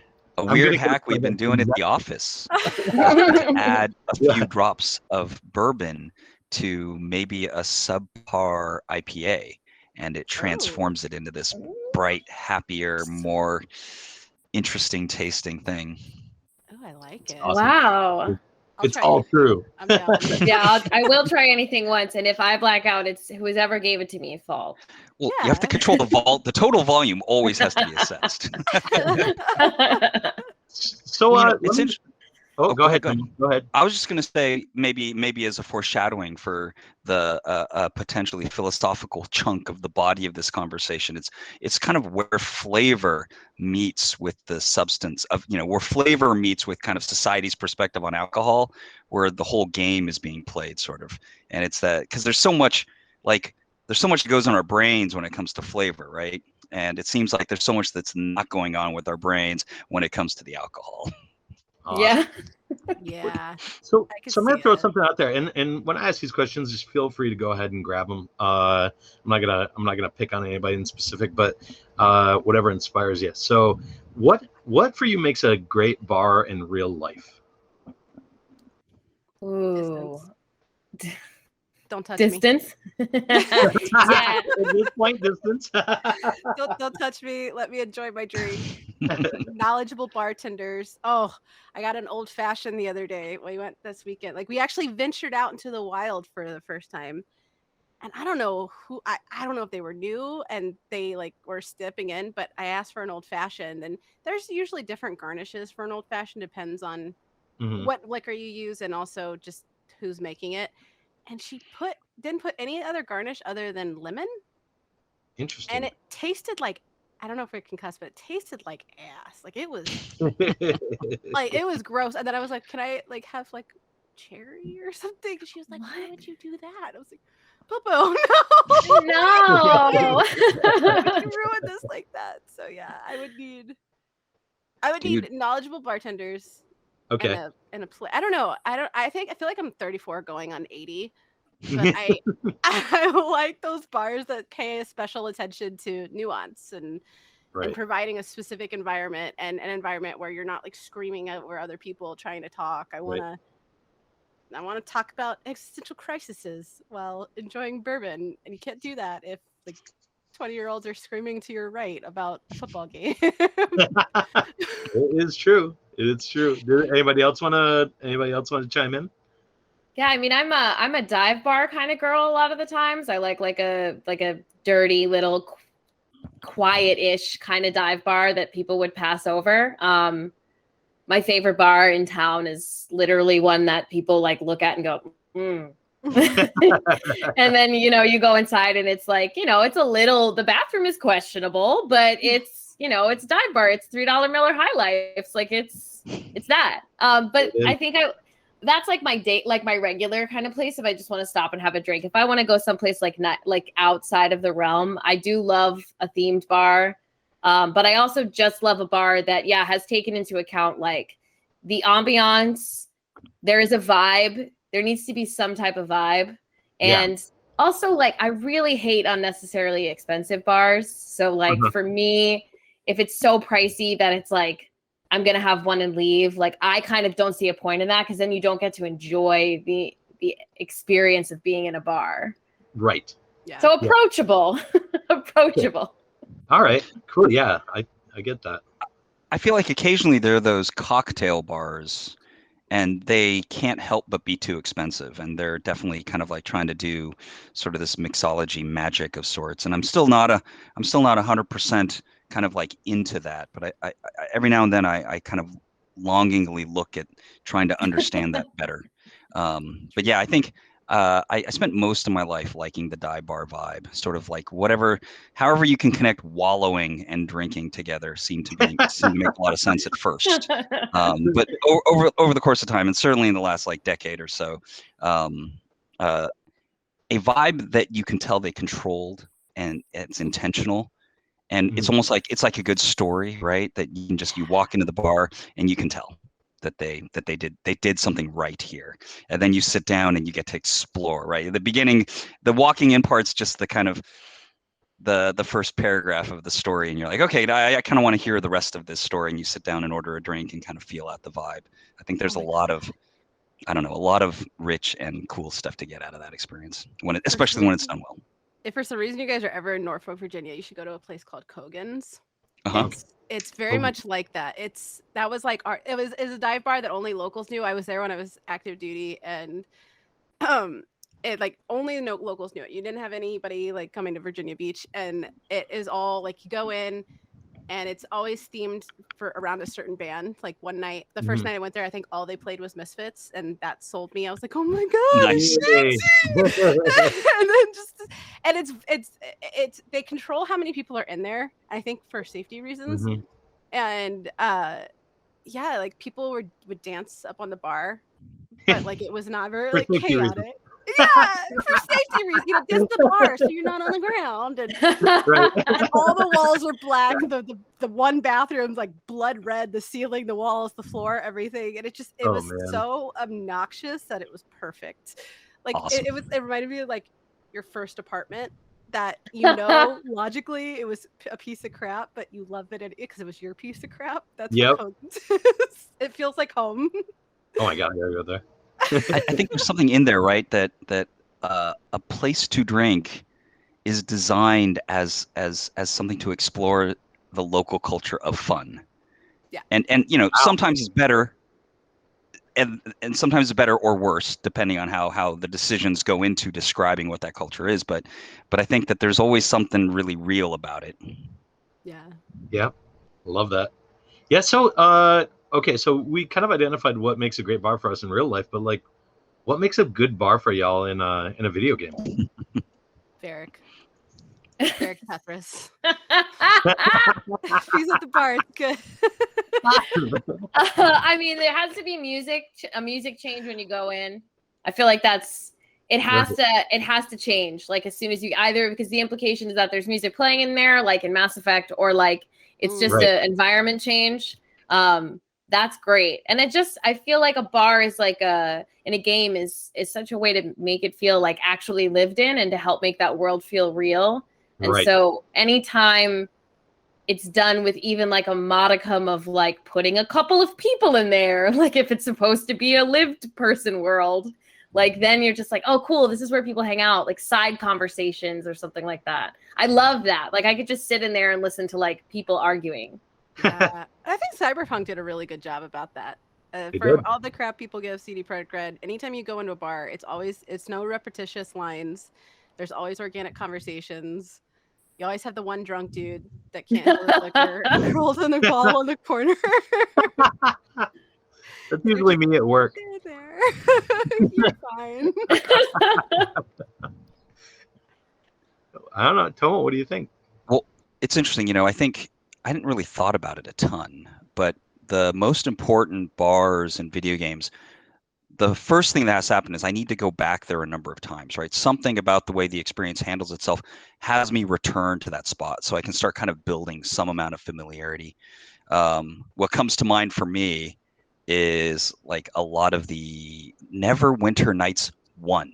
A lot of the bars or taverns in that game ended up becoming places I continue to return to, right? So somewhere in the design of the story, they would plant the important NPCs in those places, and I would go out and then I'd come back. And of course, Neverwinter Nights does an okay job, or maybe an excellent job, of having people say different things and it being like a mirror for your own kind of progress as you kind of gained in levels and kind of pushed the story forward. Did you guys ever play Dragon Age 2? Yeah. The one thing I love is if you do the drinking challenge, like if you just keep drinking as Hawk, if you go back in later, like if you leave, do a quest, and then come back, everybody goes, Hawk! When you go in. And you like, are instantly a legend. Get out of here. I love that. If you haven't done it, do it. It's hilarious. Oh and my every God. time you walk in that bar from that point on, they'll always yell your name when you walk in. And I think that's great. Oh, that sounds amazing. Maybe that kind of touches on an important point, is this idea of recognition, Right. right? Where the game is saying, hey, we know you. And that's something that's like essentially connected to this idea of just because there's a total difference, right, into going into a bar and experiencing it like you're watching a movie versus it's a place you're a regular at, which is a hugely different story. Yeah. It's I mean, I think there's a magic about Crossroads, right? Like in like pretty much any of the storytelling we've done as humans, right? There's a magic to Crossroads. Like that's where you meet the devil to play, fiddle against him to try to win the golden fiddle or whatever. And kind of what I'm reading off y'all is it feels like that. It feels like it's a place that's a microcosm of the surrounding society. It's where all the kind of stories come together. And as the player, what do we love? We love it when we feel like our story is put to the forefront, when we feel like that moment. I would love to experience that moment wherever you go into the bar and then everybody goes, hey, we know you. Like it's so cool. Like I loved hearing it. It gives me shivers to like even think about that. And it's like it really hits the nose on the the nail on the head about the whole idea of Cheers, right? The show Cheers, and they always have the song at the beginning where it says where everybody knows your name, right? And they're always glad you came. And like there's just something so special about that, and so kind of probably tribal, instinctual, that's just so satisfying about that. It's awesome. Yeah. So what else? Anybody got anything else that they think makes a good for them in games? Because if not, we're coming up to the kind of crux question of this whole thing, or question set. So all right, let's do this before we dive back into the game part. What's your favorite in real life bar? Oh no. So I have friends who own bars in the city, and they see me and be like, "You didn't say my bar." No, I immediately thought that because I don't know if I'm allowed to say it, Elizabeth, but we can cut it later if we need to. But you were saying before how you used to be a bartender back in the day, right? And like, I was like, the minute I said the question, I'm like, is this gonna get her in trouble if she calls me out? No, not at all. All the bars that I worked at sucked, and well, okay, not all of them, some of them. Like when I worked in 2 different countries, which is like 2 very different vibes. So I bartended in England as a never having bartended before, got the job because of my accent, because I lived in the north of England where no one had an American accent. So I was like, they were obsessed with me. And I mean, my ego was living. I was having a field day. So I got a bar, no experience, because they were like, well, we just want to hear you be like, what do I get you? With like my heavy New York accent. And that was a kind with your bourbon. I was like, what are you doing in here? You getting no, that kicked you out last week, Tommy. Don't come back in. But that was an okay bar. It was called Pleased to Meet You. And it was a gin bar. I left that to go work at Wylam Brewery, which was a craft beer bar in Newcastle. And that was quite fun. But it was also a place where they had events, which meant it got very, I don't know if you guys know, but English people like to drink. No, that's like pro leagues. You went directly into the pro leagues. Yeah, I got thrown into like having to take the guy out of the women's loo because he was like, but my girlfriend's getting sick. And I was like, you can't be in here. You have to get out. Oh my god. But favorite bar is like, probably Cobra Club, my regular. It's a little nowhere bar. They do karaoke Friday and Saturday nights until 3 a.m. It's iconic. It's dirty and grimy. It's not dirty to drink there. It's dirty to pee there. And there's a little weird outdoor space that looks like a prison. And I just love that. I know all my friends go there, so it's got to be Cobra. Wonderful. Yeah, and speaking of dirty bars, like there's a place in Houston called Numbers, which is a dance club. I'm a big dancer. I love going dancing. I love going out dancing and just having a good time. And there's a place in Numbers that plays the kind of music I like, which is like, indie, new wave type of, that type of thing. But they have, like, I'm not kidding you, that much water on the floor in the bathroom in the place. The mystery juice. So to go party with you guys, I need like a catheter or something. Yeah, or like wellies. Just wear wellies. I'll bring you those little seat covers. Right. It'll be fine. Wow. Okay. Well, Leona, what about you? What do you think? What's your favorite IRL bar? Mine doesn't have pee on the floor or water. I'm sorry, water on the floor. But it stinks. It does have murder though. People get murdered a lot. I'm from New Orleans, and we're really big into like vampires and the supernatural. Well, I mean, I haven't been there in 10 years, so maybe it's changed. Maybe it's seen the power of God or something. I don't know. But it's called The Dungeon, and it's very, very heavily themed. Like there's skeletons and all the people that think like are convinced they're actually real life vampires. Like there's the vampire tour, and we take you to like serial killers where we think there were vampires. And there's a lot of weird crap that happens in New Orleans. And some of the people there way back when like legitimately thought they were vampires. Like they drink blood. I remember one guy was super like mad at Anne Rice because he was convinced she stole his story as a vampire. Oh my gosh. Okay. And that's the kind of, I don't know. I like weird people. I love New Orleans. Right? And I don't know. For me, if you make me slightly uncomfortable, I instantly want to be your friend. And everybody there is just a freak, and I love it. Awesome. I love it. Well, I mean, the game industry is a place for you if you like people that make you slightly uncomfortable. Right? True. I fit right in. I need to a lot. Right? And it's cool too because like all the lighting is like this, but it's no flashy. That's the thing too, is when you get into theme bars like that, sometimes they go heavy in the flashing. And I have seizures, so that's kind of like something where it's just like, well, cool. I was gonna sit here and drink and do my own thing, but I guess I'll die instead. Yep. I mean, in that bar, they would love it. Right? Yeah, I'm sure a necromancer is somewhere in the crowd. Just bring me back. Fine. Whoa. Oh my god. Amazing. What about you, Tomo? What's your favorite bar? I bet you I can guess. Well, I think that I think you can guess in terms of LA and where we tend to drink.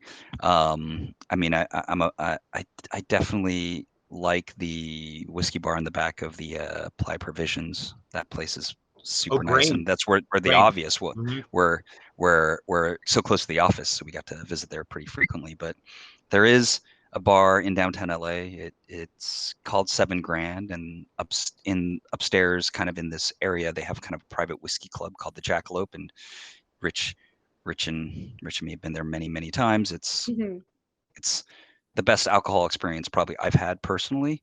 Although I think that there's an important honorable mention for it's called the Arsenal in San Francisco, right? The video game bar where I think I've been there. Yeah, and the Monday night Aussie party at GDC is often there, and so I've had a lot of good memories, or maybe memories I can't quite access there. Things happened. I know this. You guys are saying all these other bars, and I'm like, I have 18 more. I've screwed up. Nice. Yeah, I mean, there's a lot, and they do keep coming back to mind, and maybe the alcohol has helped to make us forget a little bit of some of those. But yeah, the one Tomo was talking about is actually my favorite as well. It's Bar Jackalope in the back of 7 Grand in downtown LA, and it's so it's a Japanese style whiskey bar, and they only have 4 tables inside of it. and you're allowed to buy a bottle there to keep, and they'll keep it for you in a locker. And so our company, we actually do that for our employees. Is we actually have a bottle there, and anybody can come in and sign it out at any time. And when you get in there, they do like the whole hand washing, like the hot towels, and they will actually bring out your bottle for you. You can order flights. They do mystery flights where they'll bring them out in a cart and just have like 3 or 4 different bottles, and you can try to Tomo and I got pretty good at guessing them after a while, which is kind of embarrassing. But so they would, you sip, sniff and sip through all of them, and then they reveal them to you one by one, and you could say, "Oh yeah, that was awesome." And they'll just sit there with you and kind of discuss the techniques for making them, and it's just a very, very intense learning experience. And I've had a lot of great times. Going tomorrow night, actually. So that should be cool. in case anybody happens to be in town. Yes, you're That's going to. Oh shoot, you're right. That's tomorrow. Okay. So I used to call the bartenders there the whiskey PhDs. Yes. Nice. Or I still do. I still do. Yeah, they've all been like to Scotland, and they've traveled through Scotland and Ireland and just visited all these different distilleries and kind of like learned the techniques, selected single barrels. Like What's it it's called? really good. What's it called again? Bar Jackalope. Jackalope. I got it. In the check back that of out. this $7 grand bar in downtown LA. All right. Definitely gonna have to check that out. That sounds right up my alley. It's a lot of fun. Anytime you're in town, let us know. Yeah. If I'm not here, if I'm in Austin, I will be here if Rich isn't here. It's fine if you don't like my pea floor bar. It's fine. I love the idea of that place. As long as I don't fall, which I We'll tend rent to a do bus. sometimes. I'll bring you there, and then I'll bring you to the nice ones, and then we'll end the night at the gay bar, which is where you always gotta end the night. Yeah, the dancing there is probably amazing. Probably. Oh, in New York, yeah. It's yeah. There's a lot of great ones. Yeah, I think I remember reading the article you wrote about the bars and games, and like talking about the gay Ballad of Gay Tony bar there. Yep. That seemed like you're like, oh yeah, it's like a good New York gay bar. Yep. All right, so let's get to it. What's your favorite game bar, everybody? I'm gonna let y'all go first because mine is about a series that I won't shut up about. So Okay. I go first because it's not going to take too long. I mean, I think that I feel like I have reasonable recollections of many a Skyrim and Oblivion and sort of Witcher bar, and so much of this is kind of fixated around RPGs. I feel like Grim Dawn, for example, on the other hand, though, doesn't seem like it has any taverns at all. Doesn't even have any. I put a lot of hours into that game. In the end, it's still, like I said at the beginning, like so much of it revolves around my experiences with Neverwinter Nights 1 so long ago, that preceding World of Warcraft, I think. So we're talking 16, 17 years ago. And just something about the way they designed the experience that would get me to create familiarity. Like it became a hub of activity that you would go back and forth and out into the field and then back to the tavern. And something about that pattern, well, I mean, for us at Hyperkinetic, obviously it seems to have had a significant influence on the game we're working on. But yeah, for whatever reason, that experience of fantasy and questing and NPCs at a tavern really revolves around Neverwinter Nights 1. Yeah. In case y'all didn't know what I was talking about, we make a game about bars, or about a bar that you own. It's called Epic Tavern. It's like you have a bunch of heroes in, get them drunk, send them on adventures. That's what we do. But yeah. That's perfect. So Lisa, you want to go for it? I'm worried that me and Leanna might overlap. No, we have similar favorites, but I have like 4 backups. It's okay. Okay. No, I mean, so I am getting a Cora's Den tattoo, which is the strip club in the first Mass Effect. My friend it's booked. Nice. Mass Effect tattoo with you. I actually don't. I do have one video game tattoo, but I don't like to talk about it because it's an embarrassing one. But it's Afterlife. It's Afterlife in Mass Effect. Yeah, nice. It's the flaming like pillars and the like Asari projected on the giant LED screen and them all dancing, and it's such a cool vibe. It's even just like the sign in the front when you're waiting to get in, just like blinking Afterlife. It is, the music is amazing. I listen to the music on repeat when I work, just like a loop of Afterlife background music. It's so cool. It's like the bars in Berlin that like you try and get into, and there's like a line that's 3 hours long, and the bouncer like looks at you and says yes or no. And like, I've read about those. They have an That's Elcor. crazy. They have an Elcor bouncer. That's they have an really- Elcor bouncer, and he's, I mean, can you imagine out of all the people to choose as your bouncer, it's so funny that it's an Elcor. This is the funniest choice ever. And then obviously Carrie Ann Moss is in there. So it's like a win-win-win-win-win for me. I love it. Liana, what about you? You ready? I'm gonna cheat and say 2, only because somebody in the world has to say something nice about this game. Okay. So the first one is Dragon Age 2 Hangman, because it feels like home. It's so dirty and gross, and if you go in the back, you can hear people doing the thing. And I don't know. I like the beer tastes like pee. The whiskey's cheap. The company's good. I always go and just kind of, anytime I replay that game, I always go in and hang out and love to listen to the NPCs and talk to the drunk Templar in the corner. And I don't know. It feels very homey. I like that. But one thing I really like about a game that a lot of people don't, and this is gonna make me sound like such a BioWare fangirl, but Anthem has a really cool bar. And it's just called The Bar. Creative. Nice. I like it. But like you I go don't in think there anyone. Oh, sorry. Continue. No. That's okay. I was just gonna say it's never wrong to be a BioWare fan person. Right? I mean, that's literally all of well, this one's Destiny, but like that's all of my tattoos. But yeah, you go in, and when I was a kid, I lived in Trinidad, and then we lived in India because I was practicing Hindu when I was a kid. Cool. And when you go into Fort Tarsus's bar, there's all the pillows on the floor and the hookah, and it just reminds me. It even reminds me of when I was in the Middle East and just going into those bars where they just set the big ass hookah in the middle of the table, and they're like, "You're fine," and then they just walk off and don't ever talk to you again. And it just reminds me. And then it's got like that like Indian music, and it's just the vibes are really cool. The bartender's really cool. When the first time you ever talk to the bartender, he drops a Dragon Age Easter egg about the Black Emporium, and which obviously endeared it to me. But yeah, it was just really cozy. It was very hipster. It was very the ambient lighting and the pillows everywhere, and when you sat, like you could obviously there was people like dancing and sitting and standing in the middle, but they also had these like rooms that had the curtains that you could close, and then it's a bunch of like cushioned long couches, just big giant pillows. It's comfy, man. Yeah. It's really cool. So there, somebody in this world said something good about Anthem. That's great. Did you? And I don't know. So nobody else has got anything. Oh, for me, jeez. Can't forget yourself.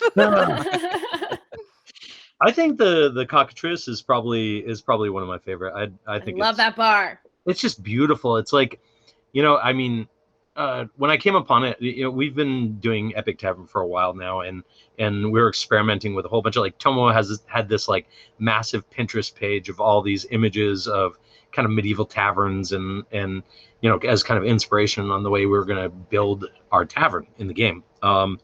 We shifted focus onto doing more narrative stuff, and our taverns, pretty kind of down to basics, but man, I just love how it has all the kind of Tudor architecture, and it's kind of like sitting astride a little river, and it's just such a cool such a cool vibe from an architectural point of view. I just love that. It really drew me even further into the world, which I think is kind of the one of the things that a great bar can do, and it's the same in real life, right? Like you all were talking about, you kind of feel the heartbeat of the neighborhood that you're in when you go into a bar that really embodies it. And I don't know why. There's something magic there. There's some kind of like, it's like a nexus of stories and a vibe, like you were talking about before. And I think that's part of the reason why I love it. Yeah. So what do you think? Do y'all think that something gets lost sometimes in translation from IRL bars to in-game bars? Is there something, is there something that nobody's quite captured yet, do you think? I mean, the way I'd put it is that there's still a lot of kind of territory to explore in bars, and that there aren't a ton of games that have really tried to play it out. There's that what was that game called? Like Valhalla, sort of, with Yeah. numbers in it, right? Oh, Where you're serving drinks and you're kind of getting story from the people you're serving drinks to. Yes, the Cyberpunk bar game. Yeah. But that's kind of a standout, right? A game that's really trying to take the bar social vibe and build its entire experience around it. Right. And that's not what we're doing with Epic Tavern, although it plays a super important role, and maybe more so than many a game. But I think that there's this, I don't know, like the culture of fun we were talking about before, and trying to talk about it with like nuance and subtlety is sort of hard, I think, for us game devs, or it's hard for anybody, right? That and experience, too much experience comes with a bit of a cost too. Yeah, I could see that. I don't know. I feel like, and I'm not a game developer, so you guys feel free to be like, "Yo, shut up! You don't know what you're talking about." No, Right or close enough. Right or close enough. Right or close enough. I feel like if you're gonna, because I mean, obviously we keep saying this, that a big part of it is not so much the bar itself, but the atmosphere you create with that. And I feel like some games have really forgettable bar experiences because you don't have if you're gonna do that in your game, I feel like you need to make sure you have a very clear vision of what you want people to feel, not so much what they see, but what they feel. Because Right. there's sometimes where bars and games, they're too clean, but the conversation happening is very like, oh yeah, I did your mom. It's like, and it's just the juxtaposition is very weird. Or the vice versa, where it's a really like grubby bar and oh look how dirty we are, but everybody's like, oh yes, I'll take another spot of whiskey, please. And it doesn't make sense, and it's jarring, and it doesn't Right. vibe. So yeah, I think you need that's a big over thing, and have variety. There's never one type of person in a bar. You always have the sad person crying. You always have the person that's like, I'm Superman, I can jump off this roof, it's fine. And then you have the guy that's like, let me at him. Like, you gotta have those people. You gotta have the archetypes. They're stereotypes for a reason, because you can find those people in every type of bar. So like, have those in your game. Yeah, and like maybe add more bathrooms. There's water on the floor. There's like one that you can actually enter, right? yeah, I think it's like, is it like the only one that I remember clearly is Mass Effect, because if you drink too much in one of the, I think in Afterlife or the first one. Yeah, in the first one, you pass out and wake up in the bathroom. Nice. But there's like no bathrooms in bars. It's like, where are these people peeing? I love it. I Yeah, think there's something there's related actually to that, like is one. Oh, go ahead, Tomo. Oh no, go for it.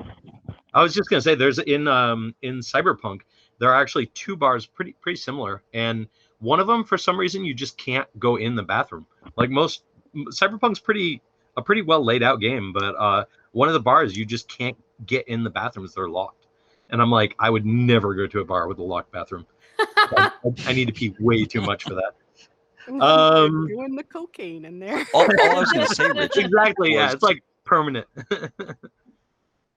all I was going to say was that so often the bar is intended as sort of decoration in the kind of context of the game experience, and so it's actually in sort of real life, right? It's actually this kind of rich nexus of socializing, and we can denigrate it for it being a den of people getting inebriated, but obviously it occupies an important role in many localities because there's always a bar, for better or for worse, right? And so analyzing the kind of role, the social situation that thing brings, that location, is a sophisticated thing.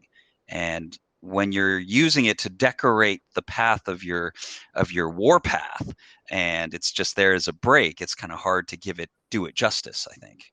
Yeah. Yeah, absolutely. Yeah, so I mean, it feels like everything that I'm hearing y'all say, it just feels like there are just so many kind of, to put it in game developer perspective or game designer terms, there's a lot of systems at work in bars, right? Like there's a lot of things going on when you go into a bar, both in real life and in games. And I feel like maybe, games definitely has, like Tomo said, a lot to catch up on. Even though they're getting pretty complicated, bars are great nowadays in games. Like they're getting really good. And I even stuff like Liana was saying about the bar where everybody kind of knows your name when you go in. That's just fantastic, I think. But like I was thinking about it before, and I was saying, like, bars have secret rooms and entrances, like we talked about before. Like I love finding a bar where you can't get into it through the front door. The bartenders that you find there, they're always like big personalities, or maybe not even saying anything at all, hardly anything at all. Then you have the patrons and the kind of local vibe that you get. The drinks, like nobody said. And one of my favorites was like Zelda Majora's Mask, where they have that super cool bar, but it only serves milk, right? And I love that, right? Or good food, like the Stray Sheep in Catherine has the really good food. It's just like food. That looked really nice. Like I saw a picture of that. I've never played Catherine, but it looked really cool. What about bar fights? Like, oh yeah, you can get into bar fights in The Witcher, right? Yeah. The incident at White Orchard. I mean, honestly, there's just not enough bar fights in games. If you imagine how often a bar fight appears in our imagination. Not enough bar fights in your games, you coward. More bar fights in your video game. I mean, The Sims has them, because those just kind of pop up naturally. But you also aren't drinking alcohol in The Sims. You're drinking like fizzy juice. So what is that? There's no booze in The Sims. Yeah. Well, I mean, and that's something we wanted to touch on too, is like, the history of games and game dev is, like we were saying before, it's really linked together. I mean, Pong, the testing ground for the first arcade game, Pong, was in Andy Capp's Tavern in Silicon Valley, right? So, right from the get-go, we're part of it. We have Tapper, we have all these kind of games that were, historically in bars or whatever, but in game dev as well. Like we do a lot of things like Game Dev Drink Up is a great place for everybody to get together and socialize and, get to know one another and spread ideas. I think is super important too. But yeah, I mean, like, there's just so much ground to cover with bars and games. It's like there's a whole history here, and I'm super glad that y'all were here to discuss it with us. Stay tuned for part 2 at PAX East. Easily be a series. I love that. Yeah, this long could honestly really, really, we really could do that. Oh my God, yeah. I was worried at first. I was like, I don't know if we'll have enough to talk about, but I feel like I didn't even get to half of my questions because totally. It's great talking with y'all about this. Oh no, you got a bunch of lushes talking about bars. Who knew? Who knew we could go on forever? How did this happen? Awesome. So, anybody else have anything they wanna say or add to this, or no? I mean, it's just in terms of stuff that's kind of floating around in this idea space. It's like a place to be casual, right? A place where you're off mission somehow. It's an environment to kind of tell stories. It's an environment for stories to kind of happen. I think that there's a lot of ways in which the role that a bar or tavern plays in our everyday lives is really meaningful in almost any story that could happen in a video game. And I think that, we've been working on a game in a fantasy tavern, so we've spent cycles thinking about this. But I think it's a missed opportunity in many cases. Or an overlooked topic somehow. Mm-hmm. And I mean, and we haven't even been able to broach the idea of like, what are the issues around, are we promoting drinking versus not promoting drinking? Right. What are our concerns wrapped around that? I think that's its own. That's one of the episodes of best bars in video games. And just like that, a new podcast series was born. Drinks and games. Awesome. All right. Cool. Well, thanks for joining us, everybody. I think we about hit on our time here, so we're probably going to be wrapping it up, but it was wonderful meeting you. Wonderful talking with you about this, and hopefully we all get to hang out in some real life bars sometime and talk a little bit more about it. All right. You got to go to that whiskey bar. I'm telling you. No. So highly recommended. Yeah, anytime. All right, Alyssa and I are coming. Yeah, we're going. Awesome. go. Can't wait. Book the flight. All right. Well, we'll catch y'all later. Thank you so much for coming out and being part of this. Thanks for having me. Awesome. Cheers. Thank you guys. Yeah. You can't end a drinking podcast without drinking. So cheers. Okay, I think I have a drop left.